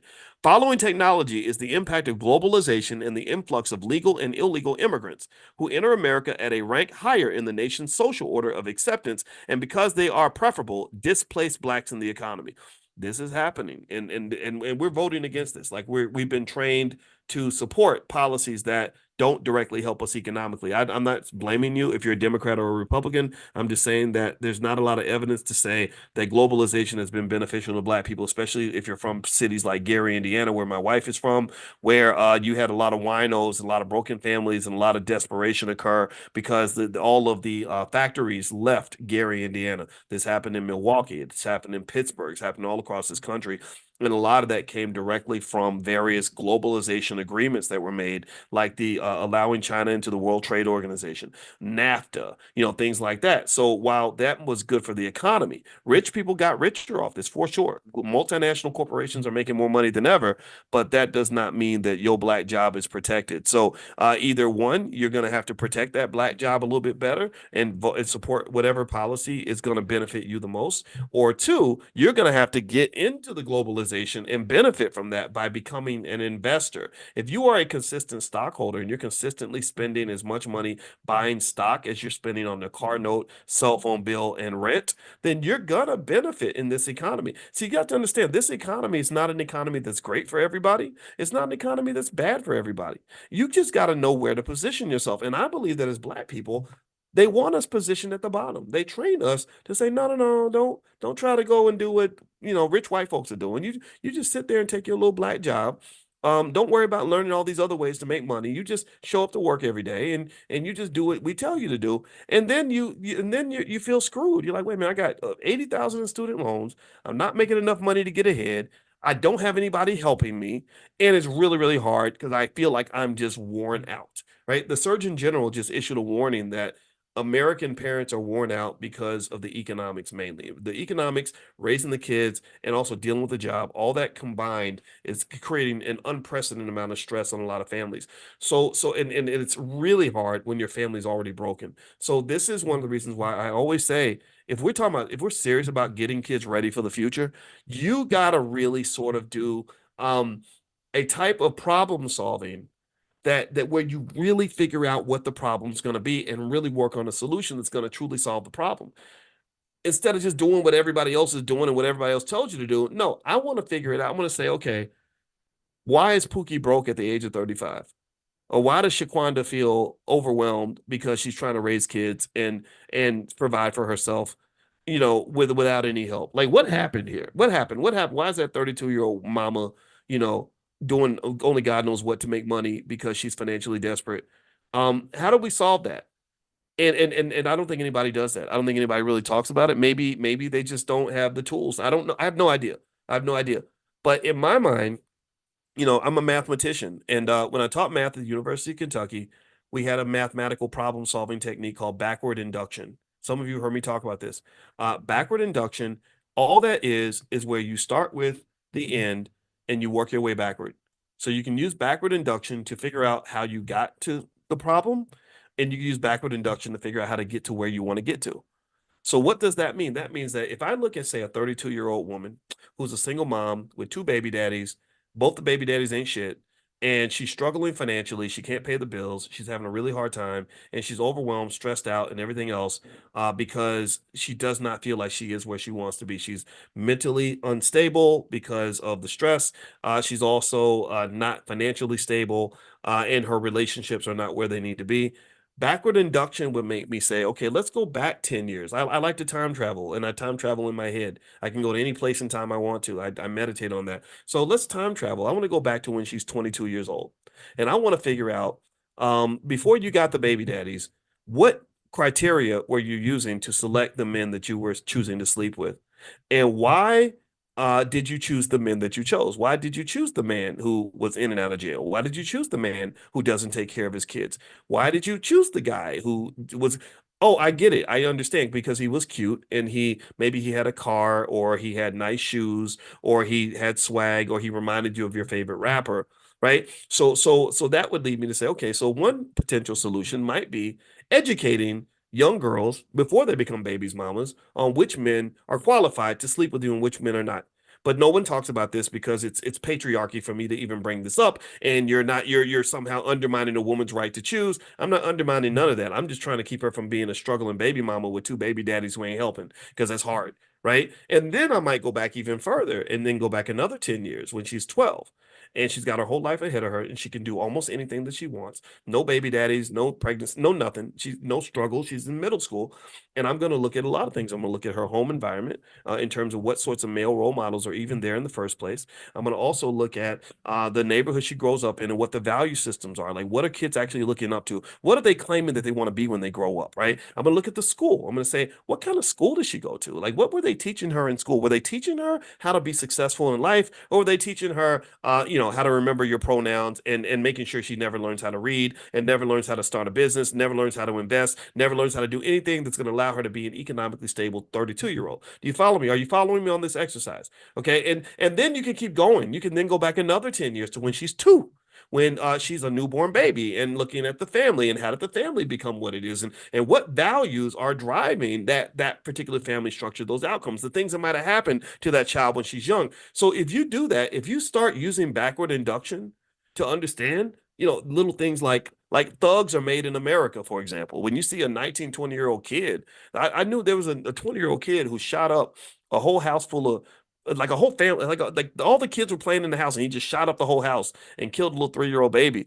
And I remember I cried about it, because I was like, damn, like in my mind, he's still, I can go back in time, and I'm like, he wasn't trying to kill people when he was 5. Something happened to him. Somebody made him into a gangster, thug, wannabe, killer, whatever the hell they trained the boys to become.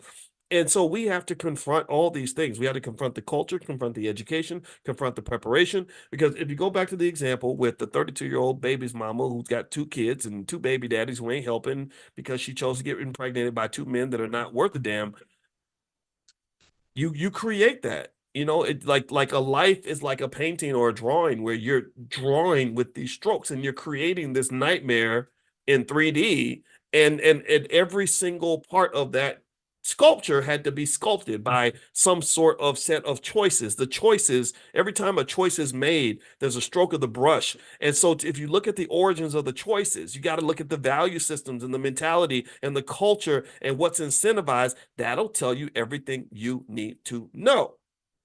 So the same way that backward induction can be used to diagnose a problem, it can also be used to solve a problem. If you look at the right side, like, so if you imagine a 32-year-old woman who's got 2 kids with a loving husband, they're financially secure, they're not in debt, they've got, $300,000 in the bank, they own a home, so they're financially stable, financially healthy, plenty of cash flow, doing work that they love. They can go to work if they want to. They don't have to go to work if they don't want to. They can go on vacation whenever they want. They're educated at a level that they're satisfied with. The children are happy and safe. They are doing well physically and mentally. They're because they're eating the right foods, and because they can afford the right foods, and they're mentally stable because they're not getting stressed out by racist white people all day at a job that they hate. Well, how do you construct that?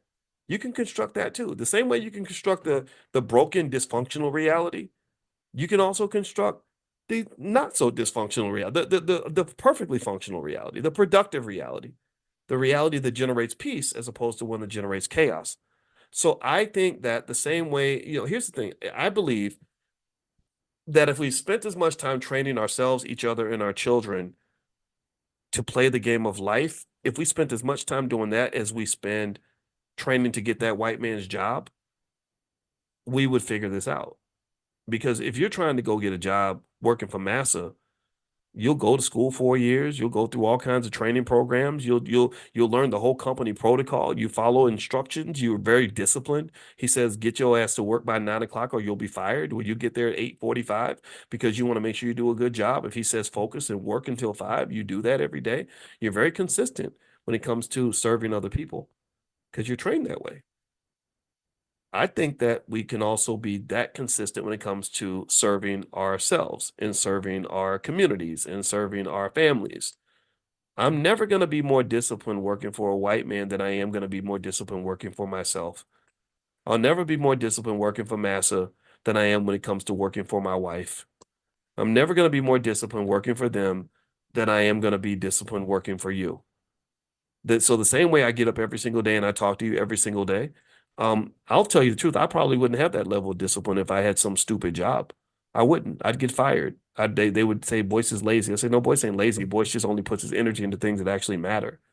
And so at the end of the day, what matters is us. What matters is you. What matters is we. What matters is this. And so I encourage you to really do an assessment of what matters and give everything you've got to what matters. And then everything that don't matter, you wipe that shit off the table and you focus on you. These people don't give a damn about you. They don't want to see you succeed at all. They want to see us in the gutter. That's what they want. And it makes me angry. That's why I talk like this. I'm sorry. It makes me mad. So anyway, let me keep going. All right. So, Dr. Anderson on page 197 of the Black History Reader, he's talking about why Black unemployment tends to be higher than white unemployment. And he says several factors of Black unemployment are structural. One is economic theory. He says the first structural factor in Black unemployment is the economic theory that guides our national employment policies, which is called the non-accelerating inflation rate of employment. It is the level of unemployment that does not cause inflation and intentionally tolerates a structural unemployment rate of 4 to 6%. So when they're operating at what they call full employment, it doesn't mean that there's no employment, or sorry, no unemployment. It means that it's about 4 to 6%. So he says, according to this theory, our national economy functions best with a certain percentage of built-in unemployment to control inflation from year to year. Therefore, the government's goal is not full employment for everyone. Some people must be classified as expendable. It is critically important that Black Americans understand the importance of and the role of the structural unemployment percentage. Any group with an unemployment rate that is in the 4 to 6% range is viewed as having full employment. So when you get to 4 to 6%, they pretty much say, okay, we've done our job. You know, all Black people that want to work are pretty much working, but it's not true because there's 4 to 6% that are not. Any group with an average unemployment rate, with an unemployment rate that is 4 to 6% is viewed as having full employment, sorry. Therefore, as far as the government's concerned, unemployment for whites, Hispanics, Arabs, and Asians, which is below 5%, is within the policy definition of full employment, and there is no need to create job producing programs for them. However, Black Americans have a hidden national unemployment rate of 35%. That rises to 48% in Detroit, 48% in Baltimore, 49% in Pittsburgh, and over 50% in New York for Black men. Remember, the Black men traditionally are expected to be the providers. So how can you build stable families when your providers can't get jobs, can't get the income that they need? This is why you have to leave the system and teach these boys how to start their own businesses. In fact, I will tell you this. I wouldn't be able to survive economically if it wasn't for the Black people that I partner with. There are other Black people, a lot of brothers that I work with, that I've worked with for years, where I really thank God for them because I said, you know, you understand me. You don't hate me for being Black. You appreciate and value what I do, and I value you. And we all know what would happen if we walk up in that white man's office. We already know that. So, you know, people like that, you know, if you're in that category, I respect you so much because that's what you need. So find your people that really get it and understand the value of those relationships. And that will go a long way also in your economic security. The people around you can keep you secure and protected. And if you have enough of that protection, you don't need the people across town, right? And a lot of communities get this. Cuban communities get it. Asian communities get it. Arab communities get it. Jewish communities definitely get it. We got to get that too. Okay. Let's see here. The only time Blacks have had full employment was during slavery. After slavery and Jim Crow semi-slavery, the need for and the importance of Black labor decreased so substantially that Black Americans became an obsolete labor class. Wow.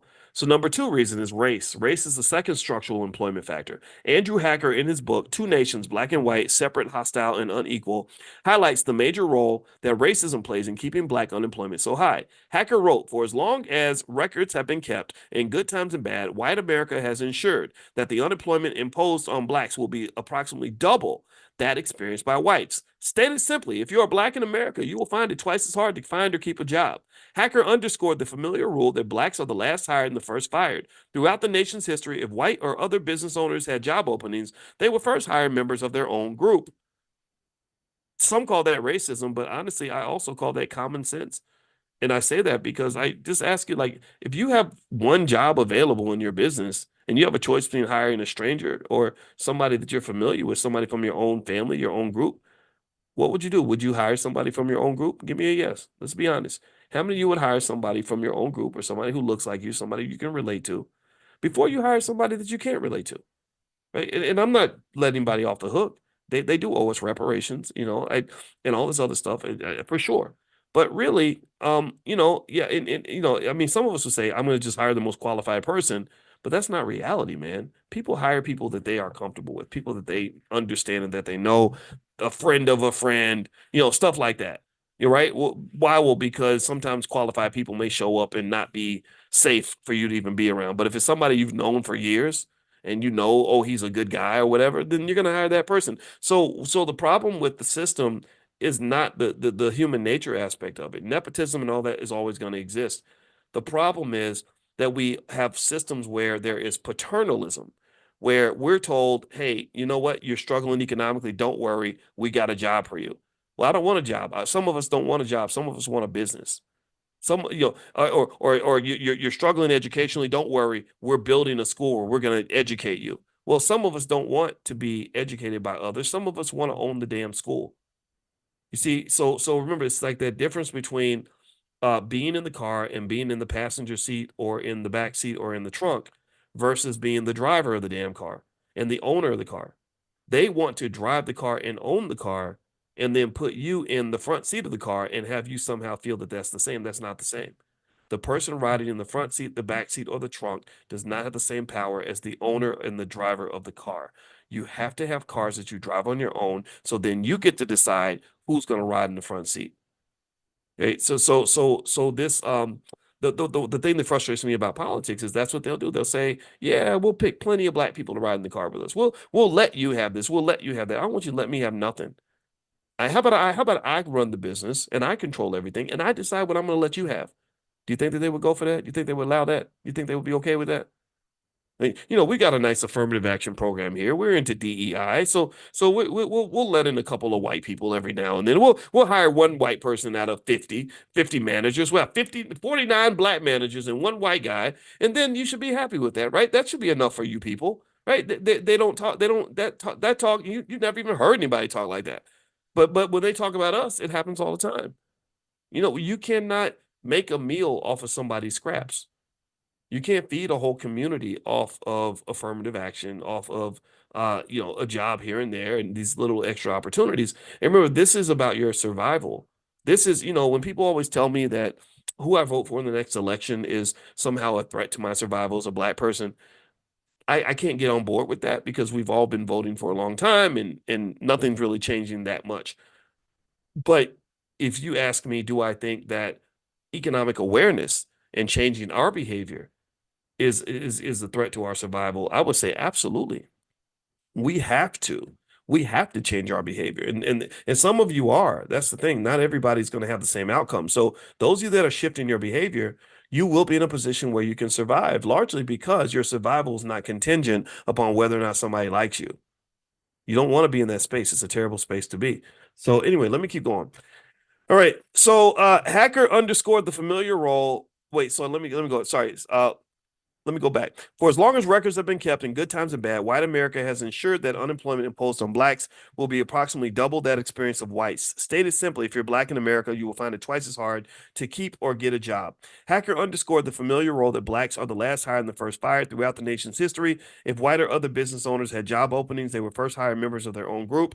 Unfortunately, there are no incentives or benefits for whites or others to gain from providing jobs for blacks. In the public sector, nearly 70% of the nation's employed blacks work in some level of government, federal, state, or local. The trend of downsizing government has resulted in many blacks being downsized, out of work, or forced into retirement.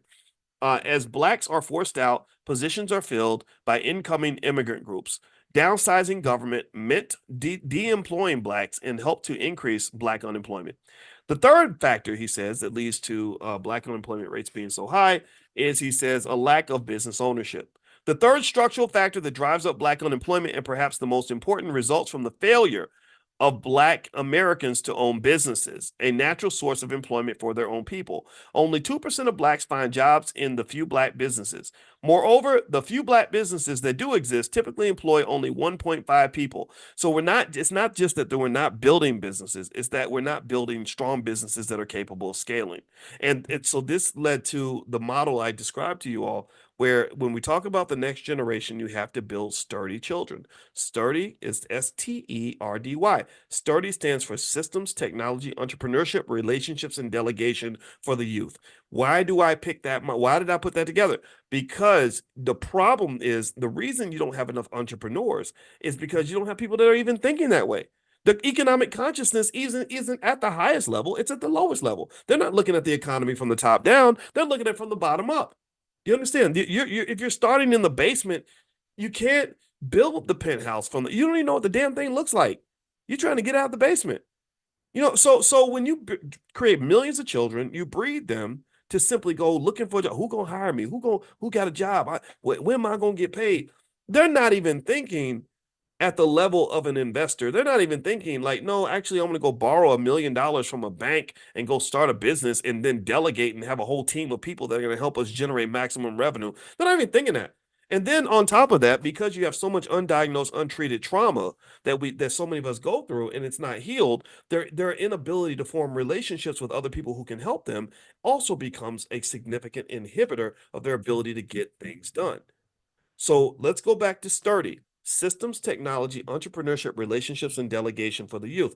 Systems means that a person who thinks about a whole system can see the whole picture. Let me explain. Systematic racism is a system, obviously. So if you can't think in terms of systems, then you're not even going to understand systematic racism. You're going to think it's all about whether or not the old lady in the grocery store looked at you funny because you're black. That ain't racism. Stop that. It's a system. It's a whole set of rules and procedures and processes, and it's a nexus of protocols designed to keep you in your place. It's like a cage. It's built like a big cage that it's not, so systems are power. Systems are power.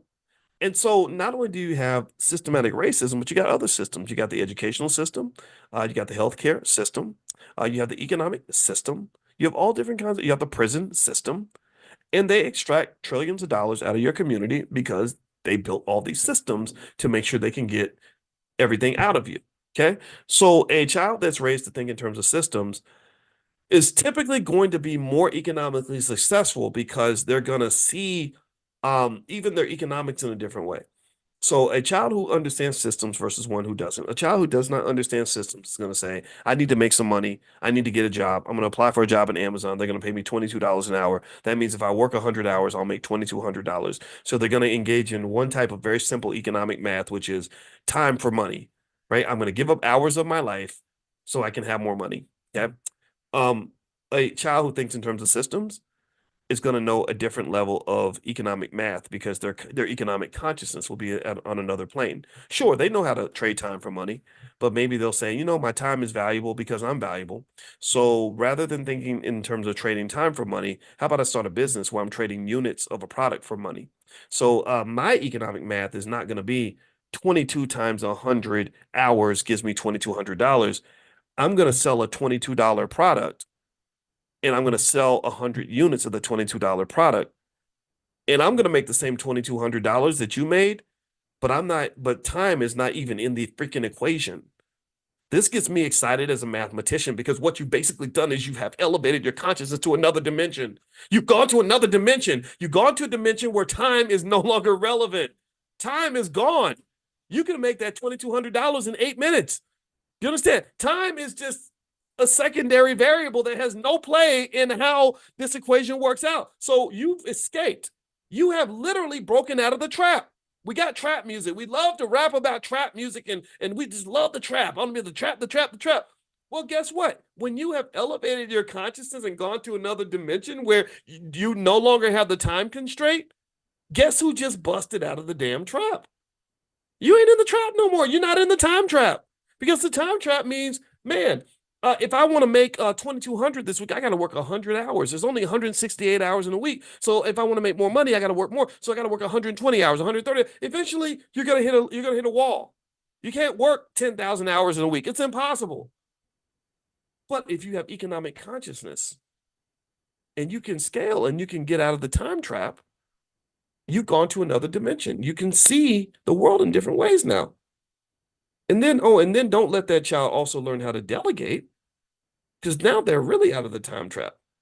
Because not only are they thinking, okay, if I sell 2,200 or 100 units of a $22 product, I can make $2,200 in seconds. But then if I buy time from 100 other people that I'm employing, then I can take 2,200 times another 100, which takes me to $220,000. And maybe while other people who are on level one are going to trade time for money because nobody ever elevated their thinking. Nobody ever gave them financial consciousness because they chose to walk away from it. I'm sitting up here and I'm a freaking economic guide because I've got 100 people giving me 50 hours, whatever, no, 30 hours, 40 hours a piece. So I'm literally as productive as a man who's working 10,000 hours a week. See, you got to get your kids out the damn trap. Don't have them show up in this economy as a one-trick pony. They will be absolutely slaughtered, like the rest of America is being slaughtered by these elites. So you train the child, you give him systems, then you jump into technology. We talked about technology, how technology is changing faster than you think. If they know technology, then that's another way to beat the trap. That's how they scale. Entrepreneurship, another form of scaling, another level of economic consciousness. I'm an entrepreneur. Guess what? I can manifest, I can create, I can see opportunities even when there appear to be none. It's like a basketball player who can create his own shot. I don't need you to really pass me the ball or rope me into the offense. I'll find a way to still get the ball. I'll position myself to get a rebound. I'll box somebody out. I'll make a steal. I'll just dribble and create space with the defender, and I'm still going to score my points because I'm an economic playmaker. I'm not waiting for opportunities to come to me. I know because I know how to not just find them when there are none, but I can create opportunities for other people. Can you imagine if we had 10 million kids who could do that? You can train children on this stuff. But instead, they got the kids learning how to twerk. Like really, like you could train them the same energy it takes to train them to play football and basketball and whatever the hell the kids are doing when they're not learning how to read, write, and do math. You can train them on this. If someone gave me $20 million tomorrow and said, build a school and teach the kids to be sturdy, I'm on it. I'll have a whole protocol set up for you by tomorrow because I know this. This is easy. And that's the thing about it. The solutions to the problem are not complex. The solutions to the problem are not difficult. The difficulty does not come with the solution. The difficulty comes with the implementation. The difficulty comes with the fact that there are more Black people that will listen to Diddy than there are Black people who will listen to Dr. Claude Anderson or listen to me. Even Diddy listened to Dr. Claude Anderson. I don't know if y'all know about that, but Diddy flew him in one time, and Dr. Anderson was kind of freaked out. There was a lot of weird stuff happening there. It didn't amount to anything because Diddy does a lot of talking, but even he knows that Dr. Claude Anderson was a smart man, that these ideas are powerful. So even he understood that. So my point is to say, we got to change the educational process, and the only people that need to change it and could change it are us. And remember, you're that child's parent, so you're the first educator for that kid. You're supposed to be. And if you don't feel like you are, then you need to step up in there. You need to Bogart in that sucker. You don't outsource the education of your children to nobody. What you do is you make sure you're part of that process, because there are people that see our children as an opportunity for them to build wealth for themselves, for them to build power for themselves. So sturdy, systems, technology, entrepreneurship, relationships. Relationships matter because if you can have good relationships and you know the tools that all therapists know these tools on how to manage a relationship, how to identify the right relationships, how to repair relationships, then the people like that tend to be wealthier because they got friends, they have allies, they have people they can partner with. You don't want to ever be in the category of these people that get on the internet and brag about how many people they're going to cut off this year. If I see one red flag, I'm cutting you off. Okay, keep cutting people off. Keep cutting off everything. You keep cutting. Chop, chop, chop, chop, chop. And then you'll be out there and you'll be an island. And that's what a capitalist society kind of needs. They kind of need you to be an island. They don't need you to have family. They don't need that woman to have a husband that loves her. They don't want you to have people that have your back. They don't want you to have strong support. They want you to be out here struggling, because if you have people broken apart, they're easier to control. Why do you think corporations like Amazon get so angry when somebody steps in and tries to form a union? Has anybody ever seen how Amazon and Starbucks and all these companies freak out when somebody comes and tries to unionize and bring their employees together? Has anybody ever seen that? They hate that. They're like, no. We don't want you. We're gonna be unified. The people at the top, we're unified. The shareholders, we're unified. But we don't want you to be unified, because if you're unified, you're gonna show up and you're gonna start negotiating and saying, hey, I can't live off $22 an hour in Seattle. I need you to pay me more money. And if you don't, then guess what? When you have Amazon Prime Day and you're shipping out 10 million packages an hour or whatever, you're not going to have any employees to help you get that done. So sturdy systems, technology, entrepreneurship, relationships, and delegation. That's what the D stands for. Delegation just means that you have the ability to delegate tasks to others. That is a specific skill children should be trained on. I kid you not. Here's what I'm going to tell you. I'm going to say something that's going to sound real arrogant right now, but it's okay because this is my superpower. The economics thing, that's my thing. So I'm going to go ahead and say this. If I had a school where I could educate like 20,000 of our kids a year on just the sturdy model alone, just that, nothing else, that would increase Black wealth by a couple $1 trillion. That would literally create enough generational wealth to last for several hundred years. Just not even all of them, not 100%, literally about 20,000 kids a year. And they all learned it. They all took an exam to make sure they understand all the techniques that go under each category. It would increase Black wealth by a couple $1 trillion. Now, if you want to know why I'm not doing it yet, it's because it's hard to raise money. It's really hard. It's tough. You don't get I believe that when you show up with real solutions and then you talk the way I do. I mean, I'm not perfect. I'm not diplomatic all the time. Sometimes I burn bridges because of how I communicate, and it's life. I live with that. You don't always have the resources that you want to get things done, right? So that's why I share this with you, because maybe some of you know, maybe some of you are secretly sitting on $1 billion and you can write a big check and you're willing to. I know people that have a lot of money, but somebody having a lot of money doesn't mean it's actually going to matter. It doesn't mean they're actually going to write a check, right? So believe me, if you're sitting on 100 acres of land and you want to donate it to the Black Business School, we will not say no. If you're sitting on $100 million and you say, hey, this guy has some good ideas, I'd like to support that, then yeah, email us, support@theblackbusinessschool.com. That's support@theblackbusinessschool.com. Again, I'm not pressuring, I'm not fundraising, none of that stuff. But yeah, there are ideas such that I believe if they got financial backing, I think that it would make a tremendous difference for the community. And in fact, if you want to know why I wasted time on the phone with Kanye West for 12 hours, it's because I went through his finances in extreme detail and I saw he was sitting on an insane amount of money. And my goal was to somehow, without violating his territory, let's just say, come on, brother, you got all this wealth. Let's do something good with this instead of doing goofy, silly rapper stuff, and I don't know if I don't know if he got it. I know he didn't get it, but at the same time, though, this is my dream, right? I think one day, you're gonna have some people, maybe kids coming out of your space, out of one of your families, that are gonna have that $10 billion war chest and implement some of these ideas. And not just mine, but any ideas that will work, and we can solve these problems. These problems are quite directly solvable. The Black unemployment issue is easily solvable, but it's gonna require you to move to a different process of how you educate yourselves, educate each other, and educate your children. All right, so let me keep going. And as I read the last paragraph, I want to remind everybody, if you want to join and be a part of our think tank we do every year, it's a lot of fun. It's like a family reunion / think tank / business conference. It's called the All Black National Convention, and it's in Chicago, Lombard, Illinois, specifically, which is right outside Chicago. It's going to be nice and comfortable, and it's a nice hotel. So feel free to go to allblacknationalconvention.com if you want to see who the speakers are, what the sessions are, what we're doing this year. I hope you guys will join us October 25th to the 27th. So allblacknationalconvention.com. Now, somebody said you don't need billions to start a school. No, you don't. So I said billions, but billions will make it easier to get more done. But 10 million, 20 million, or whatever. I think it would be fun, really, actually, on a realistic standpoint, to hire like maybe 10,000 of the best Black teachers and counselors and educators in the country, and have them work in a school where we have the sovereignty to kind of do what we want to do without it being constrained by what the government says is okay and not okay, and be able to sort of create a simple, straightforward curriculum. I think that's doable. And so until that day happens, we talk on the internet. You guys see me every single day online, and that's almost as good. It was good during the pandemic. A lot of people got educated online during the pandemic. So Zoom is fine as well until we're able to get the infrastructure that we want to get. And I do believe we're going to have it.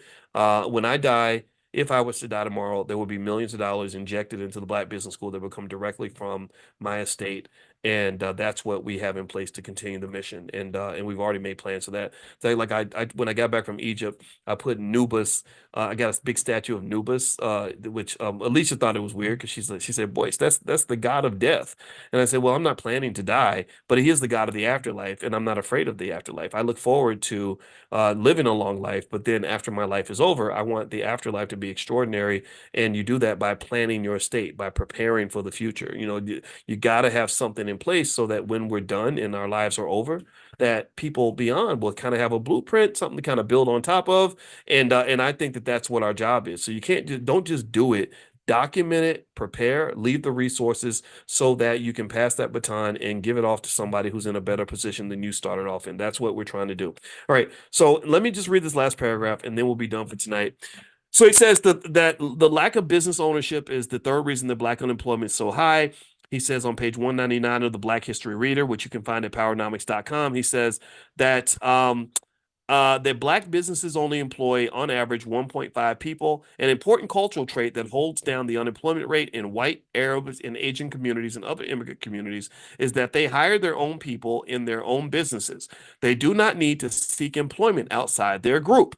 Their businesses, on average, employ 5 or 6 people. Compare that set of facts to the circumstances of Blacks. Black Americans have some control over this unemployment factor. They could do what other groups normally do: build businesses and hire members of their own group. While immigrant group behavior can be instructive to Blacks in America, building a business has its own set of problems. The majority of whites, Asians, Arabs, and Hispanics work in their own businesses within their own communities. Blacks live in neighborhoods, not communities. And they are, so pay attention to that. He says that we live in neighborhoods, not communities. And they are conditioned to look for jobs rather than make jobs. Blacks look for jobs outside of their neighborhoods. So rather than creating a job in your neighborhood, there are so many people who look for jobs outside of their neighborhood. Okay. These trends and public policies ensure that the unemployment rate of Blacks will be twice that of whites. This nation needs a positive race-specific employment policy to correct these structural defects and to protect Blacks in accordance with the equal protection provision of the 14th Amendment. So that's what Dr. Claude Anderson says. All right. Now, before we head out, I want to tell you, if you have any ideas that you do want to share with our team, I would say I would be able to talk to you and meet with you, but I can't. Unfortunately, my schedule gets so full, but I do have people on the team that can, if you have something you want to do or you want to support or something like that, you can email support@theblackbusinessschool.com. Amani is in the chat, so you can talk to Amani right there, Floyd, if you want to talk to her directly. And so you can email support@theblackbusinessschool.com. If you send an idea or proposal, one thing that helps is if you can make it simple. Sometimes people send super long. Now, Amani, Floyd says he emailed you many times and you didn't get it, but that's not true. The support team always responds. So maybe Floyd, maybe what would help is check the email address. It's support@theblackbusinessschool.com. And it looks like Amani's right there. So Amani, maybe you can get Floyd's information and take a look at whatever he'd like to send over to you. And she put the email address right there if anybody wants to use it. But also the other thing that does help too is sometimes we get really great plans from people that want to change the whole world, but they don't have any money to put into the plan. And it's like elaborate and it's like 10 pages. It's going to be hard for me just to read that, just to be honest with you, because the team's already kind of overworked. All of us are. But if you can have bullet points and then also you can tell us what you're doing to kind of help make it happen, that makes a difference. So for example, if you say, we've got some land, we're already doing this and doing this, we've already invested this and this and this is how we can partner. That tends to help in terms of us getting something done, as opposed to saying, I've got an elaborate plan that's going to, create $1 billion in wealth for the Black community and I have no money and it's an idea. That doesn't always fly as much. That's kind of hard for us to do. But yeah, I mean, I'm open to hearing what you guys are working on, what you're doing. Also, bring your plan to the All Black National Convention, because there are people there that would, we have the teachers and the therapists there, and the medical doctors, and the attorneys, and the estate planners, and all different kinds of experts. We spend the whole year gathering Black experts to come together, for the convention. And the collaboration is enormous. There is so much that happens there. For example, if you're into stock options, we're going to have hundreds of people there that are generating lots of money every week. not every month, not every year, every week selling stock options. Like the Prime group is very, very real. It's very, very big. You can go to drboyceprime.com if you want to see what we're doing, or you can also text the word money to the number 87948. If you text money to 87948, I'll send you a link right back with a training called How to Make Money Without Working. It does work, and people can verify this. They're doing this. This is not theoretical. This is not hocus pocus. So there are ideas out there. And I don't have them all.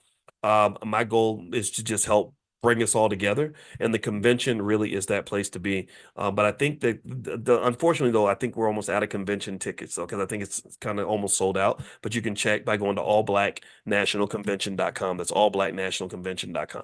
All right, so last but not least, tomorrow morning we're still meeting for financial consciousness training. Every day we do economic elevation. If you want to be a part of that class, it's free. You can text the word morning to the number 87948. So if you text morning to 87948, I'll send you a wake up call at 10 a.m. tomorrow. We do this 7 days a week, and every day we just do kind of a stream of consciousness about money and finances and whatever's going on in the world that will give you an economic lesson that'll help you understand economics. So don't be afraid of money.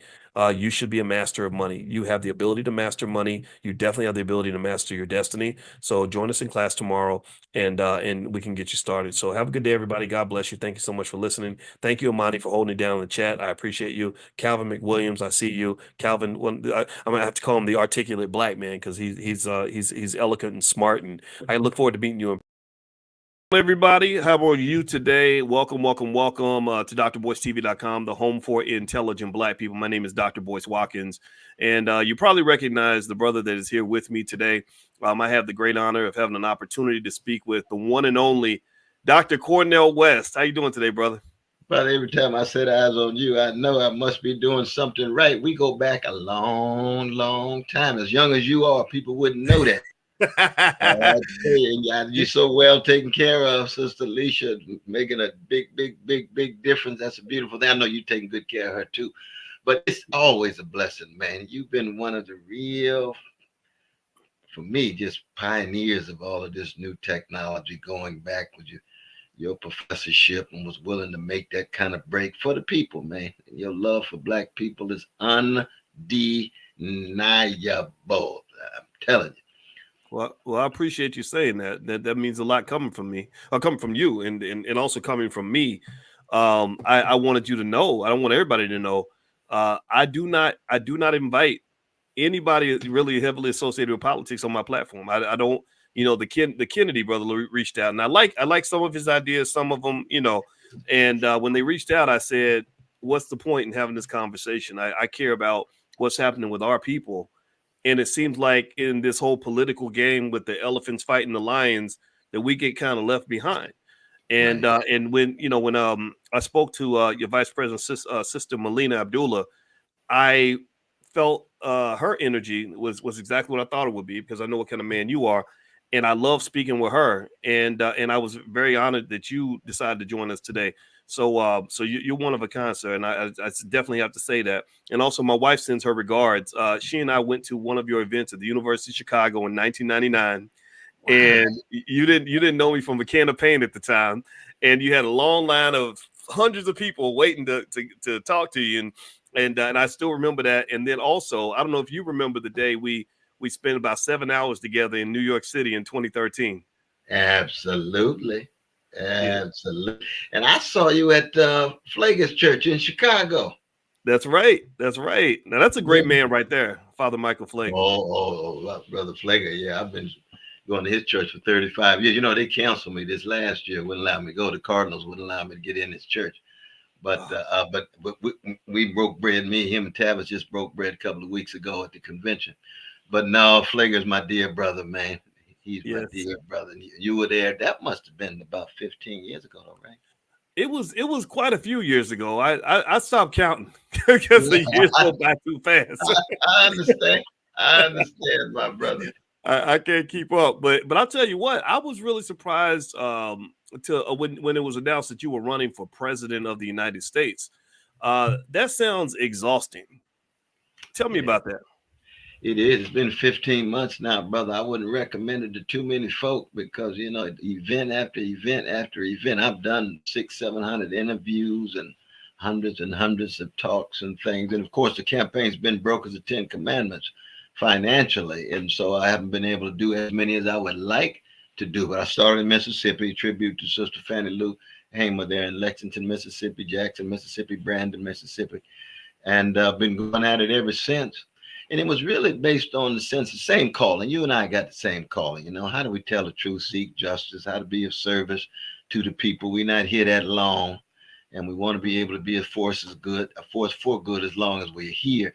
When I looked up at the electoral political system, is so rotten, it's so corrupt, it's just so hard to gain a foothold for any truth, any justice, any serious love for Black people and poor people and working people. I said, been running for justice for 50 years. Now it spills over into this electoral political context just to make sure there was a voice that raises the issues of reparations, mass incarceration, of poverty, wealth inequality, genocide in Gaza, AFRICOM in Africa. Just be able to have voices that are raising those issues with a power and a purpose. And so it's something that I'm glad I did, because it's a certain kind of calling. But you can imagine catching hell, man. Legal suits coming at you. Oh, yeah, you know, trying to get ballot access. You got legal suits. You got spies and operatives in your campaign trying to undercut you. I mean, it's a contact sport. I mean, Machiavelli, when he wrote The Prince, and I know with your PhD and everything you read and reread so many of these classical texts, man, he wasn't playing with all of the treachery and betrayal and lies and mendacity. But we had to be willing to go through anything for our people.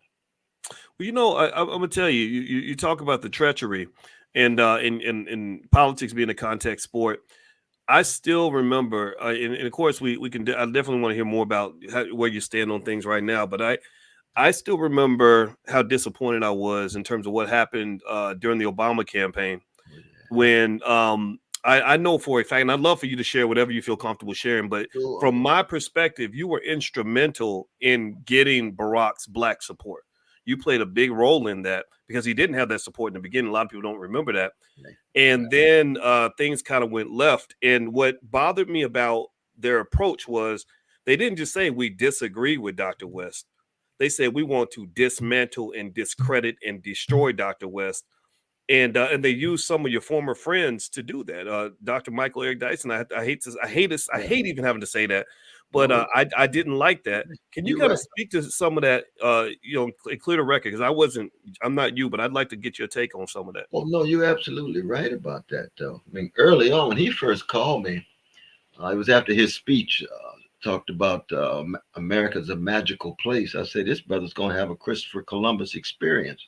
He's going to discover that there's a whole lot of social misery and a whole lot of suffering in America. And nothing magical about America at all. Yes, indigenous peoples. Ask those who descend from enslaved Africans, Jim Crow, Jane Crow, lynch Black folk, and so on. But we had a long talk, and I told him, what is your relation to the legacy of Martin King, Fannie Lou Hamer? And he said, I know I'm not as radical as you, but I'm hoping we'll be able to work together. I said, well, we shall see, but I was willing to do it. And you're right. I did 65 events for him that first time he ran. And when he talked to me, he had like 4% Black folk behind him. Wow. Because most of the Black political class was over against him. And I didn't do it all by myself, but I was one of the early ones out there in Iowa. And I ended up in Ohio, trying to get Black folk on buses and things. I knew, in fact, that he was a kind of moderate. I just felt that it could be a breakthrough and could generate more democratic possibilities for poor people across the board, both here and around the world. But once he brought in Larry Summers, he brought in Tim Geithner. That's Wall Street right there. He kept so many of the counter-terrorists in Pentagon and State Department that had justified torture in Latin America and Caribbean, Guantanamo as well. So it was clear that it was just another Black face in a high place that was not going to speak to the serious plight and predicament of Black poor and Black working people, of poor and working people across the board. And so I began. So from the very beginning, I had a strong critique, and then, the vicious attacks took place. And then Brother Dyson, of course, that was a special thing, because I've known him for so many years. I've known him since he was 18 years old, and he was my close brother and friend. And when he turned on me in that vicious way, I just said, well, what can you say? Folk sell out in a variety of different forms. And it's one thing to have a genuine disagreement with somebody. We all disagree with each other, and we respect each other, and we wrestle it through. But when you get these ad hominem attacks, especially when you pay big money for it, that was what, New Republic? They paid, thousands of dollars for that, for him to do that. That was low. But I mean, he's a human being like everybody else, and he's got a precious mama and daddy and lovely wife, Marcia. So that it is what it is. You keep moving, keep bearing witness, so brother. You don't let nothing get you down. You're not surprised by any evil. You're not paralyzed by any despair. We come from a great Black people who have known every form of terror and trauma, every kind of abomination. And as Curtis Mayfield say, we keep on pushing. Well, you know what? I'll tell you what, that in case anybody is listening, I assume I'm speaking with Dr. Cornell West, and I'm gonna tell you that's the thing that I always respected about you. And when I heard you were running for president, my first question was, why would he do that? That's and my second thought was, I said, I've sat next to you on many occasions, and it's fascinating. One thing that really tells me a lot about America is the fact that you don't approach people with any form of hostility. It's always love, and use the word brother a lot, no matter who you're speaking to. And I said, he's a good man who's trying to do a good thing. What makes him radical and dangerous in the eyes of other people? It reminds me a little bit of how the world sort of views Minister Farrakhan. I say, look, you can disagree with him. I mean, that's fine. We disagree with each other, but the idea that he's dangerous and some of these other people out here are not, when they are dropping bombs on people and destroying our entire community, and engaging in mass incarceration, literal extermination of our people. At least they would if they tried. But you don't see that. You see that as safe, but these guys are dangerous. That's a big problem there. So tell me about that part of your experience, Dr. West. How do you feel about that in terms of how often I believe you're misinterpreted by the world? No, I think that every generation produces certain kinds of people who have a profound hatred of injustice, and in our case, a hatred of the vicious practice and legacy of white supremacy, a hatred of seeing people economically exploited. And that hatred is predicated on a love for those people. And the history for 400 years of Black people is any Black man or woman or sibling who has a genuine love for Black people and a genuine hatred of white supremacy will either be assassinated, incarcerated, misunderstood, misconstrued, rebuked, scorned, and marginalized. And I think your witness, it bears that out too, though, brother. From the academy, the courageous break from the academy. And we won't go into all the history for everybody, but we go all the way back. I remember Syracuse. We can go on and on, right? Yeah. And you just been consistent in your courage because you got a deep commitment to the enhancement and empowerment of a hated and terrorized and traumatized people called Black people. But we bounce back every generation. Here come a new cloud of witnesses. Every generation. Here comes some more freedom fighters. Here comes some more love warriors. Here comes some more wounded healers. Here comes some more joy spreaders. That's who we are as a people. That's part of our greatness. Now we got Black thugs. We got Black cowards. We got Black gangsters and so forth. That's part of our history too. Ain't no doubt about that. You got lukewarm moderates, don't know what to do, waiting to find out, follow a Pied Piper. No, think for yourself. Work it out for yourself. Just be a force for good in your own way, on your own terms. That's all a serious spokesperson and leader is all about. It's like a jazz woman, Mary Lou Williams, like a jazz man, a Count and Duke. They ain't talking about follow me like I'm the Pied Piper. No, if Gonzalez want to play a 22-minute solo in Newport, let that brother blow. I'm gonna sit at the piano and listen to it. And it's my band, right? That's Duke's band. Because we lift every voice. That's the Johnson brothers from Florida, not the Johnson brothers playing I'll Be Good to You. That's another Brothers Johnson. I'm talking about the Johnson brothers, Rosamond and James Weldon, right? Lift every voice. You've been lifting your voice. I've been trying to lift my voice. Sometimes we make mistakes. Sometimes we change our minds. That's what it is to be human. Minister Louis Farrakhan raising his voice. Jesse Jackson raising his voice. You saw just died today, James Earl Jones. Yeah, R.I.P. 93 years old. He raised his voice from Mississippi, stuttering for the first almost 18 years of his life, and ends up the most eloquent person in the country, like Demosthenes in Greece, who was born a stutterer and ends up one of the greatest orators in Greece. That's James Earl Jones. That's our tradition. Yes, That's absolutely. We are at our best, my brother. Oh, yeah. Yes, that is true. And R.I.P. to James Earl Jones. I don't know if anybody knows that he passed today at the age of 93. But everybody type his name in the chat or put an R.I.P. in the chat for brother James Earl Jones. So, Dr. West, let me ask you about the campaign trail so far. First question I will ask you is, has anything about running for president surprised you relative to what you thought the experience was going to entail? I wouldn't say surprised, but I've been able to see much more closer just how rotten and corrupt the system really is. It's such a raw quest for power that either party will do anything and attack everybody in order to keep their power. So that to find a space for some integrity, honesty, decency, some truth telling and justice seeking, it's very, very difficult for it to have traction, man. And so you end up with a system that really doesn't care for poor people, really doesn't care for poor working class Black folk at all. It does care for some Black middle class folks to the degree to which they need to be incorporated in order to reproduce the system. But when and they certainly don't care about Palestinian babies. They've made that very clear. You know, you got 16,000 babies killed in a matter of months, and you don't give a damn.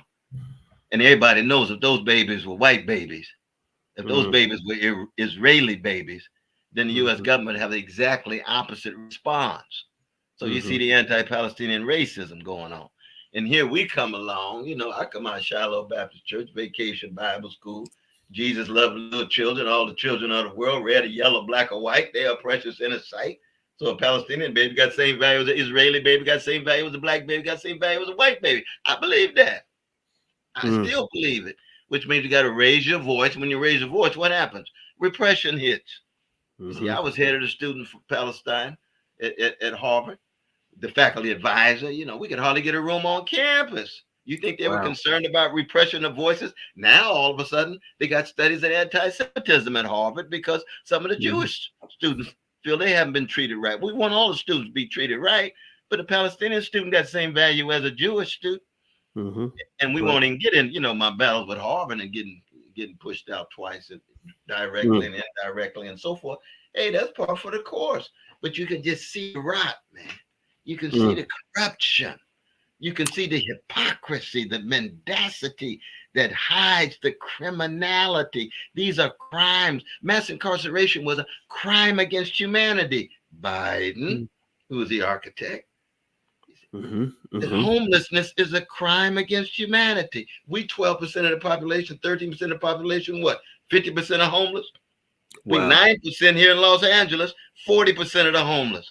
But when I come out of call for the abolition of homelessness and unhousedness, abolition of poverty, that's just extension of what Martin was talking about. Martin King, that's just what Fannie Lou Hamer was talking about almost 60 years ago, my brother. Almost 60 years ago, same struggle. When you talk about how do you empower Black folk, how do you make sure that Black folk understand what it means to have access to resources, use your resources in such a way that you're a good steward, so it's not just individualistic, but it's tied to community empowerment, and you figure, how is that radical? Boyce Watkins supposed to keep truth and love and justice, right? How is that radical? And they come at you swinging. Well, you know what's funny, Dr. West, is that because my doctorate's in finance, I often run into people who assume that I'm a capitalist, and I have to correct them instantaneously. I say, no.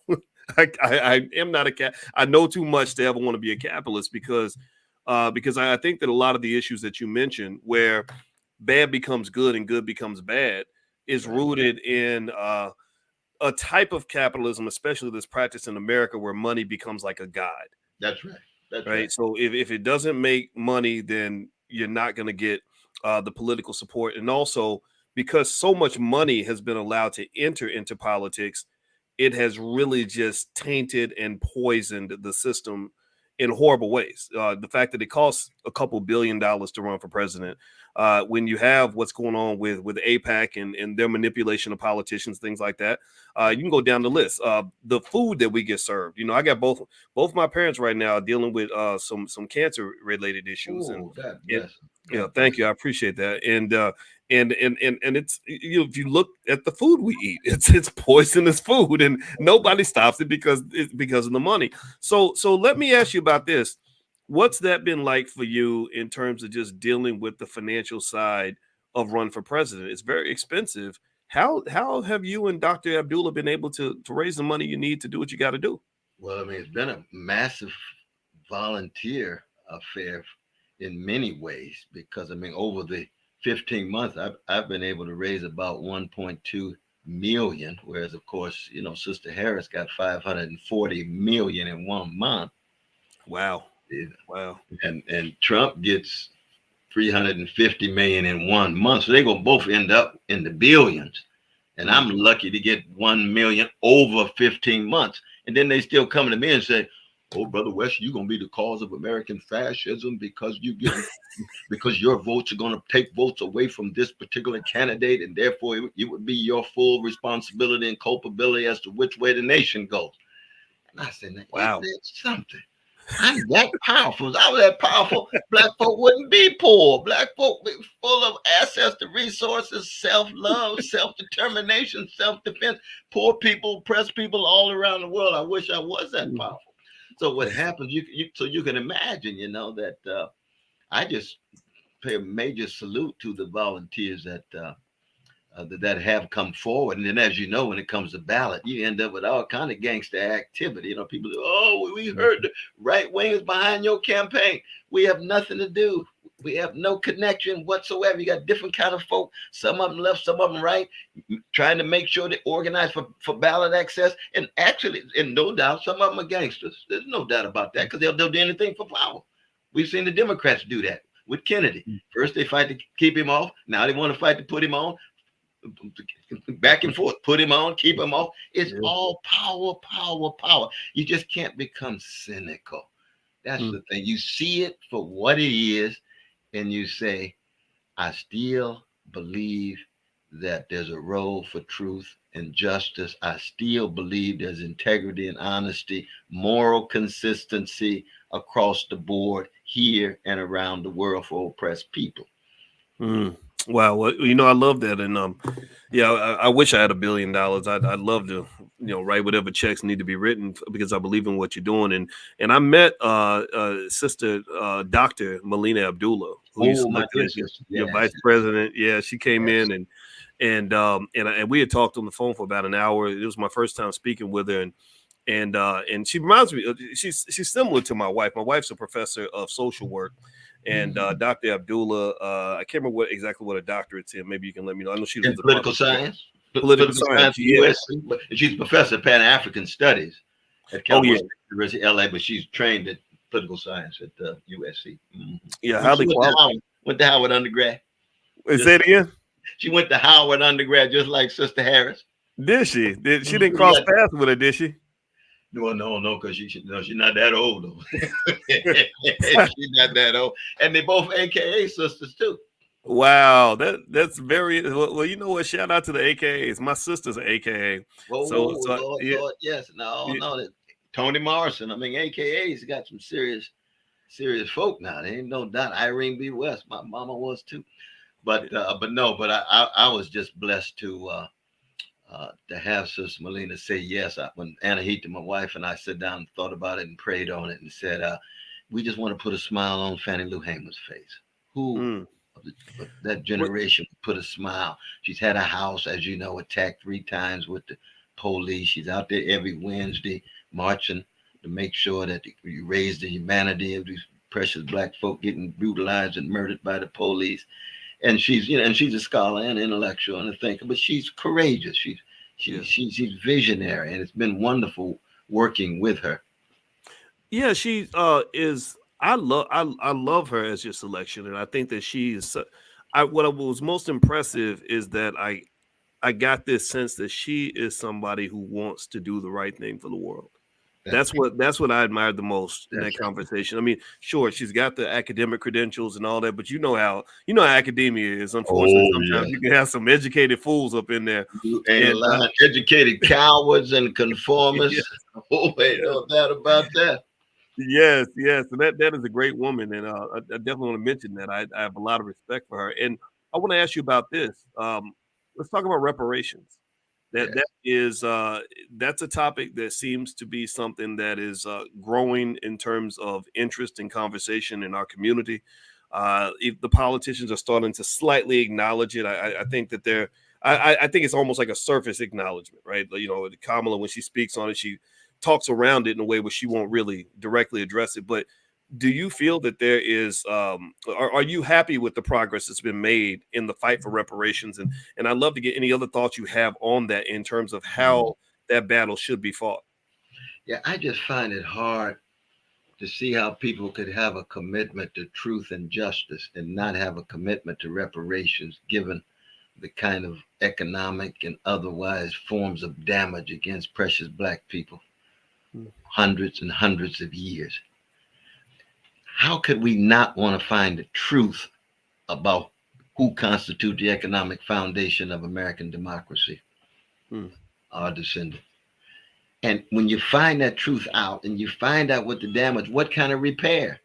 Well, that's what the justice demand comes. And that's why Dargady and the wonderful work that he's done with his academic team, as you know, from here to eternity. I forget the sister's name, but she played a very important role too.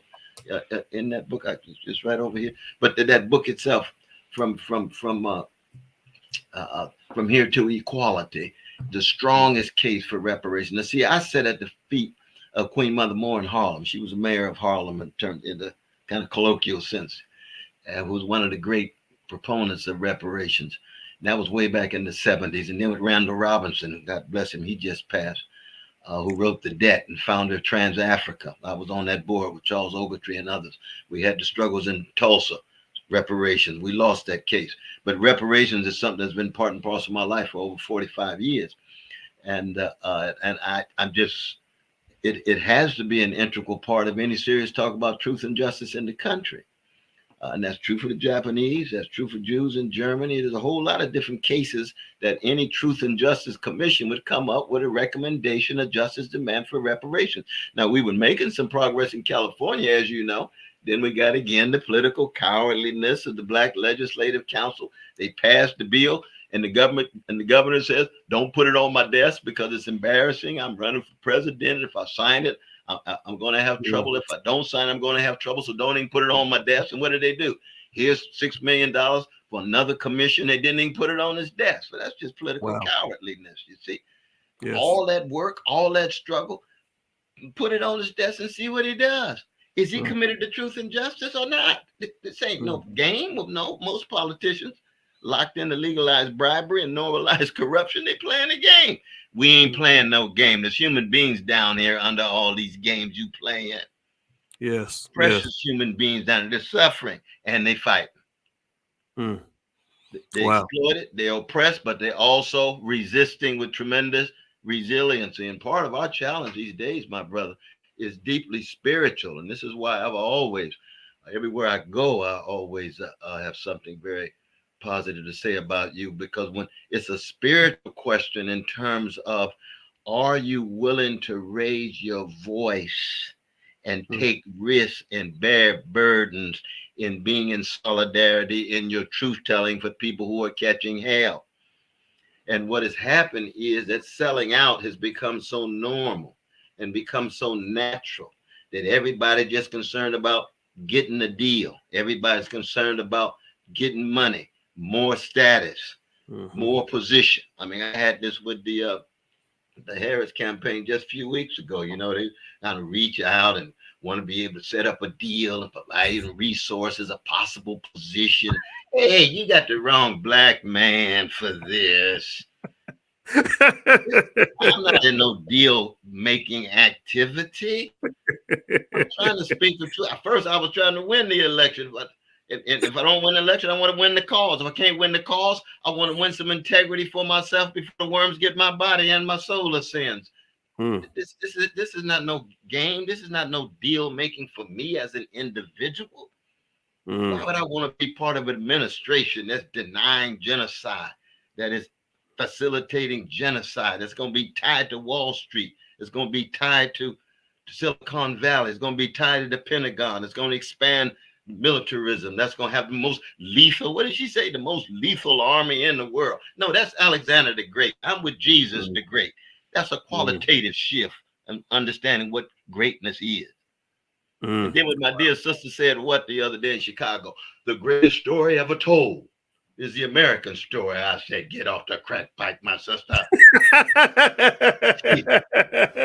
Lord, the greatest story ever told. I think greatest story ever told got something to do with the Palestinian swarthy Jew named Jesus. But my Muslim brothers and sisters would say Muhammad and Jesus and Moses. But the greatest story ever told is so much deeper than anything having to do with America. Hey, the greatest privilege of being alive is to be an American? No, it's to love and be loved.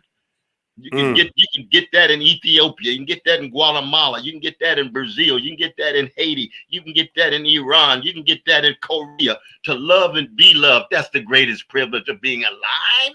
Quit lying on the public stage like that. You think this brother played a Love Supreme for nothing? That wasn't just a song. Come on, sister. You didn't learn that at Howard. Sterling Brown was there. Mary Baracco came through. Stokely Carmichael came through Howard. Wow. You know what I mean? That's the highest standards. We ain't playing no game here. Wow. You're too hard. The politicians have to say all kind of things. I'm not just isolating her. I know most of them lie, but we talking about particular one. Now, Trump, of course, is gangster of all gangsters in so many ways. So we know what he is. We have no expectation. So the greatest story ever told, America. You know, I'm gonna tell you what. If America continues to smoke the crack pipe of capitalism, it is going to be a very short story. This country is a young country, and we are headed to hell in the handbasket in several ways. And the reason I think someone like you is so important, and hopefully people will listen, is because we are headed in the wrong direction in so many ways. I could even start with something as basic as $37 trillion in debt. Over what? And then you're sending these missiles across to Israel to kill children, and you're doing all these things where every day I wake up thinking, when are the chickens gonna come home to roost? When are we gonna, there's gonna be a consequence for this kind of behavior. And as you said, it's always driven by, so much of it's driven by money. And I know enough about money to know the dangers of money. And to say, this ain't it. This isn't how, you have to respect the power of money. Money can get a lot of good things done. But money is like it's like driving a really powerful tank. You can use it to break through barriers, or you can kill people with it, and it depends on who's driving. And so Dr. West, I know you are a busy man and you are on the campaign trail. So I'm not going to take much more of your time, but I want to ask you a question. Specifically in terms of reparations. I'd love to get let everybody hear your perspective on what you think reparations should and would look like. If you've thought about that with your campaign, and just a framework, so that as we move forward, we'd be able to say, okay, this is what we're looking for. Because you know how it is in politics. Eventually, if we make them submit to giving something, they're gonna start out by offering us something silly. A bag of potato chips and a hot dog, and So what would you say reparations should look like, Dr. West? Yes. Well, one is we have to begin with the notion that no amount of money could ever repay what Black people have been through in 400 years, beginning with the bones on the bottom of the Atlantic Ocean. so that we're not, this is not a quid pro quo exchange kind of situation. We're talking about trying to get as much justice based on truth as we can, but the level of barbarity and bestiality and criminality visited upon Black people can never begin to be repaid. So we had to just be clear about that. So then you say, okay, now given that, how do we proceed? And you got slavery, you got neo-slavery with Jim and Jane Crow and American terrorism and lynching. Then you got Jim Crow Jr., which is now de facto segregation, with discrimination still taking place in a variety of different ways. It might not be legalized, but people have a way of getting in and outside of the law, under and above the law. So that the reparations is not just about barbaric slavery, but it's about the subsequent forms of bondage that have continued, the aftermath of slavery, as people would put it. Now, given that, and again, you know, I follow my dear brother Doherty and others, you know, they come up with 258,000 for each descendant of the dignified Africans who were enslaved. That strikes me as a reasonable starting point. A reasonable starting point. But then we've got to make sure we have a strong enough culture and infrastructure in place that the money that is given is not simply kind of just recycled and recirculated right into the same corrupt system that has been exploiting Black people and poor people and working people all these years. So that there has to be some kind of massive transfer of wealth. There's no doubt about that. And I believe in just redistribution of wealth downward for citizens, no matter what color they are. I believe in free education. I believe housing ought to be a right. Healthcare ought to be a right. Safe communities ought to be a right. And that's true no matter what color you are, just a citizen in the American empire. But when we talk about reparations, that has to do with Black people, specifically Black folk, who just became citizens in 1964 and have still had to deal with mass incarceration, police brutalization, police murder, still have to deal with vicious images that circulate and therefore affect the hearts and minds and souls of Black people, still have to deal with various forms of social marginalization and so on. So that I think the financial dimension has to be noted and it's integral, but it's not the sole one that I talk about. Because you see, for me, in the end, you know, we are spiritual people, man. And it depends on what cultivated capacities for love we have. And if we're taught to hate ourselves, they could give Black folk, each one, $1 million. And within a matter of months or years, we'd be right back where we were because we haven't loved ourselves enough, respected ourselves enough to forge institutions, to forge infrastructures, so we would be able to flower and flourish over time as opposed to that one particular transfer of cash. And so it's got to be holistic. But I mean, this is something that you've been talking about and writing about all these years, and I've been learning from you about, and all of us have been learning from you about. But it's for me, it's very important. It really is. And it's a way of connecting us with other people all around the world, especially oppressed people around. When you talk about American empire going under, that American empire would take the whole planet. Like fossil fuel, short-term gain orientation, the whole planet goes. That's right. 3 individuals got wealth equivalent to 160 million in the country. 3 people. That level of grotesque wealth inequality, no society can sustain that. Nope. Chickens will come home to roost. You're going to reap what you sow. Yes. No lies live forever. Truth crushed the earth will rise again. That's one of the fundamental laws of history. Wow. Well, you know what, Dr. West, you've given us a lot to think about. And I agree with you, and I want everybody to know that, you know, those who come in here regularly know that I'm not into Democrat Republican stuff. Every election I vote for Black people, whatever that means, and you also are a person I would vote for, and I'd like to ask you just a final question because we are also action oriented. This space people that they are people of substance, and I respect you, everybody in here watching. I respect you all. How can people help with what you're doing? I got your website up here, CornellWest2024.com. Is there anything in particular that individuals can do to help you and Dr. Abdullah continue on your courageous campaign? No, I mean, I would just say, if you so choose, provide whatever kind of support you can, but always understand that, you see, as a jazz man and a Jesus loving free black man, I don't believe any of us are Pied Pipers. I don't believe any of us are simply there to be followed. I just want black people to think for themselves, to love themselves, to affirm who they are, to accent the best of their relation to their mamas and daddies and granddaddies and grandmamas, and then to find their voices, not be echoes. Our anthem is not lift every echo, it's lift every voice. You can't be a jazz woman or a blues man if you just an echo. James Cleveland told Aretha, quit being an echo of Marion Williams. Marion Williams, one of the greatest voices of the 20th century. So Aretha had the right model, but Aretha had to find her voice or she wouldn't have been Aretha.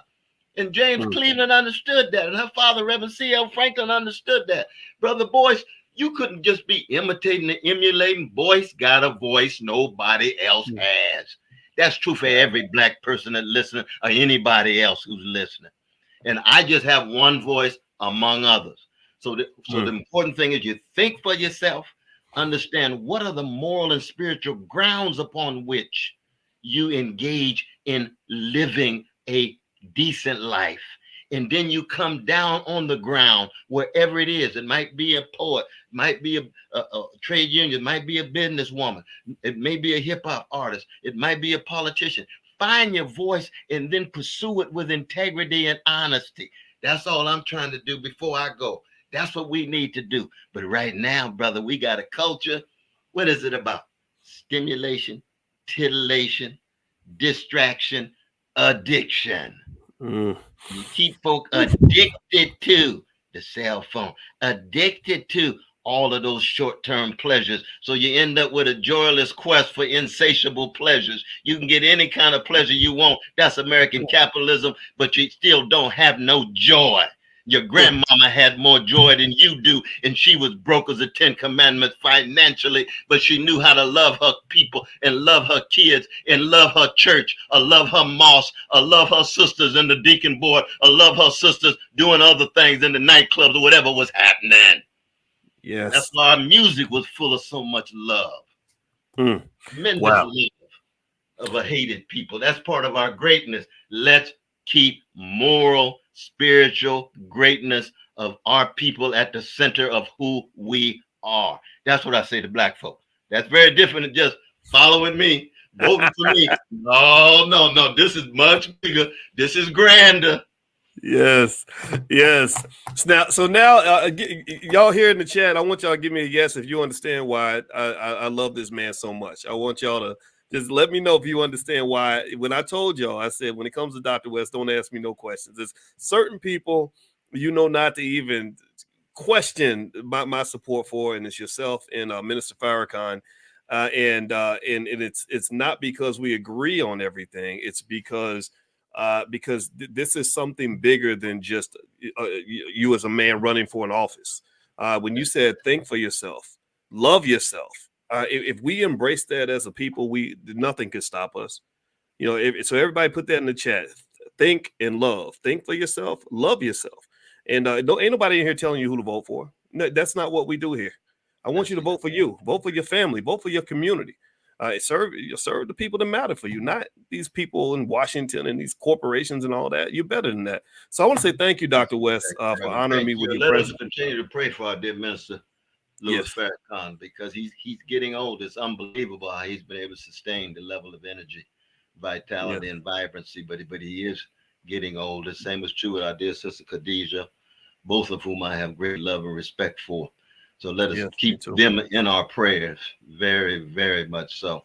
And I salute you and Sister Alicia. Oh yes, indeed, indeed, indeed, I indeed. will send her your regards 100%. I will tell her, she did, when I mentioned I was talking to you today, she said, remember that time in 1999 when we talked to him at the University of Chicago? So she still remembered that. You have an impact everywhere you go, brother. And I want to say thank you. Ago. Wow. Yes, sir. That was such a long time. Time goes by fast, don't it? That's true. Yes. So I want to give everybody, here is Dr. West's website. If you'd like to go support his campaign, it's cornellwest2024.com.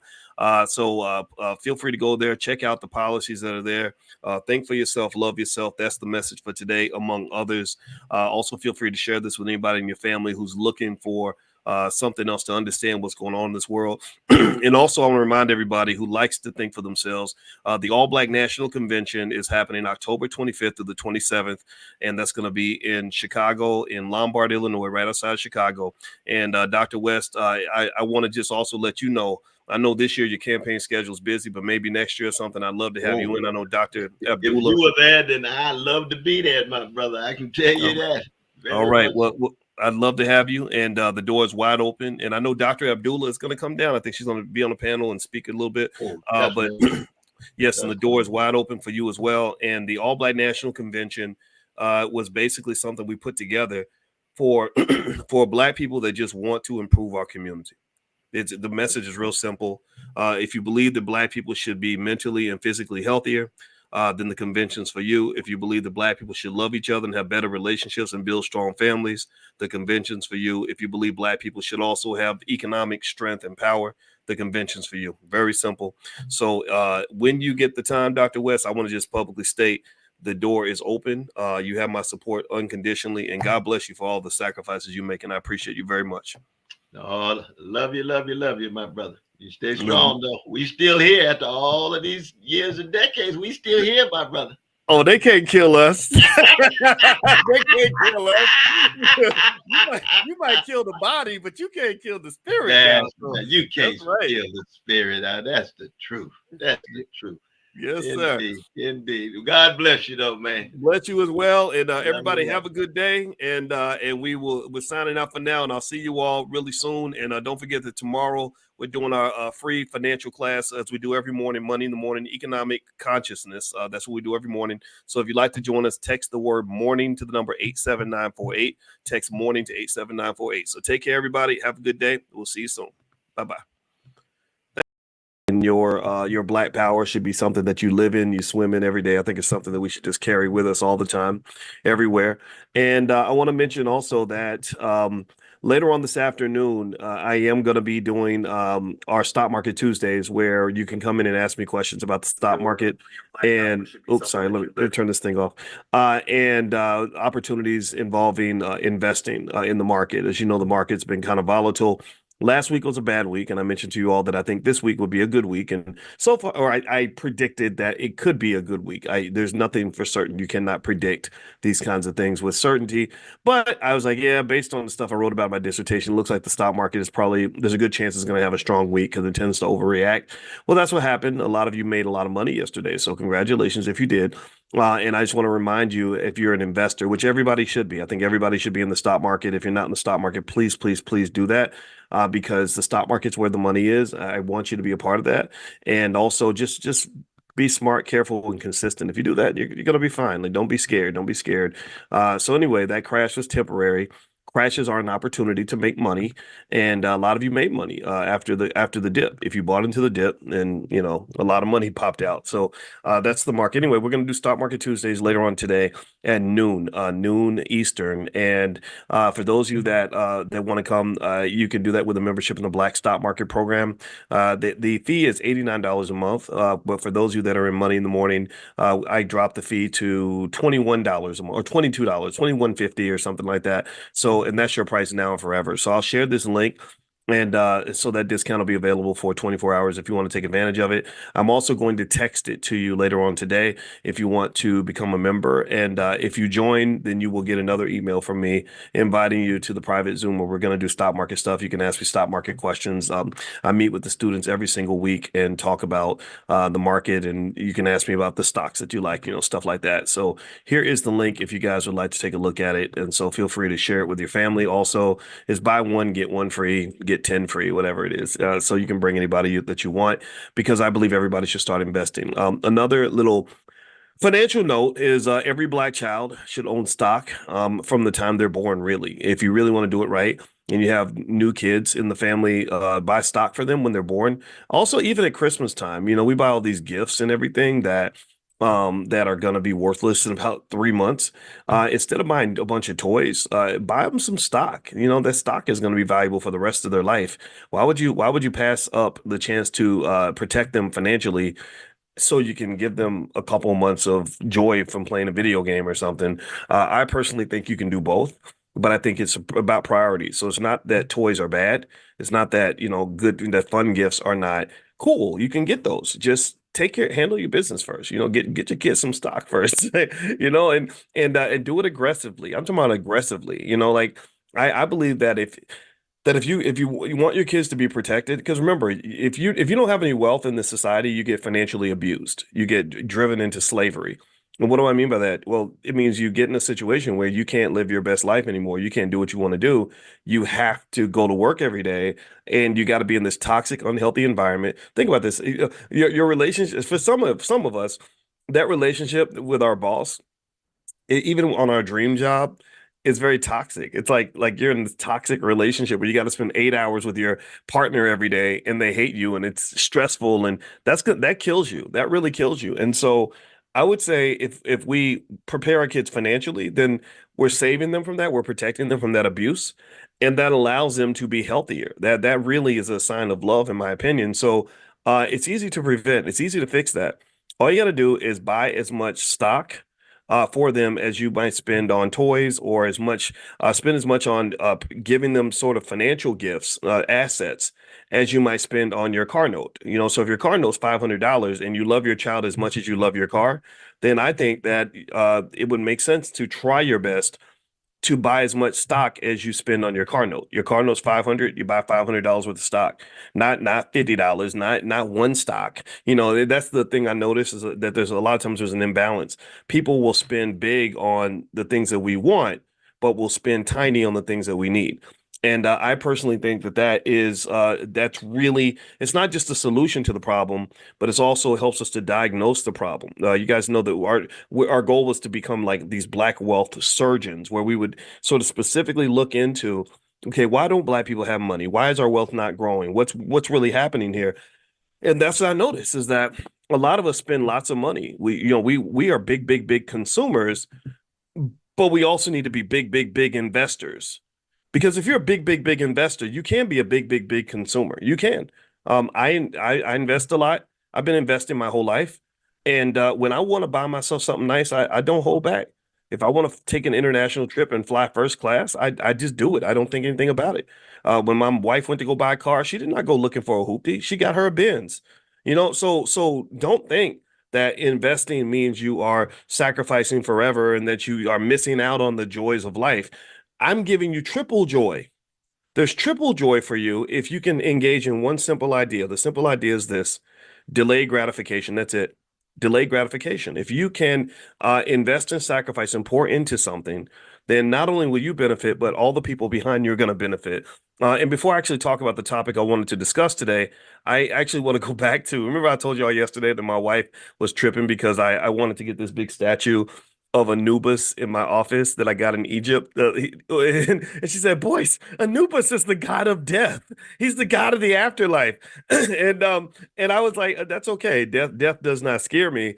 And the afterlife to me is going to be the biggest part of my life. And because my thought is, I like the ancient Egyptians, I said, okay, I get it. King Tut was only a ruler for 11 years, but his legacy lasted 5,000 years, because he spent a lot of his life preparing for the afterlife. And so I want to encourage you to consider that basic idea that the afterlife isn't necessarily just like heaven and all this other stuff. The afterlife is what happens to the people you love after your life is over?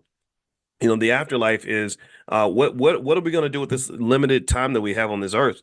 You know, so to me, investing for yourself is the same as investing for your kids. When you build that wealth, then what happens is that you get to enjoy life even more later on down the line. But the best part is that you really get to create an infinite amount of joy in the afterlife, right? The afterlife, like maybe 100 years from now, 200 years from now. My wife bought her first house with money that her grandfather invested in 1945. He literally bought some World War II savings bonds in 1945. That's what she used to buy her house. All right. So anyway, let me pop in and jump into the topic that was on my mind today. Can y'all hear me okay? Let me know if you can hear me okay. Somebody said they can't hear me. I want to make sure the audio is good. Give me a quick yes if you can hear me. All right. All right. And also, okay. I see yeses. Thank you, Patricia and Veronica and Tara Redmond and Stephen Gordon. Good to see you, Kendrick. All right, Kendrick. I thought it was Kendrick. Why is that interesting? Well, because I was thinking about Kendrick Lamar. How many of you saw that there was like a little bit of a controversy that Kendrick Lamar about him performing at the Super Bowl? Did anybody see that? He's been selected to perform at the Super Bowl. I guess I don't know all the songs. He's got some great songs. He's got a great catalog. But you know, somebody made a joke and said, "Well, are they just gonna play They Not Like Us like 10 times over?" And just as a side note for the hip hop heads, and a lot of you saw, you know, if you didn't, let me just describe it just to let you know what kind of blew Kendrick up this year. He had I guess, an issue with the rapper Drake, and he made that song "They Not Like Us." They Not Like Us. I assume everybody's heard it at some point. If you haven't, listen to it. It's a good song. And it was big. It was pretty bad. It was really interesting. And also what was interesting though about it was I didn't know how I felt about it because I talked to a rapper friend of mine and I said, I don't know if I don't know how comfortable I am with the idea of everybody sort of dancing on the grave of another person, you know, just kind of like celebrating um you know the accusations. Like I think he called him a certified pedophile and just really nasty stuff. And I was like, you know, it was a great song and it was cool and everything, but I don't know how much I enjoy the idea of all of us just being like celebrating this idea that somebody got destroyed. But whatever, it's life. That's hip hop, I guess.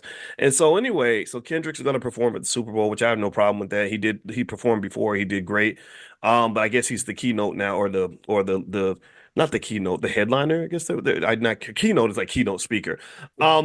All right, so the controversy came in where Lil Wayne, who is out of New Orleans, he represents New Orleans pretty heavily, and Cash Money Records and all those guys kind of felt like, you know, you're coming to our city, we should be performing too. We should be out there, and I think they're going to probably resolve it by letting them do a cameo or something. I can't imagine them just ignoring them completely because they have a valid point. You know, a lot of people in New Orleans love Lil Wayne and Cash Money Records, and I can't say that I love them completely. I don't hate them, but I did have an issue.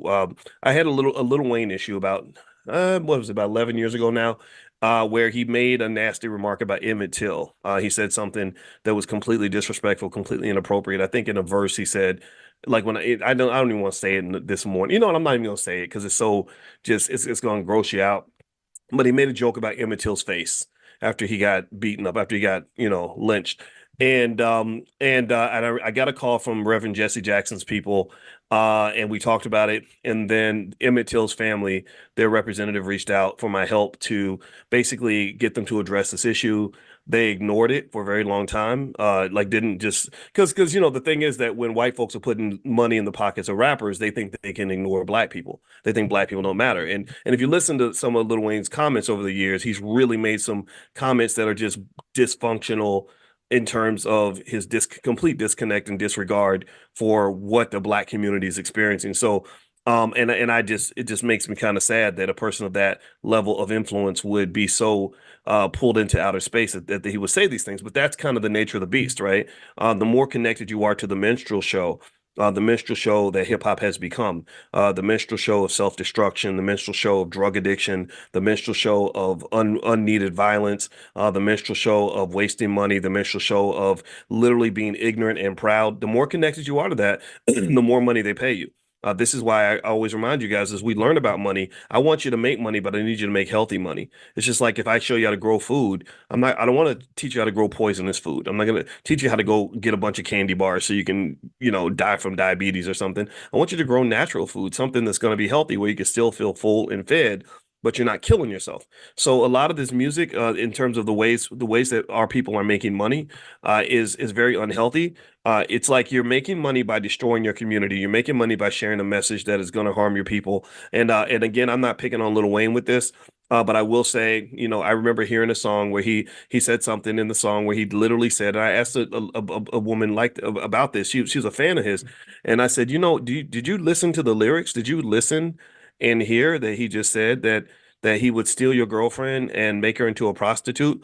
And then make her go like rob people on his behalf. And then after he's done with her, using her up, he would murder her and send her dead body back to her boyfriend. You do know that in that song that's what he just said. That does not bother you. That does not bother you that a black man would say that about a woman. Like that does not. You're not concerned at all. You don't understand. And she was like, no, it's just music and it's a great song. It's got a great beat. And it really opened my eyes to the subconscious mind and how hip hop music penetrates the subconscious mind of black people, and you cannot disconnect the dysfunction in our communities from the dysfunction in the music. Dr. George C. Frazier, he's OG status. He's about 80 years old now, I think. And he said black people change when the music changed. Literally, he said black people change when the music changed. He said, before the music changed, we were a different kind of people. We loved each other. We were trying to be better. We wanted to be educated. We wanted to be successful. We wanted to do good things for our families. We wanted to love each other. And then the music got messy. Everybody became a Igga or a Itch. You know what I'm talking about? And all this other stuff. And next thing you know, things kind of went downhill. So this is all by design. I agree. It's by design. There's a puppet master behind this, and the puppet master's number one tool. His number one tool is money.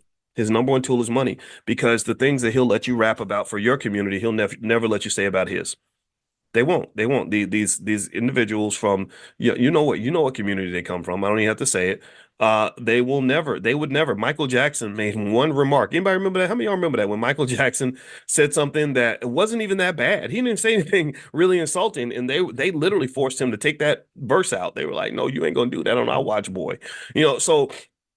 So this is what we're dealing with. So before I finish, giving you the big picture on what I think about the Kendrick Lamar thing, because there's an economic angle I don't think anybody's discussing. I'll finish with the Lil Wayne story. So basically, the lady from Emmett Till's family called me. I remember because I was moving to Chicago at the time, and she said, yeah, we need your help to go and deal with this Lil Wayne thing. And I was like, well, I don't know what to do. I mean, these Negroes, they don't listen to black people because they got too many white people putting money in their pocket. And she said, well, Mountain Dew's about to sponsor his tour, his world tour, with T.I., which T.I., I had no issue with T.I., but I was like, really? And she said, yeah. And so she sent me this commercial that Mountain Dew did that was like this really jacked up racist commercial. It was like terrible. It was like, like literally this goat that was supposed to be like, basically it was a black goat, but he was like a talking goat, which made it funny. And they did a police lineup where they were trying to figure out who the goat had sexually assaulted. And so there's a scared white woman talking to a white police officer. And she's like, I don't know which one. And all the people lined up were black. Every single one of them was black. And I was like, damn, wow, they got this scared white woman sitting there looking at this police lineup full of black men in the middle. And the part that was supposed to be funny was the goat in the middle. The goat in the middle, he was clearly a black goat. Y'all know what a black goat would sound like, He's like, I'm nasty. Yeah, should have gave me some more. Like he was, and so I was like, wait a minute, like this is crazy. This is so racist. Like, what the hell is this crap? So I just wrote this little article, in the middle of the night, 10 o'clock at night, I wrote this article, and I think I labeled it the most racist commercial ever. Right. And for whatever reason, I guess that title got people's attention. A Syracuse professor says this is the most racist commercial ever. So people are like, let me see this commercial. And everybody agreed. People watching, they were like, what the hell is this? And by the next morning, that article had been read like 100,000 times. I kid you not. Then it got covered by every major media outlet in the country. And so the Mountain Dew executives were like, okay, what is this commercial and who did this and what's going on? It became a PR disaster for them. And I didn't know it was going to happen. I just wrote my article on my little blog and put it out there. Well, long story short, What happened then was I remember that it got to the point where I did also shift the conversation. I wasn't really talking about so much just the commercial. I was talking about Lil Wayne. And I said, this man, I said, look, it's one thing if you go off and you start making your money and you forget about the black community. I can almost forgive you for that. I don't think that's acceptable, but I can almost forgive you for that because that's your right. It's another thing when the only time you bring up black people is to insult us. That's unacceptable. That's just not appropriate. And to think that because white folks gave you all this money, you can just gallivant and do whatever you want. That ain't cool. That is not cool. Our community is we're coming back. We're speaking up for ourselves. We got power and strength that we never had. And remember, this was the infancy of this. This was 2013. So this was before what we have now. Back then, a lot of people thought, we can't do anything about these rappers or whatever. I was like, oh hell no, I'm gonna say something because this is some bullshit. Excuse my French. I don't want to cuss anymore. I apologize. So anyway, so next thing I know was that so what I did was instead of trying to explain to them why some of what some of these rappers are saying is inappropriate, I just put his lyric in there. I put the lyric in there about where he said, I'll take your girlfriend and make her a prostitute, and then I'm gonna murder her and send her dead body back to her boyfriend. And I said, is this what Mountain Dew wants associated with their brand? Is this what, because I know how corporations think. I know about brand association. Remember, I'm a professor with this, right? So I was like, yeah, is this the brand you want? Is this what Mountain Dew represents?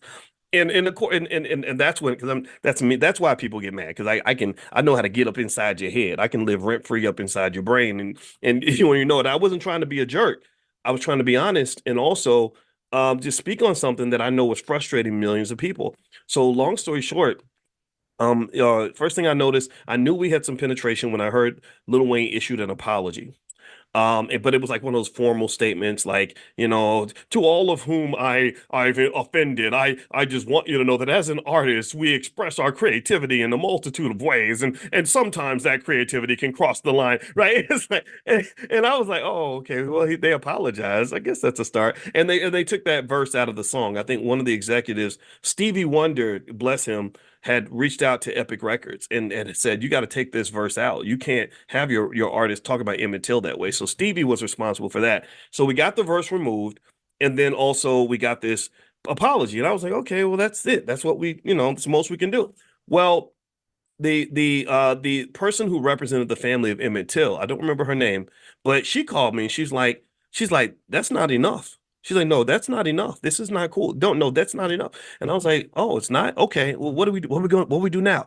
And so like, I thought that was the most he was going to get. But to her credit, she was like, no, this is not, we going to keep pushing on this. So she kept on pushing. And as she kept pushing and we were pushing kind of on the issue, then next thing I know was another apology got issued. And this was one that looked more like it was written by Lil Wayne, because I think her issue was this was not written by him. This was written by a publicist. He ain't even paying attention. He probably off getting high somewhere. And so the second one, though, was like written in kind of broken English. Sometimes I do be tripping and, just right. It's like, oh, okay, that sounds like him. That sounds more, that's got enough ebonics in it. And, but that still wasn't enough. And then what happened? But here's the thing. When I saw that second apology, and then the third thing that really let me know that somebody was in their ear. And remember, I was following the money. In case you want to know what the lesson is here, it's like when you want to understand why some BS is happening in America, you got to just follow the money. The money will distort reality. The money, it has a power of its own. It has a personality of its own. The money can become the devil, where the devil will have you thinking up is down and down is up. The devil will have you thinking good is bad and bad is good. The devil will have you eating toilet paper thinking that it's chicken soup. Like, right? So whenever you see something weird happen in politics or business or hip hop or anywhere, or even human beings, if you follow the money, usually you can figure out what's going on. Like, why is she dating that fat, ugly man who punches her in the face?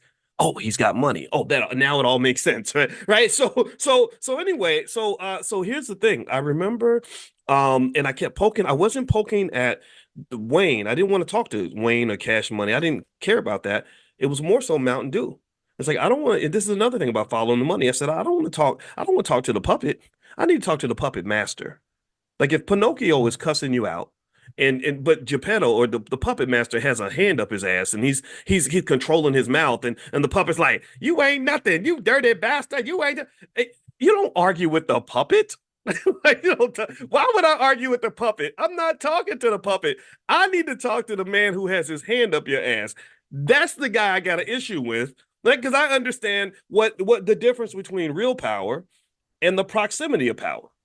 Like, that's the issue. We think sometimes because we manage something or because we're the economic babysitter of an entity that's controlled by a white man that somehow we have real power. No, you got power until they knock your black ass off the perch. Until they decide, as E40, to quote E40, he said, they'll find a new Igga next year. He said, a whole song, it's called To Whom It May Concern. Go listen to that song. He wrote this song in the 90s, and he's right. He said, they'll find a new Igga next year, right? I didn't say the end part, so I'm trying to keep it clean, right? But seriously, go listen to that song, and it's true. It's like so this was not a beef with me and Lil Wayne. It's like, no, I'm not. I'm a professor. I'm not trying to argue with you, man. You're a brilliant artist. You're good at what you do, but these people that are paying money or financing our destruction, that's not appropriate. I'm not a fan of any of that. We can't live like that. We will die. Our people will be gone.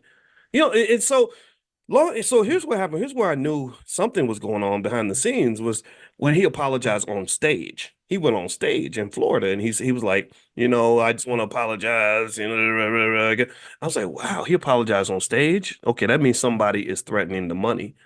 And then about 2 or 3 days later, they canceled the tour. It was a tour. I guess he and T.I. were gonna go on this world tour with Mountain Dew. If y'all remember, he was wearing a lot of Mountain Dew gear at that time. He had the whole skater thing going. Anybody remember that? Like it was weird. It's like he's doing a whole skater Mountain Dew thing, and then all of a sudden that stopped. And here's the thing, I don't want to disrupt anybody's money. I got criticism. People were like, oh, you messing up a black man money and da da da. I was like, no, I'm not trying to mess up a black man's money. I'm trying to save my black community. A black man's money is not worth the destruction of the entire black community. One black man getting money is not a good trade-off for the whole community suffering from the pollutants and the destruction created by sending a message that wants our children to die. Who the hell told you that one guy getting money that he's going to spend on some dope is better than having a healthy community? What led you to this dysfunctional, mentally ill conclusion? That makes no damn sense. You're talking crazy right now. What's wrong with you? But again, remember, money is the devil. The devil will get into it's a poison. It's a drug. It'll get into your soul, get into your system, and just like a drug addict, have you out here doing crazy stuff thinking that it's normal. That's what money does. If you take the money away, if you take the money out of hip hop, half of these damn songs wouldn't even exist. A lot of these songs wouldn't even be out there. They're out there because some guy, some melanin deficient asshole, decided to pay some financially struggling black man who was never trained to make money any other way. They paid him money and they said, here, put this poison in your community. Yeah, tell the little girls they want to be hoes. Tell the little boys to go pick up a gun and shoot somebody in the 3rd grade. This is a problem. And this is why financial literacy is so important for the black community, because there's a billion ways to make money. There's a billion ways to make money. And who the hell told your black son that the only ways to make money is to dribble a basketball, throw a football, sling crack rocks, or something stupid like that? Who told him that? There's a billion ways to make money outside of slinging rocks and playing basketball. My God, we got like an oversupply of 40-year-old rappers. We have an oversupply of 5'8" basketball players who think they're going to be LeBron James. We have an oversupply of guys who think they're going to get to the NFL, which ain't nothing but a big damn plantation anyway. How about we expand our horizons a little bit and start to respect ourselves and just say, hey, all money ain't good money. And how I make my money is going to have to be consistent with the other things that matter more than money. I can't sell my mama up the river just so I can make an extra dollar, nor can I celebrate that when another man does the same thing. That is not appropriate behavior. That is highly inappropriate. So in fact, yesterday, me and my wife were we were in bed watching this PBS special about white people who for many generations have made money building bridges. There was one guy who said he was a 3rd-generation bridge builder, and his family's made millions of dollars building not just bridges, but like covered bridges and stuff. Like you don't see that many bridges with the cover on, like little, like bridges of Madison County, that type of bridge, like the little, not the big ones, but his family for generations have been making all this money building bridges. I said, how many black people do you know who are even exposed to something like that? All the other millions of ways there are to make money. And I think the challenge too is that it's not as lit as like being a rapper. You're not going to be rich and famous from doing this per se. You might be rich, but you won't be famous. But there's a lot of different ways to make money. And this is another reason why we have to educate our own, because I know a lot of black people who make money in ways that have nothing to do with entertaining white folks, and they're doing quite well. And these are the people that your children need to see more often. They don't need to see another rapper. They already seen that.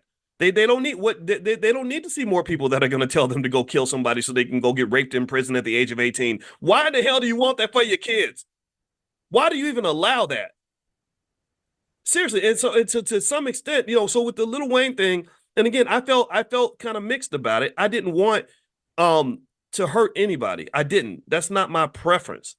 And in fact, there was another artist I did not know about at the time named Tyler the Creator, who was very angry with me. He's still angry with me. Every now and then he'll do something at the end. He did a song with Kanye West, and at the end he just randomly blurts out, "Dr. Boyce Watkins is a bitch," because he does that. That's his creativity. He just does these weird things in the songs. He's good at it. And he was mad at me because apparently that commercial, the racist commercial I told you about, the one that kind of opened the door for all this, was a commercial that he did that commercial, and apparently that might have been his big break or something. I have no idea. I was like, dude, I don't even know you, man. You were collateral damage. I was talking about the Lil Wayne thing. I wasn't thinking about who made this commercial. I said, but if you had had somebody mentoring you, they would have told you something that I would have told you, something that your daddy would have told you. I wish your daddy had been around, because your daddy would have told you, if he was smart, he would have said, son, these white folks don't give a damn about you. They don't care about you. Because what Mountain Dew did when they saw the controversy, when they felt the heat coming, you know what they did? They were like, we're going to fire all these niggas. We're getting rid of all these black dudes. We're getting rid of Lil Wayne. We're going to push it. We're not sponsoring T.I. We're going to get rid of Tyler, the Creator, because we're trying to protect our brand. That's what they did. And I said, if I was talking to you and I'd be happy, I was like, dude, just call me and I'll tell you what I think. I don't hate you. I really don't. But this is what happens. Colonialism creates civil wars amongst black people who should be friends. Colonialism creates civil wars. The colonizers create civil wars between black people who should be allies, but they end up fighting. You see it right now with this Democrat-Republican BS. It's nonsense. That's why I told DL, when DL Hughley called me and cussed me out and was making all these crazy threats over this whole I was like, dude, I'm not going to argue with you over Democrat Republicans. I'm just not. I'll argue with you over my children. I'll argue with you about how we can do more for the community. I'm not going to argue with you about whether you think Kamala is better than Trump. I don't give a damn. They ain't neither one of these people going to solve the important problems in our community. You're wasting energy right now. This is not interesting to me. I want to be a conscious man. A consciousness, and we've talked about this every day. We do economic consciousness. Consciousness is leveling up. Like I'm not gonna argue with the puppet. I'm gonna level up. I'm gonna talk to the puppet master.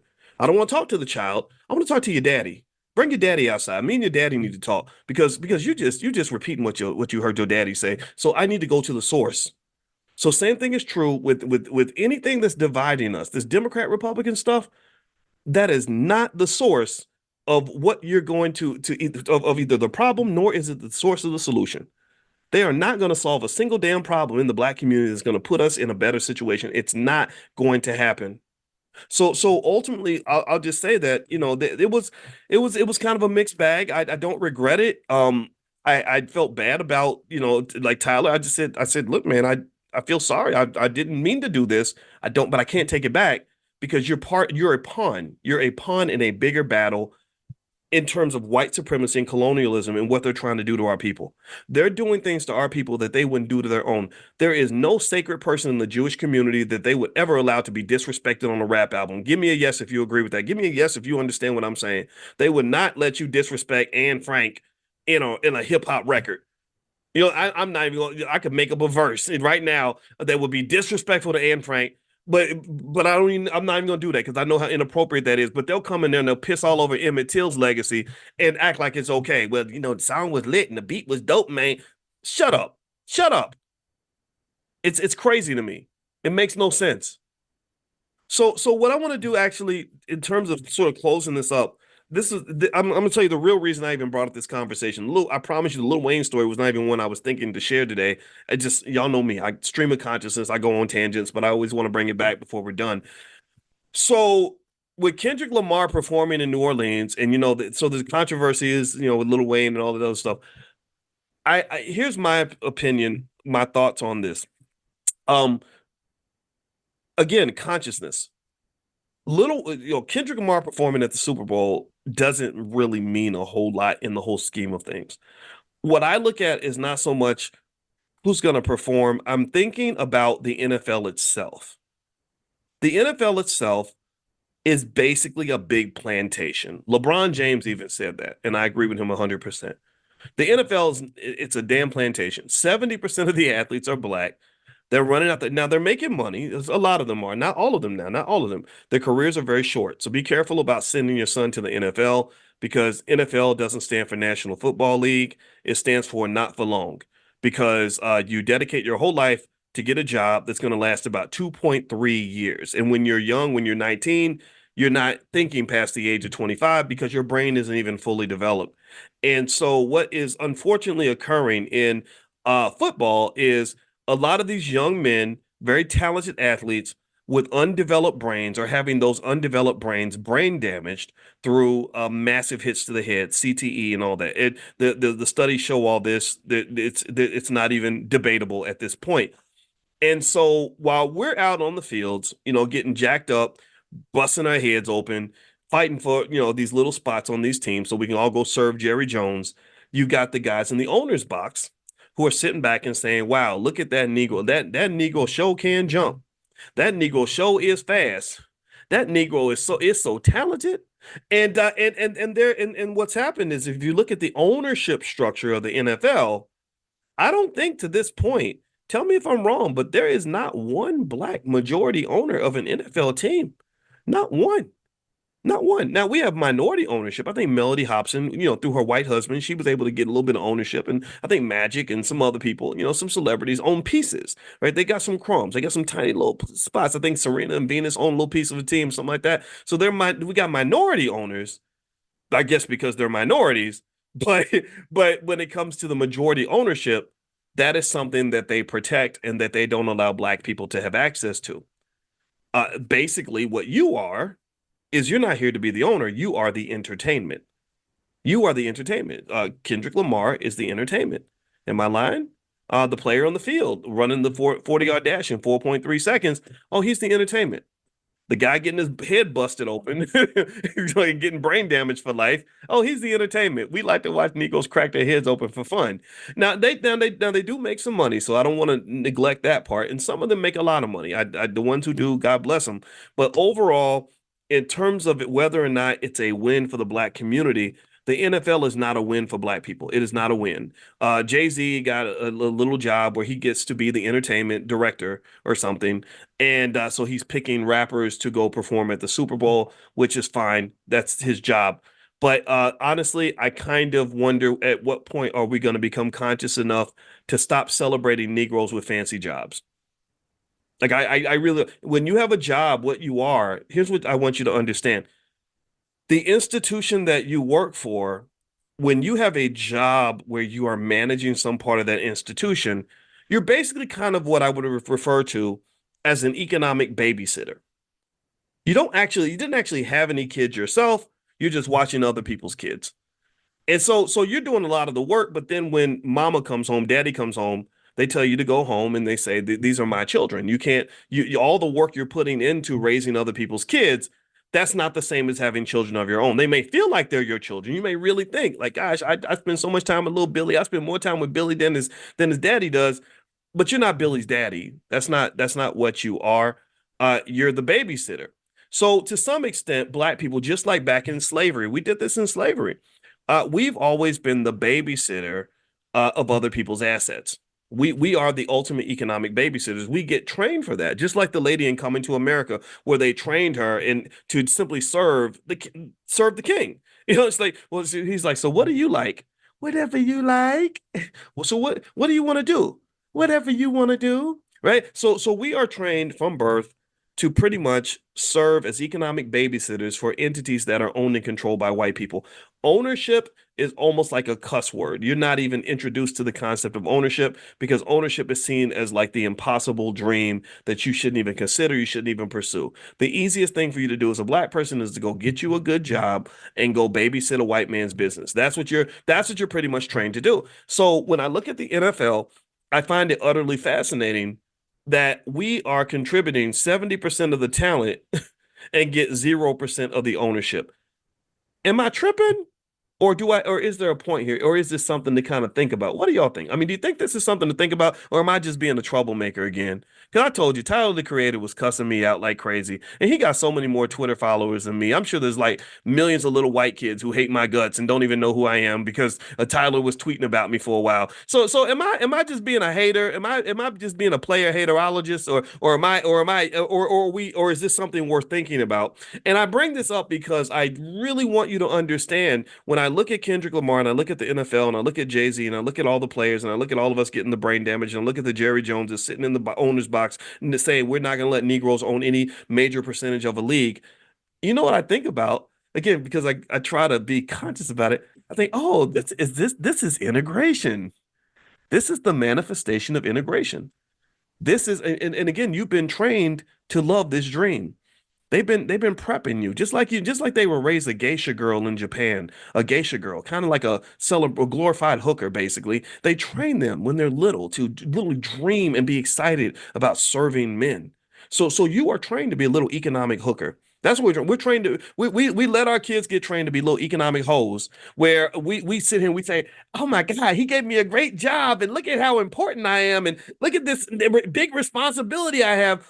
When really the reality is that if a resource comes out of your community's supposed to own and control some portion of that resource. Like if you're an African country and you've got $1 trillion worth of diamonds in your soil, you're not supposed to have anybody that's in poverty. There's something wrong with if you go again, because this is colonialism. They do this all around the world. They don't just do this to you. They do this in India. They did this in Africa, all over the place. How the hell? I went to Nigeria and I was like, how in the hell do y'all got hundreds of billions of dollars in oil in the ground and you ain't got nothing but poor people everywhere? You got a couple of rich Negroes running around bragging about how well off they are, but you got millions of people in poverty. You should be ashamed of this. This is embarrassing. I'm part Nigerian. This hurts my feelings. Like, what the hell happened? Who did this to you? But remember, go back to my basic point. Remember, I was telling you how money is a drug. Money is like the devil. Money will have you doing stuff and getting used to things that are clearly dysfunctional and clearly problematic. If I go to Dubai and Saudi Arabia, I don't see the same poverty I see in Nigeria. They doing good. They driving supercars. They're sitting right in the middle of the damn desert with all the money in the freaking world, and there's money for everybody. How come I don't see that in a Nigeria? And also, when you come back to the African American community, how do I see a community that's got trillions of dollars in resources, trillions of dollars in talent, trillions of dollars that we've given to this country, but we got so many people in economic despair? That don't make no damn sense. That means you have a resource allocation issue. It means you have an issue when it comes to how your children are setting their goals. You signed a bad contract. Integration itself is not a bad thing. I think everybody should live together with everyone else. Everyone should trade with everyone else. But you signed a terrible contract. You made a deal where they said we're going to integrate you, but we'll never let you. You ain't gonna own nothing up in here. You don't own this place. You can move into the house, but you got to sleep in the basement. You can come in, but we're going to integrate you the same way we might integrate the maid into the house in the babysitter. Like you're the maid and the babysitter, but this ain't really your house. As long as we're clear on that, but we can do this integration thing as long as you don't own nothing, because we have enough vision to know the importance of ownership and protecting the things that we control. So not only are we not going to share ownership with you as in the NFL, but we're not even going to facilitate or allow you to even create a culture that even values ownership.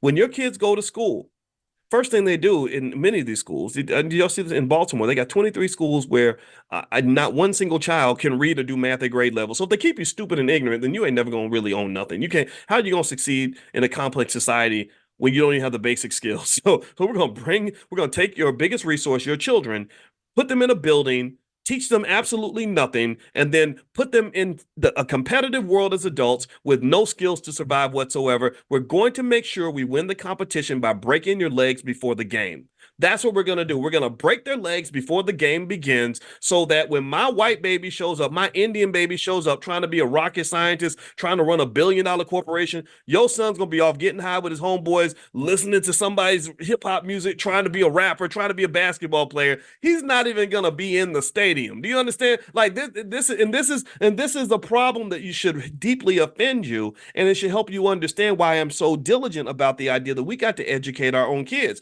Because I can guarantee you there ain't no kid that's listening to me every day gonna be thinking like that. Not one. Some of y'all bring in your kids. Good, keep bringing them. I want to talk to them because there's no child that's gonna be in a space like this who's not gonna go out here with the preparation and the confidence and the desire to own and control assets and resources long term. I just want to scale it up. That's the goal, the long-term goal. If you ever want to know what is Boyce's goal, why is he doing this stuff every day? Because we're gonna scale this up. We already reaching millions of people. I want to reach billions. I really want this to be the standard, the protocol. So I'm going to do my best to make that happen, because you should sort of look at situations like that where you're making the majority of the contribution, and also just finish the damn sentence.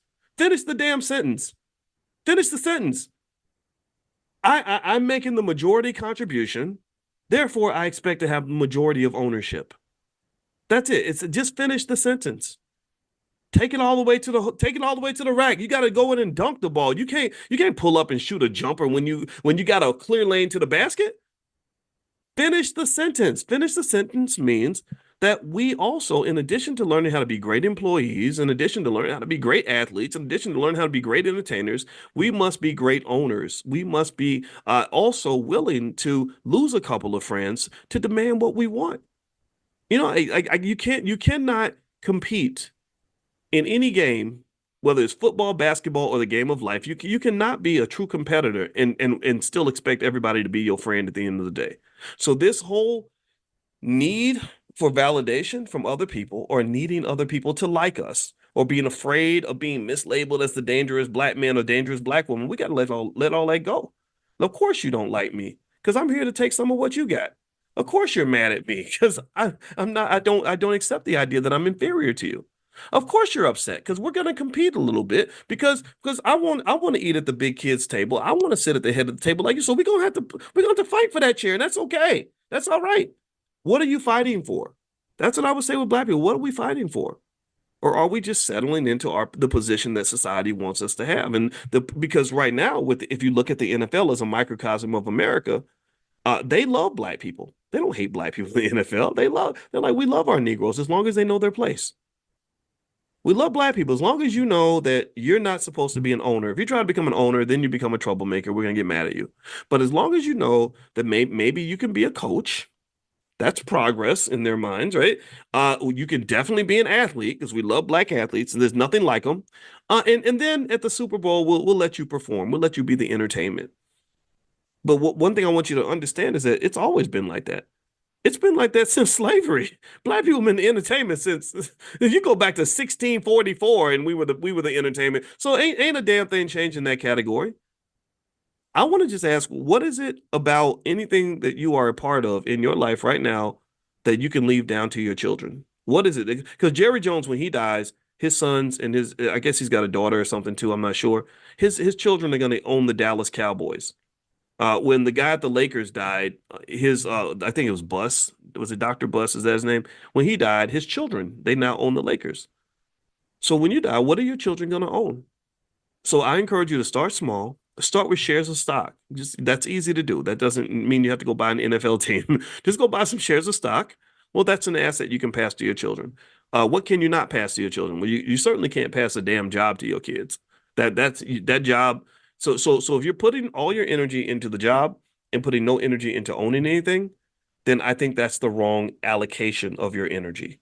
Put your energy into things that are going to have a lasting legacy. That's how you win the game of economics and the game of economic power. That's it. I'm done talking.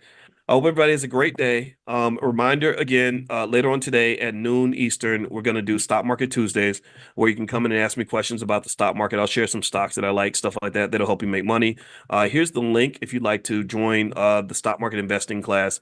76% off. I think the regular price is $89 a month. You can join for 76% off, which is about $22 a month or something like that. So feel free to grab that link. And also, I'll text it out to you. It's going to arrive in your phones at about, what is this? This is 10:47, 11 a.m. Eastern. You will get a link as well. So make sure you get on the text list. If you want to be on the text list and also get an invitation to this class, just text the word morning, MORNING, to 87948. The reason it's morning is because this is called Money in the Morning, and this is where we do the art of economic elevation, where we become financially conscious. I want you to rise up, see the economics, so you can understand how to make your next move and make your next move your best move. All right.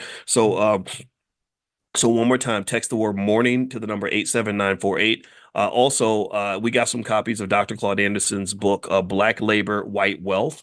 I went to the Andersons. We ordered a few hundred copies for the Black Wealth Mastery Store. And the reason I wanted to get copies of that book is because this is the best book on reparations that's out there, or one of the best anyway. And it'll really open your eyes in terms of understanding the specifics of exactly why we're owed reparations and how the wealth was taken and how much was taken. So that book will be available soon. It's not in the store yet, but it'll be there probably in the next week or so. And if you want to go take a look at the Black Wealth Mastery Store, just go to drboycebooks.com. That's drboycebooks.com. And also, again, one more time for the text list, if you want to get on the text list for this class, text the word morning, MORNING, to 87948. And also Thursday, I got brother Nuri Muhammad coming in. He's a great black man, and I cannot wait to talk to him because he'll knock your socks off. He's a bad boy, one of the greatest leaders in this country, and I just have so much respect for him. So he'll be here Thursday. So anyway, have a good day, everybody. God bless you, and I'll see you all tomorrow morning. Take care. Bye-bye. Or maybe this afternoon if you want to come by with our stock options investing classes and stuff like that. You'll know that today's the day that a lot of your options expire. And and today's Friday the 13th. And y'all remember, anybody remember when you were little and you were scared that was a really unlucky day?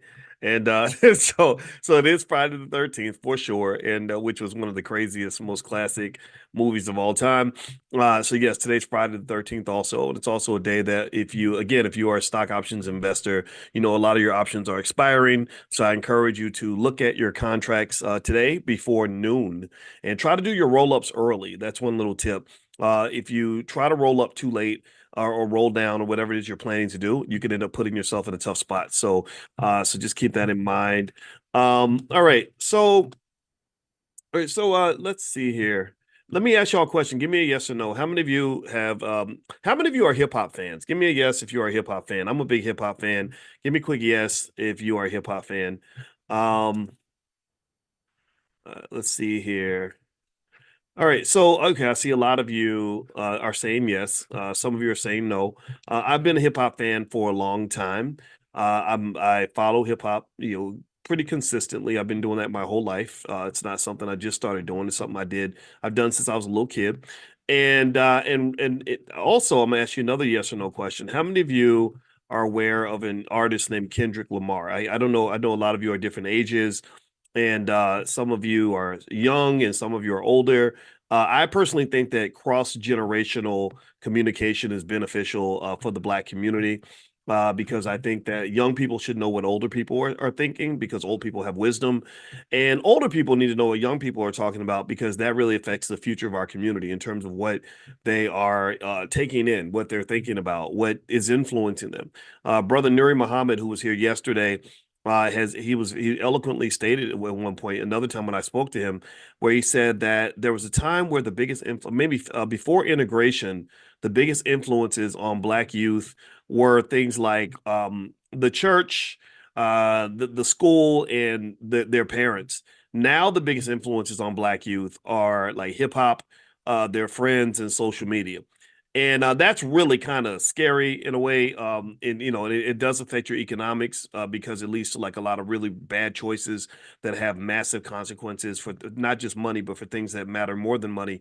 And because number one, when you are a teenager, give me a yes if you agree. Most of your friends are stupid. Give me a yes. When you were 14, tell me, everybody raise your hand. Give me a yes.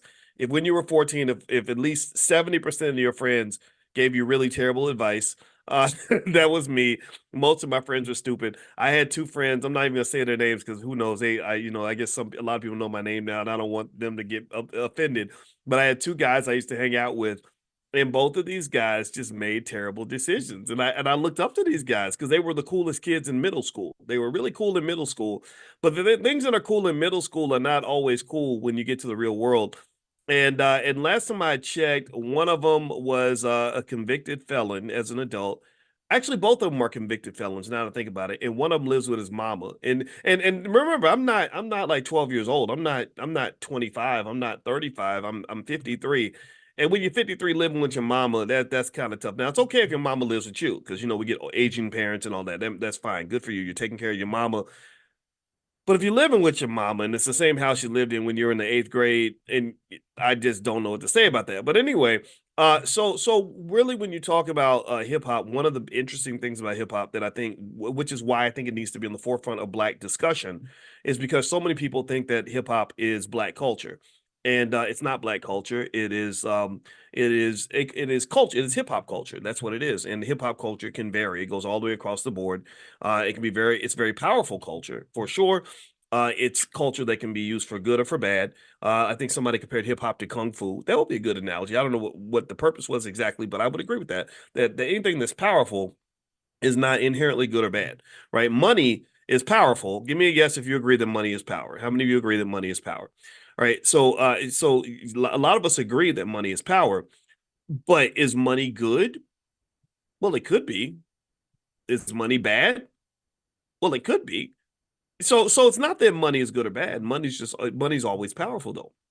Just like a car. I was explaining to our 20-year-old the other day, I was teaching him how to sell stock options, and he was really excited because I was like, this is the best way to make money out here. I mean, you can go get a job if you want to, but he a little bit I'm not gonna say he's lazy, but we working on that work ethic. Now I was like, dude, if you don't want to go to work every day, you really don't have to. Just get you a capital base and you can make money off the capital base. Because in the work world, you are the capital base. You are the capital. You are the cash cow. You are the asset. Instead of you being the asset, you can do like LeBron. LeBron doesn't have to be the asset anymore. He doesn't have to play basketball anymore because his financial assets make more money than him. So ultimately, we have that conversation, and so. Generally speaking, let's circle back to young people. I don't want to get too far off on a tangent, but I pay attention to hip hop because hip hop impacts the thinking of our youth. Our youth are a huge asset to the community. They are our $1 trillion commodity. That's what they are. Your children are an asset. We've talked about that in class on many occasions.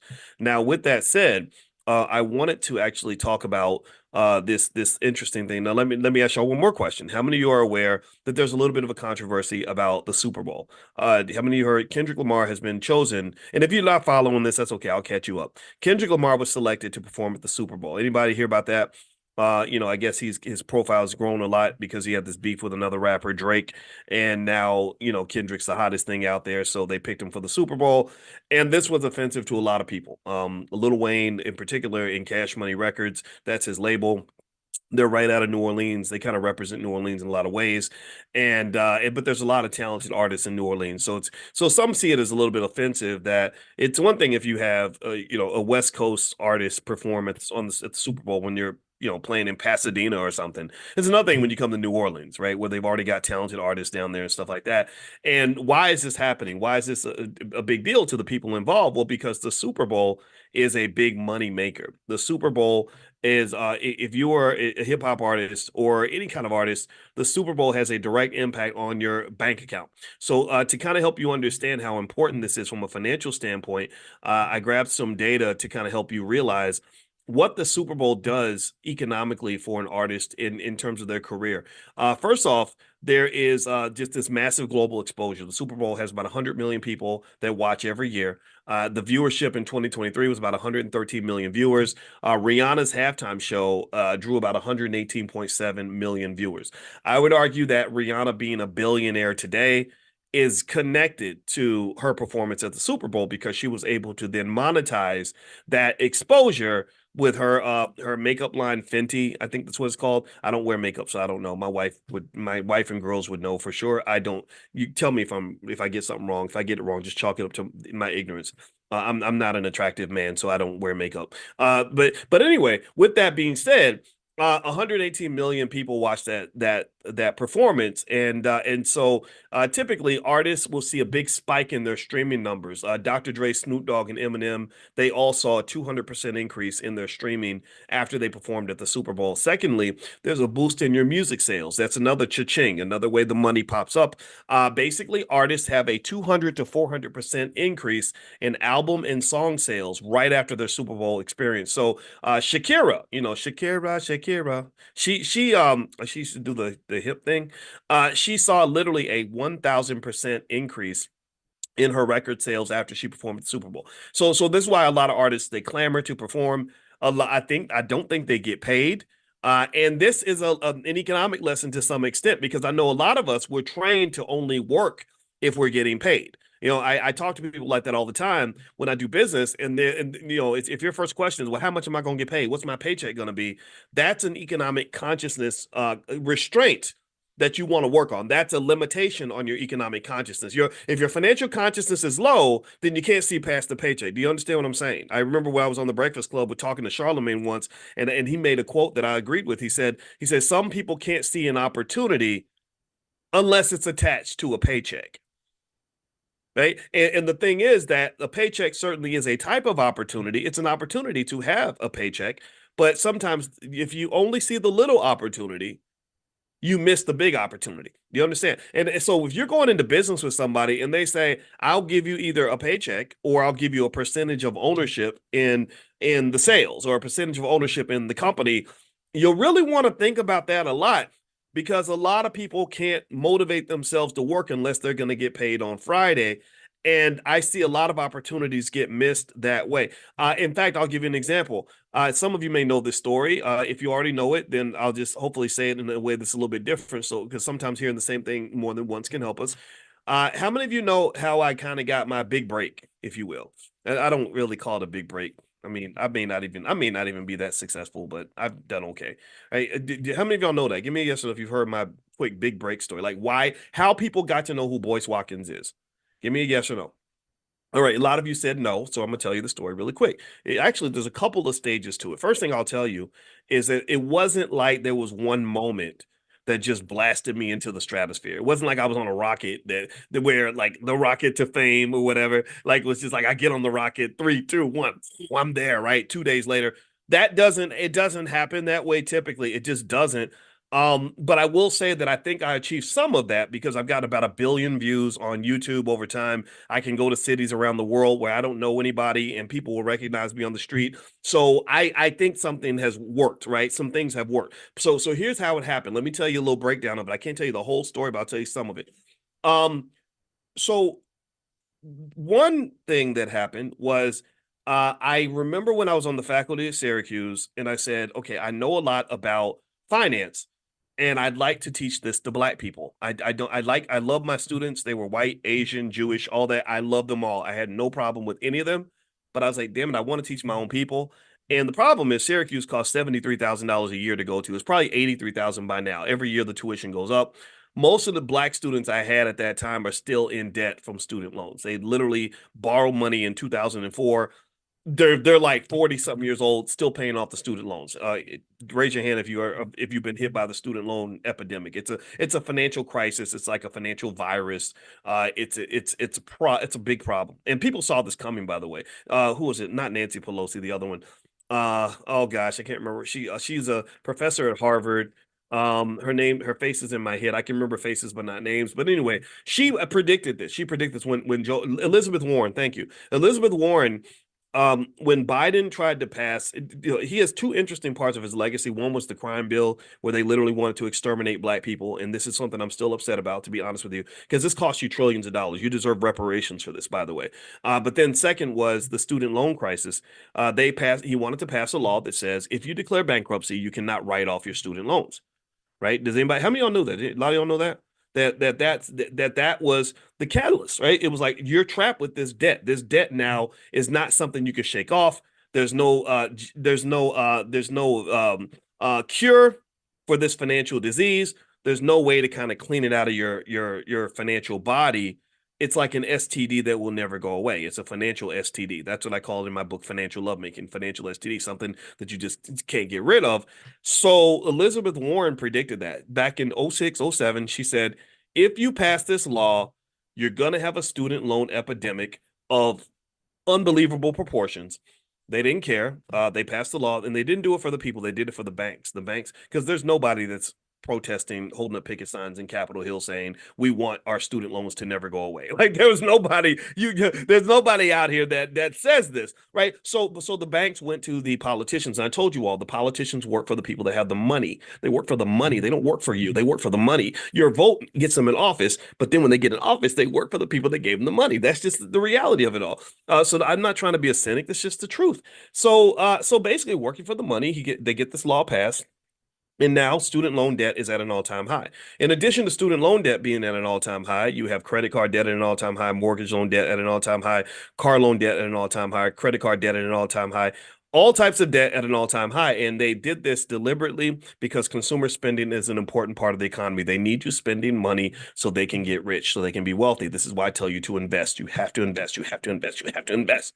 Did I say you have to invest? All right. So let's go back. All right. So a lot of my students from Syracuse are still in debt. And I remember saying, man, it kind of sucks that I'm kind of behind this guarded wall where you have to pay hundreds of thousands of dollars to learn from me. So let me try to use the internet to be able to teach more people. Instead of teaching 30 people at a time, I'd rather teach 30,000 people at a time. I didn't even know I was going to create the Black Business School and all that. I just knew I wanted to talk to the world. So long story short, what I did was I started to take my money. I had a decent salary. I was making about $115,000 a year, and I would take about 70% of my money and I would dump my money into trying to figure out what the next move would be. I did it wrong. I was sloppy. I was investing in all the wrong things. I gave money. I got scammed. Hiring a publicist is the most frustrating thing in the world because they don't promise you anything, but they all charge you at least $2,000 or $3,000 just before they lift a finger. And they'll all talk a good game and like, oh, I can make you as famous as Denzel and all that crap because they might have worked with Denzel on an Arby's commercial 30 years ago, and they will use that person's name forever. And it was just terrible. It was so traumatic. I talked to one lady on the phone for a really long time, and she was trying to get my money, and she was really into me and saying, oh, I think I can do this and do this and this. And I sent her the money. And I remember when I sent the money, the bank stopped the check because they thought it might be fraud. And so she literally calls me and says, I got all your stuff here. I'm ready to start working, but the check didn't go through. And I'm like, oh, here's what happened. The bank made a mistake, blah, blah, but we can still get started. She's like, yeah, well, I can't start until the check clears, right? So she would not even lift a finger until the check freaking cleared. So the check clears. Check this out. This is real stuff. This is real life. This is why this ain't for the faint of heart. This lady literally gets the check, and I swear to God, I did not hear from this lady for 3 weeks. I could not every time I called her, she was too busy to talk to me. She wasn't available. She didn't get me any results at all. Nothing. Like she gave me all the attention in the world. Remember I told you all, in class, we talked about this. In finance, they refer to this as moral hazard. Moral hazard is when you know that money is power. And when you transfer resources to another party, you're giving them power. So she had power. It was almost like somebody trying to sleep with you, and after they get, you give them a little something, they don't call you no more. That's how I felt. I was like, dang, I feel used. I feel like she took some. I feel violated. This lady done took the best of me, and then just ran off, wasn't calling me back, and my feelings were hurt. I was mad because I thought we were friends, and so I told my brother, I said, I said, watch this. I said, I bet this lady, I said, I bet you, I said, the next payment is due on the 3rd. I said, I bet you she's going to start calling about 3 days early and she won't have anything. She won't have any real results. She's going to do what the politicians do. She's going to say, well, if you make the payment, I'm almost there. If you make the payment, I can keep going and we're going to get this result. So that's literally, and so that was my prediction. I said, she's not going to have anything real because it sounds like she's not very good at what she does, but she's going to have stuff that's like almost there, right? And lo and behold, that's what she did. She started calling me again, right? Because again, that's what happens. Your ladies, you know what I'm talking about. You know that guy that's been ghosting you, and then he realizes he wants something, so he calls back again, trying to see, hey, what you doing? Text you WYD or something like that. Well, that's what she did. And I remember I said, so I said to her, I said, yeah, you know what? She was like, I got these great opportunities. They're almost there. There's this place that wants you to come speak, and I'm almost done with the contract. And then there's this and this and this. And I said, okay, wow, you got all these speaking engagements for me. And she had like 3 or 4. She's like, yeah, they're gonna pay you $3,000 to speak and blah blah. And I was like, okay, that sounds really good. I said, but here's the thing, I cannot give you a guaranteed payment because I ran out of money. But what I can do is, if you get me those speaking engagements, I'll give you 60% of everything that I make. You can have 60%. That's a great deal, right? Any money, if I'm going to make this $10,000, you get 60%. That's $6,000. Good for you. And I never heard from her again, right? Because she was full of crap. But anyway, I had to go through this process where, financially speaking, I had kissed a lot of freaking frogs before I got to the point where something actually worked. And what did actually work was, and there's so many financial lessons connected to this. Like, there's literally financial theories on this. There's another theory called the lemon theory that I would like to explain in connection to this, but I'm not going to do it because I get my ADHD kicks in. I end up sharing everything that's in my brain and it sounds confusing. But I kid you not, it was a white girl, believe it or not, a young white girl. And she said, I read your book. The book was called What If George Bush Were a Black Man? She said, I'd like to represent you as your publicist. And by the time I'm all jaded, I'm like, man, F y'all publicists, man. Y'all just out here taking people's money and stuff. I done lost thousands, And she said, no, I read your whole book and I really liked it. And I think I can represent you. And she said, I can make a deal with you. And I said, well, what's the deal? She said, I won't want any money up front. She said, but if I get you on national TV, you have to pay me $5,000. And I was like, okay, $5,000 is a lot. Remember, the publicists were asking for about $2,000. But I said, well, shit, I mean, if you can get me on national TV, yeah, I'll pay the 5,000. Because I didn't think she was going to be able to do it. And I'll be damned, this little white girl, 25, 26 years old, just getting started, got me on national TV. Now, it was a terrible first appearance on national TV, though. It was actually Fox News, and that was at a time where I didn't know how horrible they could be. And I literally went on the air right after Hillary Clinton and Defense Secretary Donald Rumsfeld, right? So a lot of people were watching. And when I tell you my heart was about to bust out of my chest, I was so freaking nervous.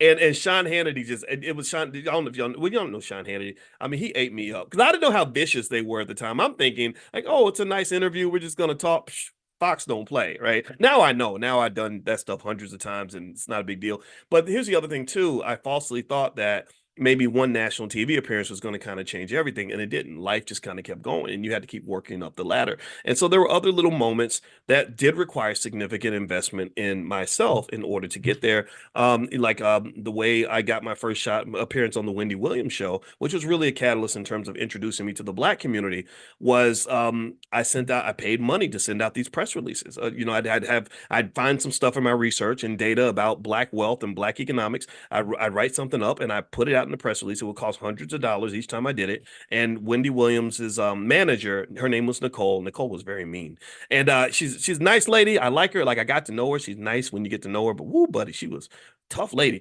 But anyway, she called and invited me on Wendy's show, and after that I was on there several times, right? So there were a few other instances that happened, and I want to make sure I get to the point of why I'm sharing all these ridiculous stories. But now that I'm thinking about it, I don't really talk about this much. So maybe it does help somebody out there if you're trying to create something, build something, trying to grow something.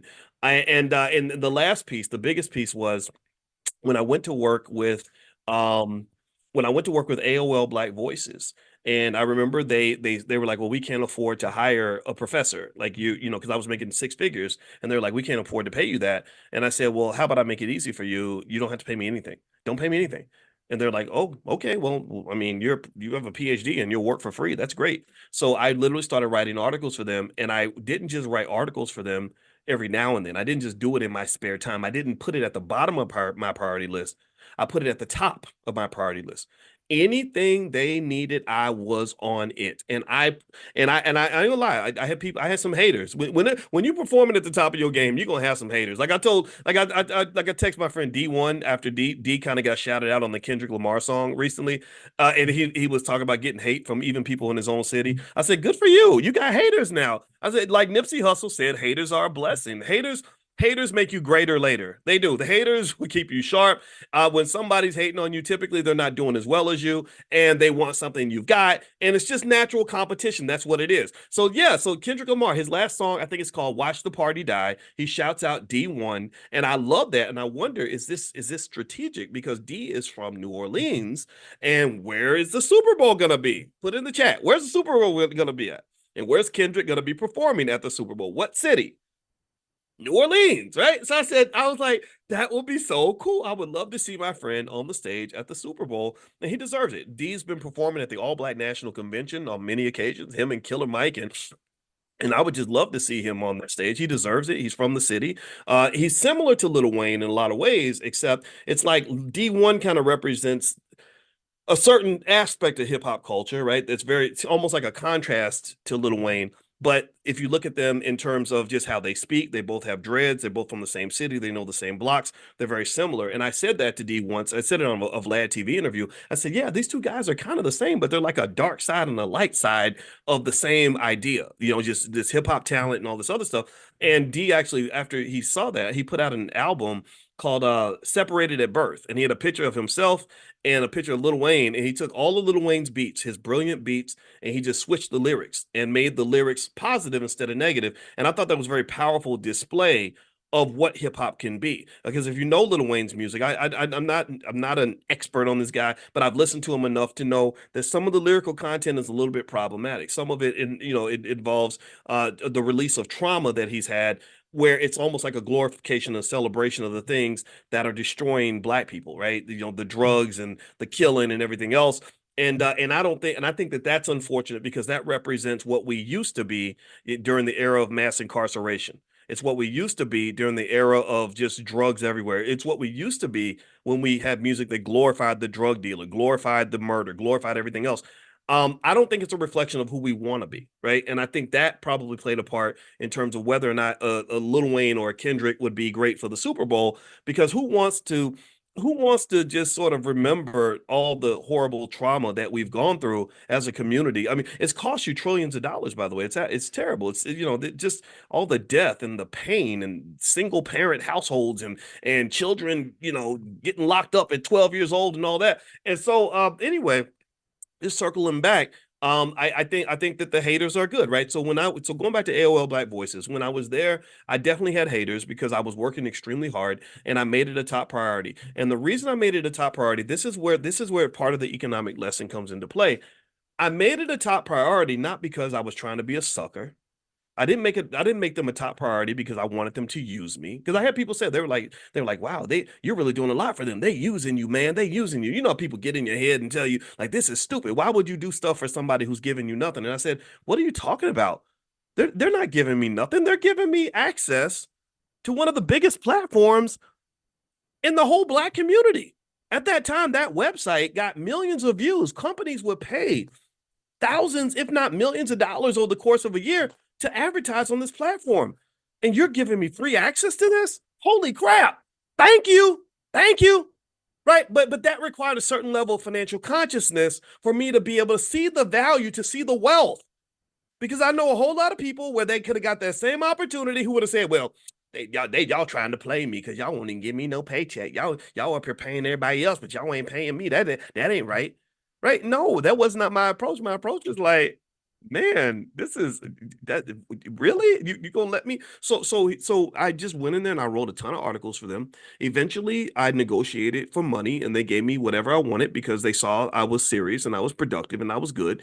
And then also, just ironically, one of the other little catalysts it was a horribly tragic event, but it was a catalyst for me reaching a lot of people, was the death of Steve McNair. Steve McNair, if you remember him, he played for the Tennessee Titans. He was one of the greatest quarterbacks in NFL history, and just one of the greatest HBCU players of all time at Alcorn State. And Steve was tragically killed by a girlfriend, side chick, whatever you want to call it. And it was really messy. And it was interesting because I saw Steve that year in 2006. I actually saw him in a bar, and I took a picture with him. I still have that picture.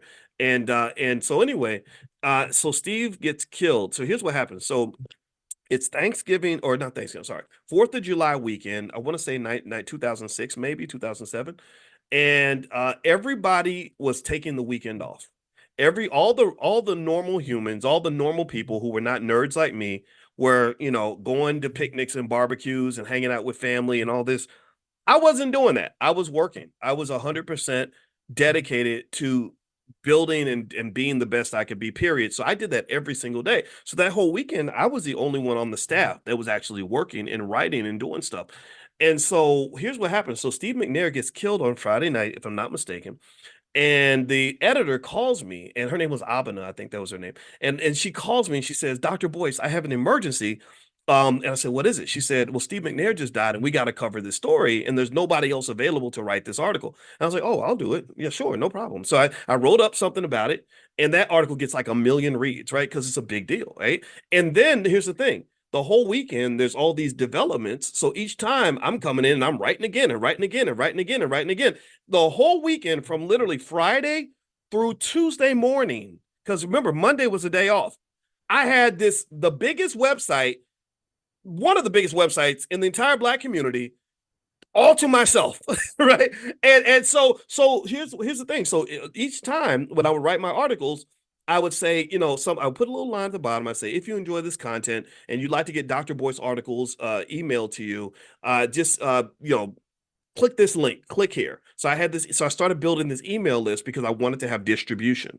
I needed to have distribution. That's the difference between the artists that people hear about and the talented artists that nobody hears about, is distribution. That's it. If you don't have distribution, it's very hard to have people even hear or see your work, right? And white people tend to control distribution. That's how they get in and take all of our wealth, because hip hop and all this stuff, we have the talent, but we don't have the ability to distribute the content or the product to the world. Do you understand? If we had distribution and we have business-minded people that were thinking about these things, then all the trillions that have been made in hip hop would belong to us. But white folks come along and they're like, oh, I got a record label. It's White Boy Records, and we really like your music, and we're gonna put out an album, and we're gonna take our big cut, and then we're gonna eventually cut you out of the deal because the distribution is where the power is. So I really said to myself, especially given the type of message I have, I said, white people don't like me very much, and I understand, because I think I'm a true threat to them, because I'm smarter than they are. I know more about economics than they do, and I don't apologize for being Black, and I know where the bodies are buried, and I have the receipts on this, on reparations and all this stuff, and I'm not going to stop. So of course you would hate me, of course you would block me, of course you would not distribute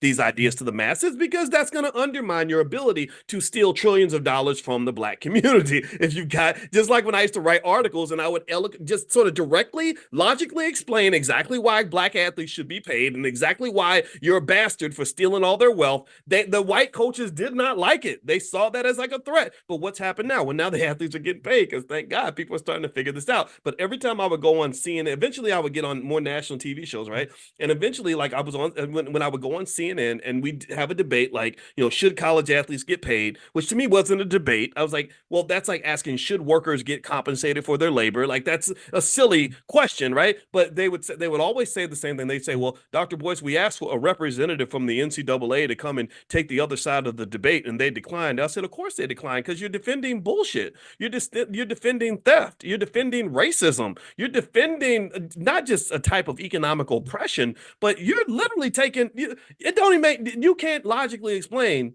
why this coach has a private jet and a yacht and a mansion, and his star basketball player's mother is living in the projects. You can't explain that.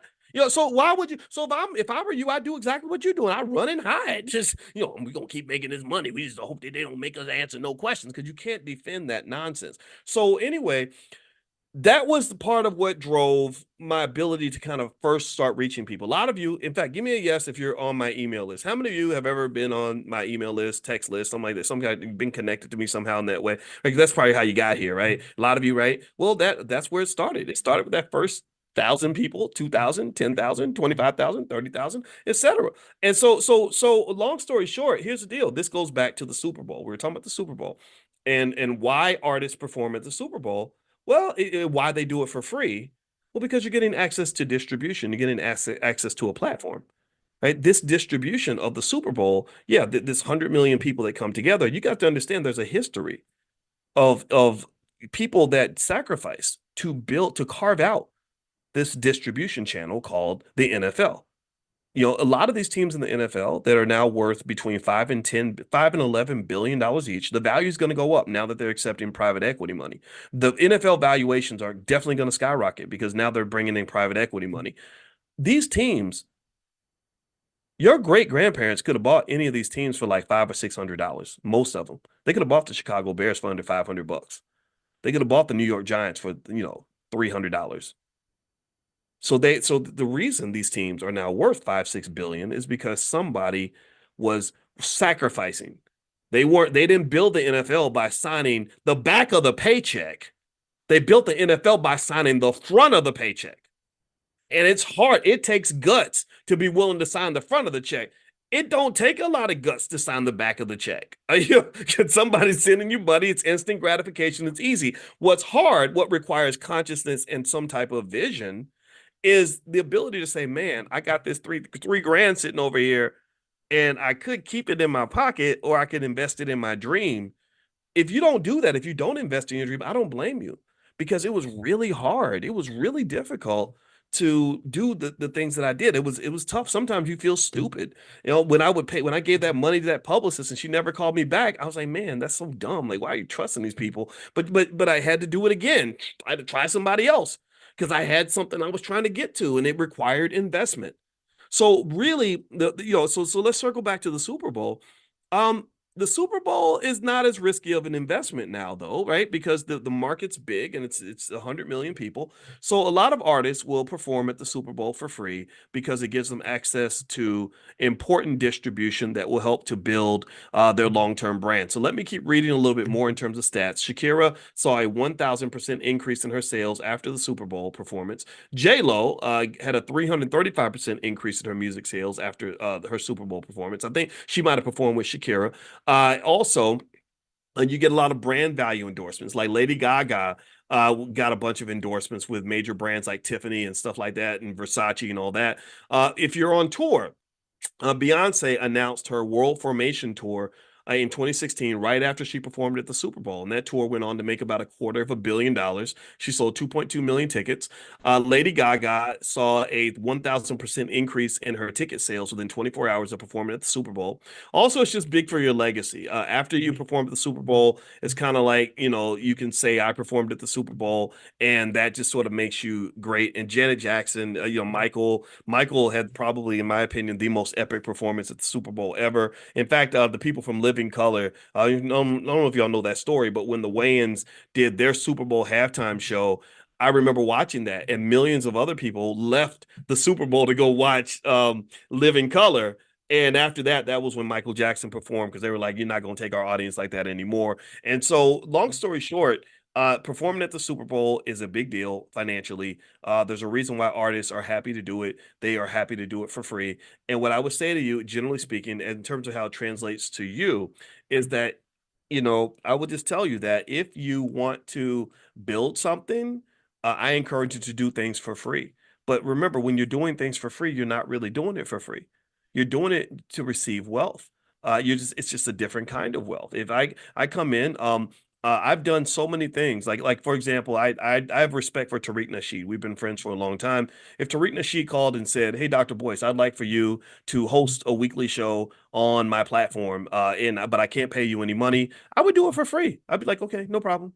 And it wouldn't be like, "Oh yeah, man, this guy's playing me. He's trying to use me." No, it would be like, "No, I get it," because because I understand this. You're giving me distribution. You're giving me access to speak to people that maybe I couldn't speak to before. And I'm very happy to come and share my message on Black economic empowerment with new people. And that's really how I think you want to get in the habit of doing business if you want to level up, whatever it is you're trying to do. When you level up, you have to have more of a collaborative energy than a competitive energy.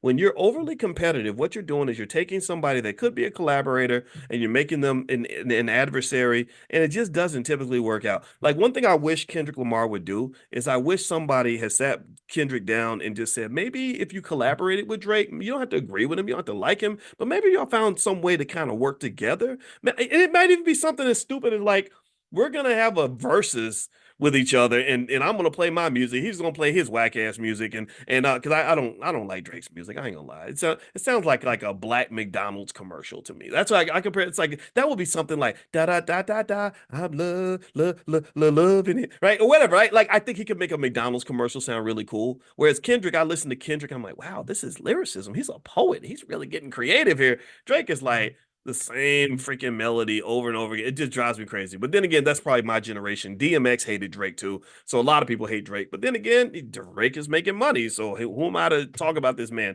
But I would say that I almost feel like that when you see the bigger picture, there's a collaborative energy. Like, if you remember, every time Mike Tyson would go in the ring to try to murder somebody, after the fight was over, he would give him a hug and say, "Good fight," whatever. And if it was a fight that drew a lot of attention, he would want a rematch. He'd say, "Yeah, we should fight again." Right? When Lennox Lewis beat him up, I mean, he beat Mike pretty bad, and Lennox, was talking crazy. Like, afterward, Lennox was like, "Well, I had to punish him. He was speaking loud like a child, so I had to punish him." I said, "Oh my God," he called Mike Tyson a little kid. But even then, Mike was still like, "Hey, I'd like to do a rematch because I really think that we would have a great fight together, and he's a great guy, and I enjoy going in the ring with him." Right? Well, that was all about the money. That was all about sort of seeing the bigger picture to say, you know what? I think they did. Did they have a rematch? Did he fight Lennox again? Or was it Holyfield he fought twice? Or did he fight both of them twice? I remember those fights happening, and it was kind of like Mike had kind of lost his whatever he had before he went to prison. And it just kind of makes me sad, honestly, because I sort of watched long documentaries about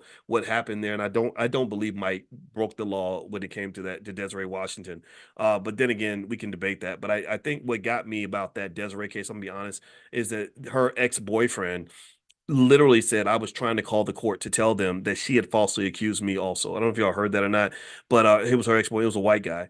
And he was like, "Yeah," he said, "she did the same thing to me. She accused me because she was so ashamed that she had slept with me. She didn't want to tell her father, who's very religious. So she lied and said, he assaulted me." Now, again, that doesn't mean Mike Tyson never did anything wrong. I'm sure maybe he did at some point. He wasn't a perfect guy, but I didn't like that incarceration. And also, just like Muhammad Ali to some extent, it took away like the best of him. Ali still had something left. He had that fight with Foreman and did some amazing things. But it's like with Tyson, it was like you're waiting for the old, I don't know if anybody else remembers that. It was like you were watching, waiting for the old Mike Tyson to emerge. And I just didn't see him anymore. He kind of left in about 1993, 94. So anyway, with that being said, let's circle back around though to the economics of all this, right? So the message here, the lesson here, the financial consciousness lesson here, I don't want to make sure we get this so that we don't think I'm just, some guy rambling, which I am rambling, but hopefully I'm rambling about something that will help you, is that the same way artists will perform at the Super Bowl for free because they see the long-term economic value, the person with an entrepreneurial or investment mind is going to do the same thing in their own life. Investing requires you to not necessarily receive something right now. You're giving something up today so you can have more later. That's called delayed gratification. Or another way to kind of look at it is it doesn't mean you are doing something for free. It means you're investing. You're giving up resources now, which might be time, money, or whatever, so that you can have more later. And people that tend to think that way tend to be the ones who are the most successful.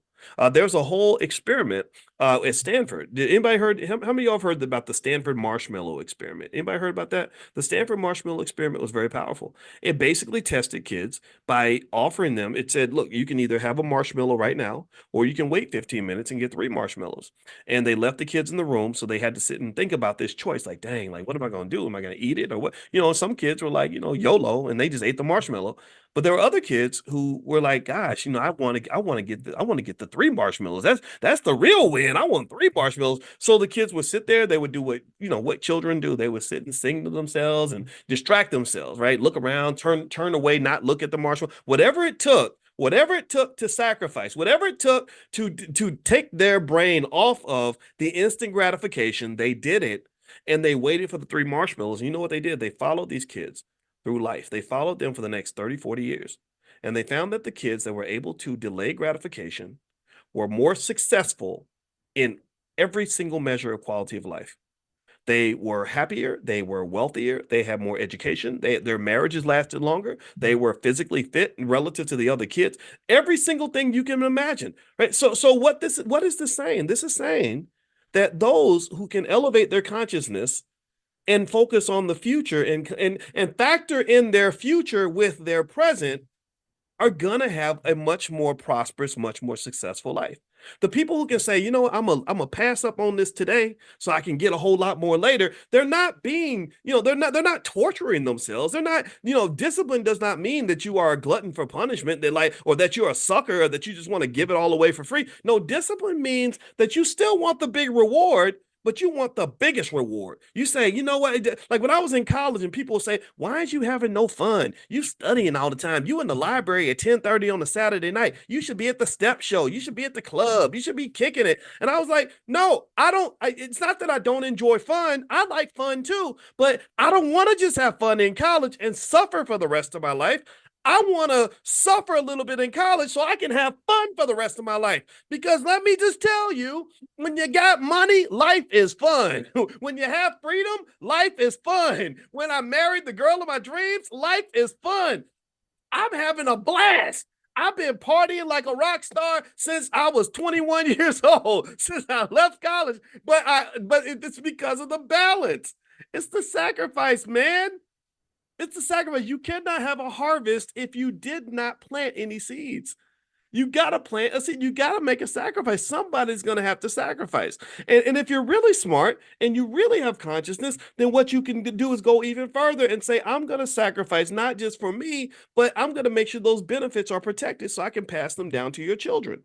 Because remember, you can't pass that job to your kids. There's no company that I know of that you can work for where your children get to legally inherit your job. They do not get to inherit your job. So I would say, what are you sacrificing for now that's going to give you long-term benefits that your children can inherit? Your children can inherit your real estate. Your children can inherit your stock. Your children also can inherit your values and your culture and your beliefs. That's going to make a big difference too. So don't think this is all just about money. But really, at the end of the day, anytime you see somebody doing well, just know somebody made a sacrifice. When I see the NFL doing well and they've got all these teams that are worth between $5 and $11 billion, the values are about to go up. I look at that and I say, I'm not just mad at them. I'm not really mad at the owners. I get it. Yeah, they're a bunch of racists and they run in a plantation and they don't let black people own nothing, but they did make a sacrifice. The Hallis, I think it's a Hallis family that owns the Chicago Bears. Oh, they've been owning the Bears since the beginning. And like any other logical family, they're not letting that go. They're not letting that go. They're like, why would we give away the golden goose if we are the ones who gave birth to the goose? We grew the goose. We invested in the goose. You wouldn't shoot no jumpers in the gym. You can't own none of this. This is ours. So I say the same way the Hallis family, I think it's Hallis family, maybe I got the name wrong. The same way the Hallis family protects their ownership of the Bears, you have to build and pour into something and then protect the ownership of the thing that you built and then allow your family to benefit in the same way. So that's my message. That's my thought for today. Overall, I'll say this too about this whole Super Bowl thing. Just sort of a side note. I kind of liked Kendrick Lamar being picked for the Super Bowl. Because I kind of feel like Lil Wayne and Cash Money, as amazing as they are, I just kind of feel like black people are just ready for a new era. And also, unfortunately, chickens come home to roost. And so there were years where they would ask Lil Wayne. I have no idea why they torture these poor rappers by asking them about political issues and some of them can astutely speak on politics, but some of them just they don't want to, right? So Lil Wayne, they're like, so what do you think about Black Lives Matter? He's like, Black Lives what? What is that? Like stuff like that, right? And so, and unfortunately, because he wasn't really prepared to answer the question, he said things that just didn't come out right. He said things that made him sound aloof and disconnected. And I can tell you, when we had that interesting interaction with Wayne in 2013 over the whole Emmett Till thing, where he said some things about Emmett Till that were highly disrespectful. And I knew exactly where to kind of go, and I went after the money. I went after Mountain Dew. I didn't go after him. I went after the people that were paying him, and I said, this is not appropriate. This is not cool. You can't be disrespecting black people and still think you can just keep making money like it's not a problem. We're going to give you an issue with that. I remember feeling a little bit frustrated because it was almost like there's a belief. There has always been a belief among rappers that if enough white folks are giving me money, I don't have to pay attention to black people. If I got enough love outside of my community, then I don't have to worry about what black people think. Well, now we're kind of in a different era where what black people think really matters now. It really matters more than ever. And now I think that what's also coming up is that when people are like, well, do we want Kendrick, the guy who gives us some element of black pride, at least will kind of speak on some of the issues we're dealing with, or do we go with somebody who literally just didn't even understand what Black Lives Matter meant, said racism doesn't exist, or it doesn't exist in his world. I think he said, well, I don't see racism or something like that, right? And of course you don't, because when you perform, there's like these crowds full of white people who love to sit around and watch black people call ourselves niggers and to brag about how we love to kill each other. And because money's attached, this is the money lesson, because the money is there, we think that's okay. Because why? Well, money is a drug. Money is a drug, and drugs will make you crazy. Drugs will make you think up is down, down is up, that right is wrong, wrong is right, left is right, and right is left. They'll make you think the world is something other than it's not. But at the end of the day, when you take away the money, I don't care how much money those white folks are paying you to get on stage and to embarrass yourself and to act like a damn fool. There has to be a line with that. There has to be a line that's drawn. So when people say, Dr. Boyce, you hate rappers, I'm like, no, I don't hate rappers. Let me tell you about the rappers I love. And the reason I love these rappers is because they know how to get money, but they know how to get the right money. The rappers I love are guys like Killer Mike. Killer Mike, is a guy, he's been a friend of mine for a long time. He performed at the All Black National Convention in 2015. He didn't perform, I'm sorry. He spoke at the All Black National Convention when we first got started, and I love him for that. Killer Mike is a guy that, understands the community matters, but he's still making money. He swept the Grammys this year. Good for him. Another one, Immortal Technique, is a guy who did a really good, he actually said something on this channel years ago that was really profound, where he explained a very simple idea. He said, all money ain't good money. And he was saying this at a time where a lot of artists weren't even hearing that. Like, this is about maybe 2014 or so. People weren't really saying that. Now people kind of get it because generational wealth, and you have Invest Fest, and you have all these other areas where economics, black economics, is becoming part of the culture, which I just love. I think that's very powerful. But before then, Immortal Technique spoke on this issue, and what I love about him is I talked to him one time on the phone, twice actually. We got on the phone 2 times, and each time we talked for like 2 hours. And he was as smart and as sharp and articulate as I thought he would be. Also, it's great when you meet people you admire and they actually are admirable people, because I've met people that I admire and it was very disappointing. And also, he's a strong man. He's not black. I think his family's from not Panama. It's another smaller country. Say it in the chat so I don't say it wrong. But anyway, but we related in terms of understanding what Peru. Thank you, Black and Peruvian. Thank you, JP. I don't know the details of it, but I like that idea. It was like, okay, your father was a military guy. My father was too. You understand the importance of being ready, staying ready, and strength and discipline and everything else. I got that from my dad too. So there was a great connection there. And I personally believe that if you want to talk about the black community, when you talk about wealth, when you talk about challenging white supremacy and really standing up to the things that are designed to oppress us, we're going to need to really build stronger boys and men. We're going to need that. We're going to need to educate our own kids. We're going to need to talk to them. Even if they go to school during the day, well, you're going to sit with me, son, at night, and we're going to talk to you about the real deal. We're going to talk about what life is really like, because if we don't do this, then we're going to have a lot of confused kids that are going to be pushed in this direction or the other direction, and it's costing you everything. It's not just costing you trillions in economics, it's costing you so many other things that money cannot buy. So that's why I appreciate Immortal Technique. So yeah, I do love hip hop and I do love artists, but I don't love them all. I ain't gonna lie. There's some artists that will see me and probably try to punch me in the face, and I don't blame you, but it's okay, because like, you punch me in the face, I might punch you back. So don't mess with me, because I'm not scared. So anyway, that's it, guys. I'm done. Thank you guys for listening. It was awesome to see you today. Just a reminder, one thing. I was thinking about AI today. I think you should invest in AI. If you want a list of AI stocks, I'm going to send that list out tomorrow morning. Text the word money to the number 87948. If you text money to 87948, I'll send you a list of my favorite AI stocks. And also, you'll instantly, when you send that text, you'll instantly get a text back that has a link to a training I did called How to Make Money Without Working. It's an introduction to how to make money selling stock options. It does work. It's not hype. Thousands of people do this. You should learn how to do it too. I was showing it to my son the other day.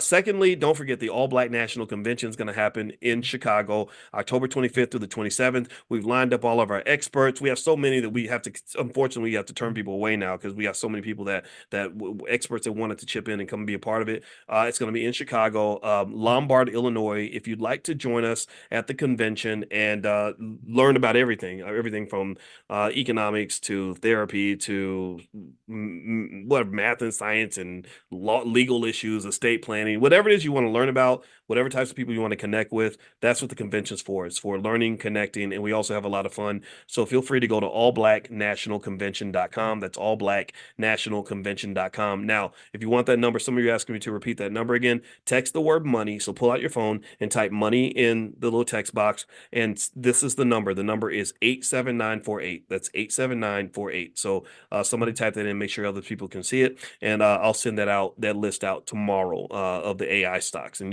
these are some stocks to kind of start with. All right. So have a good day, everybody. God bless you. Thank you so much for listening. And I will see you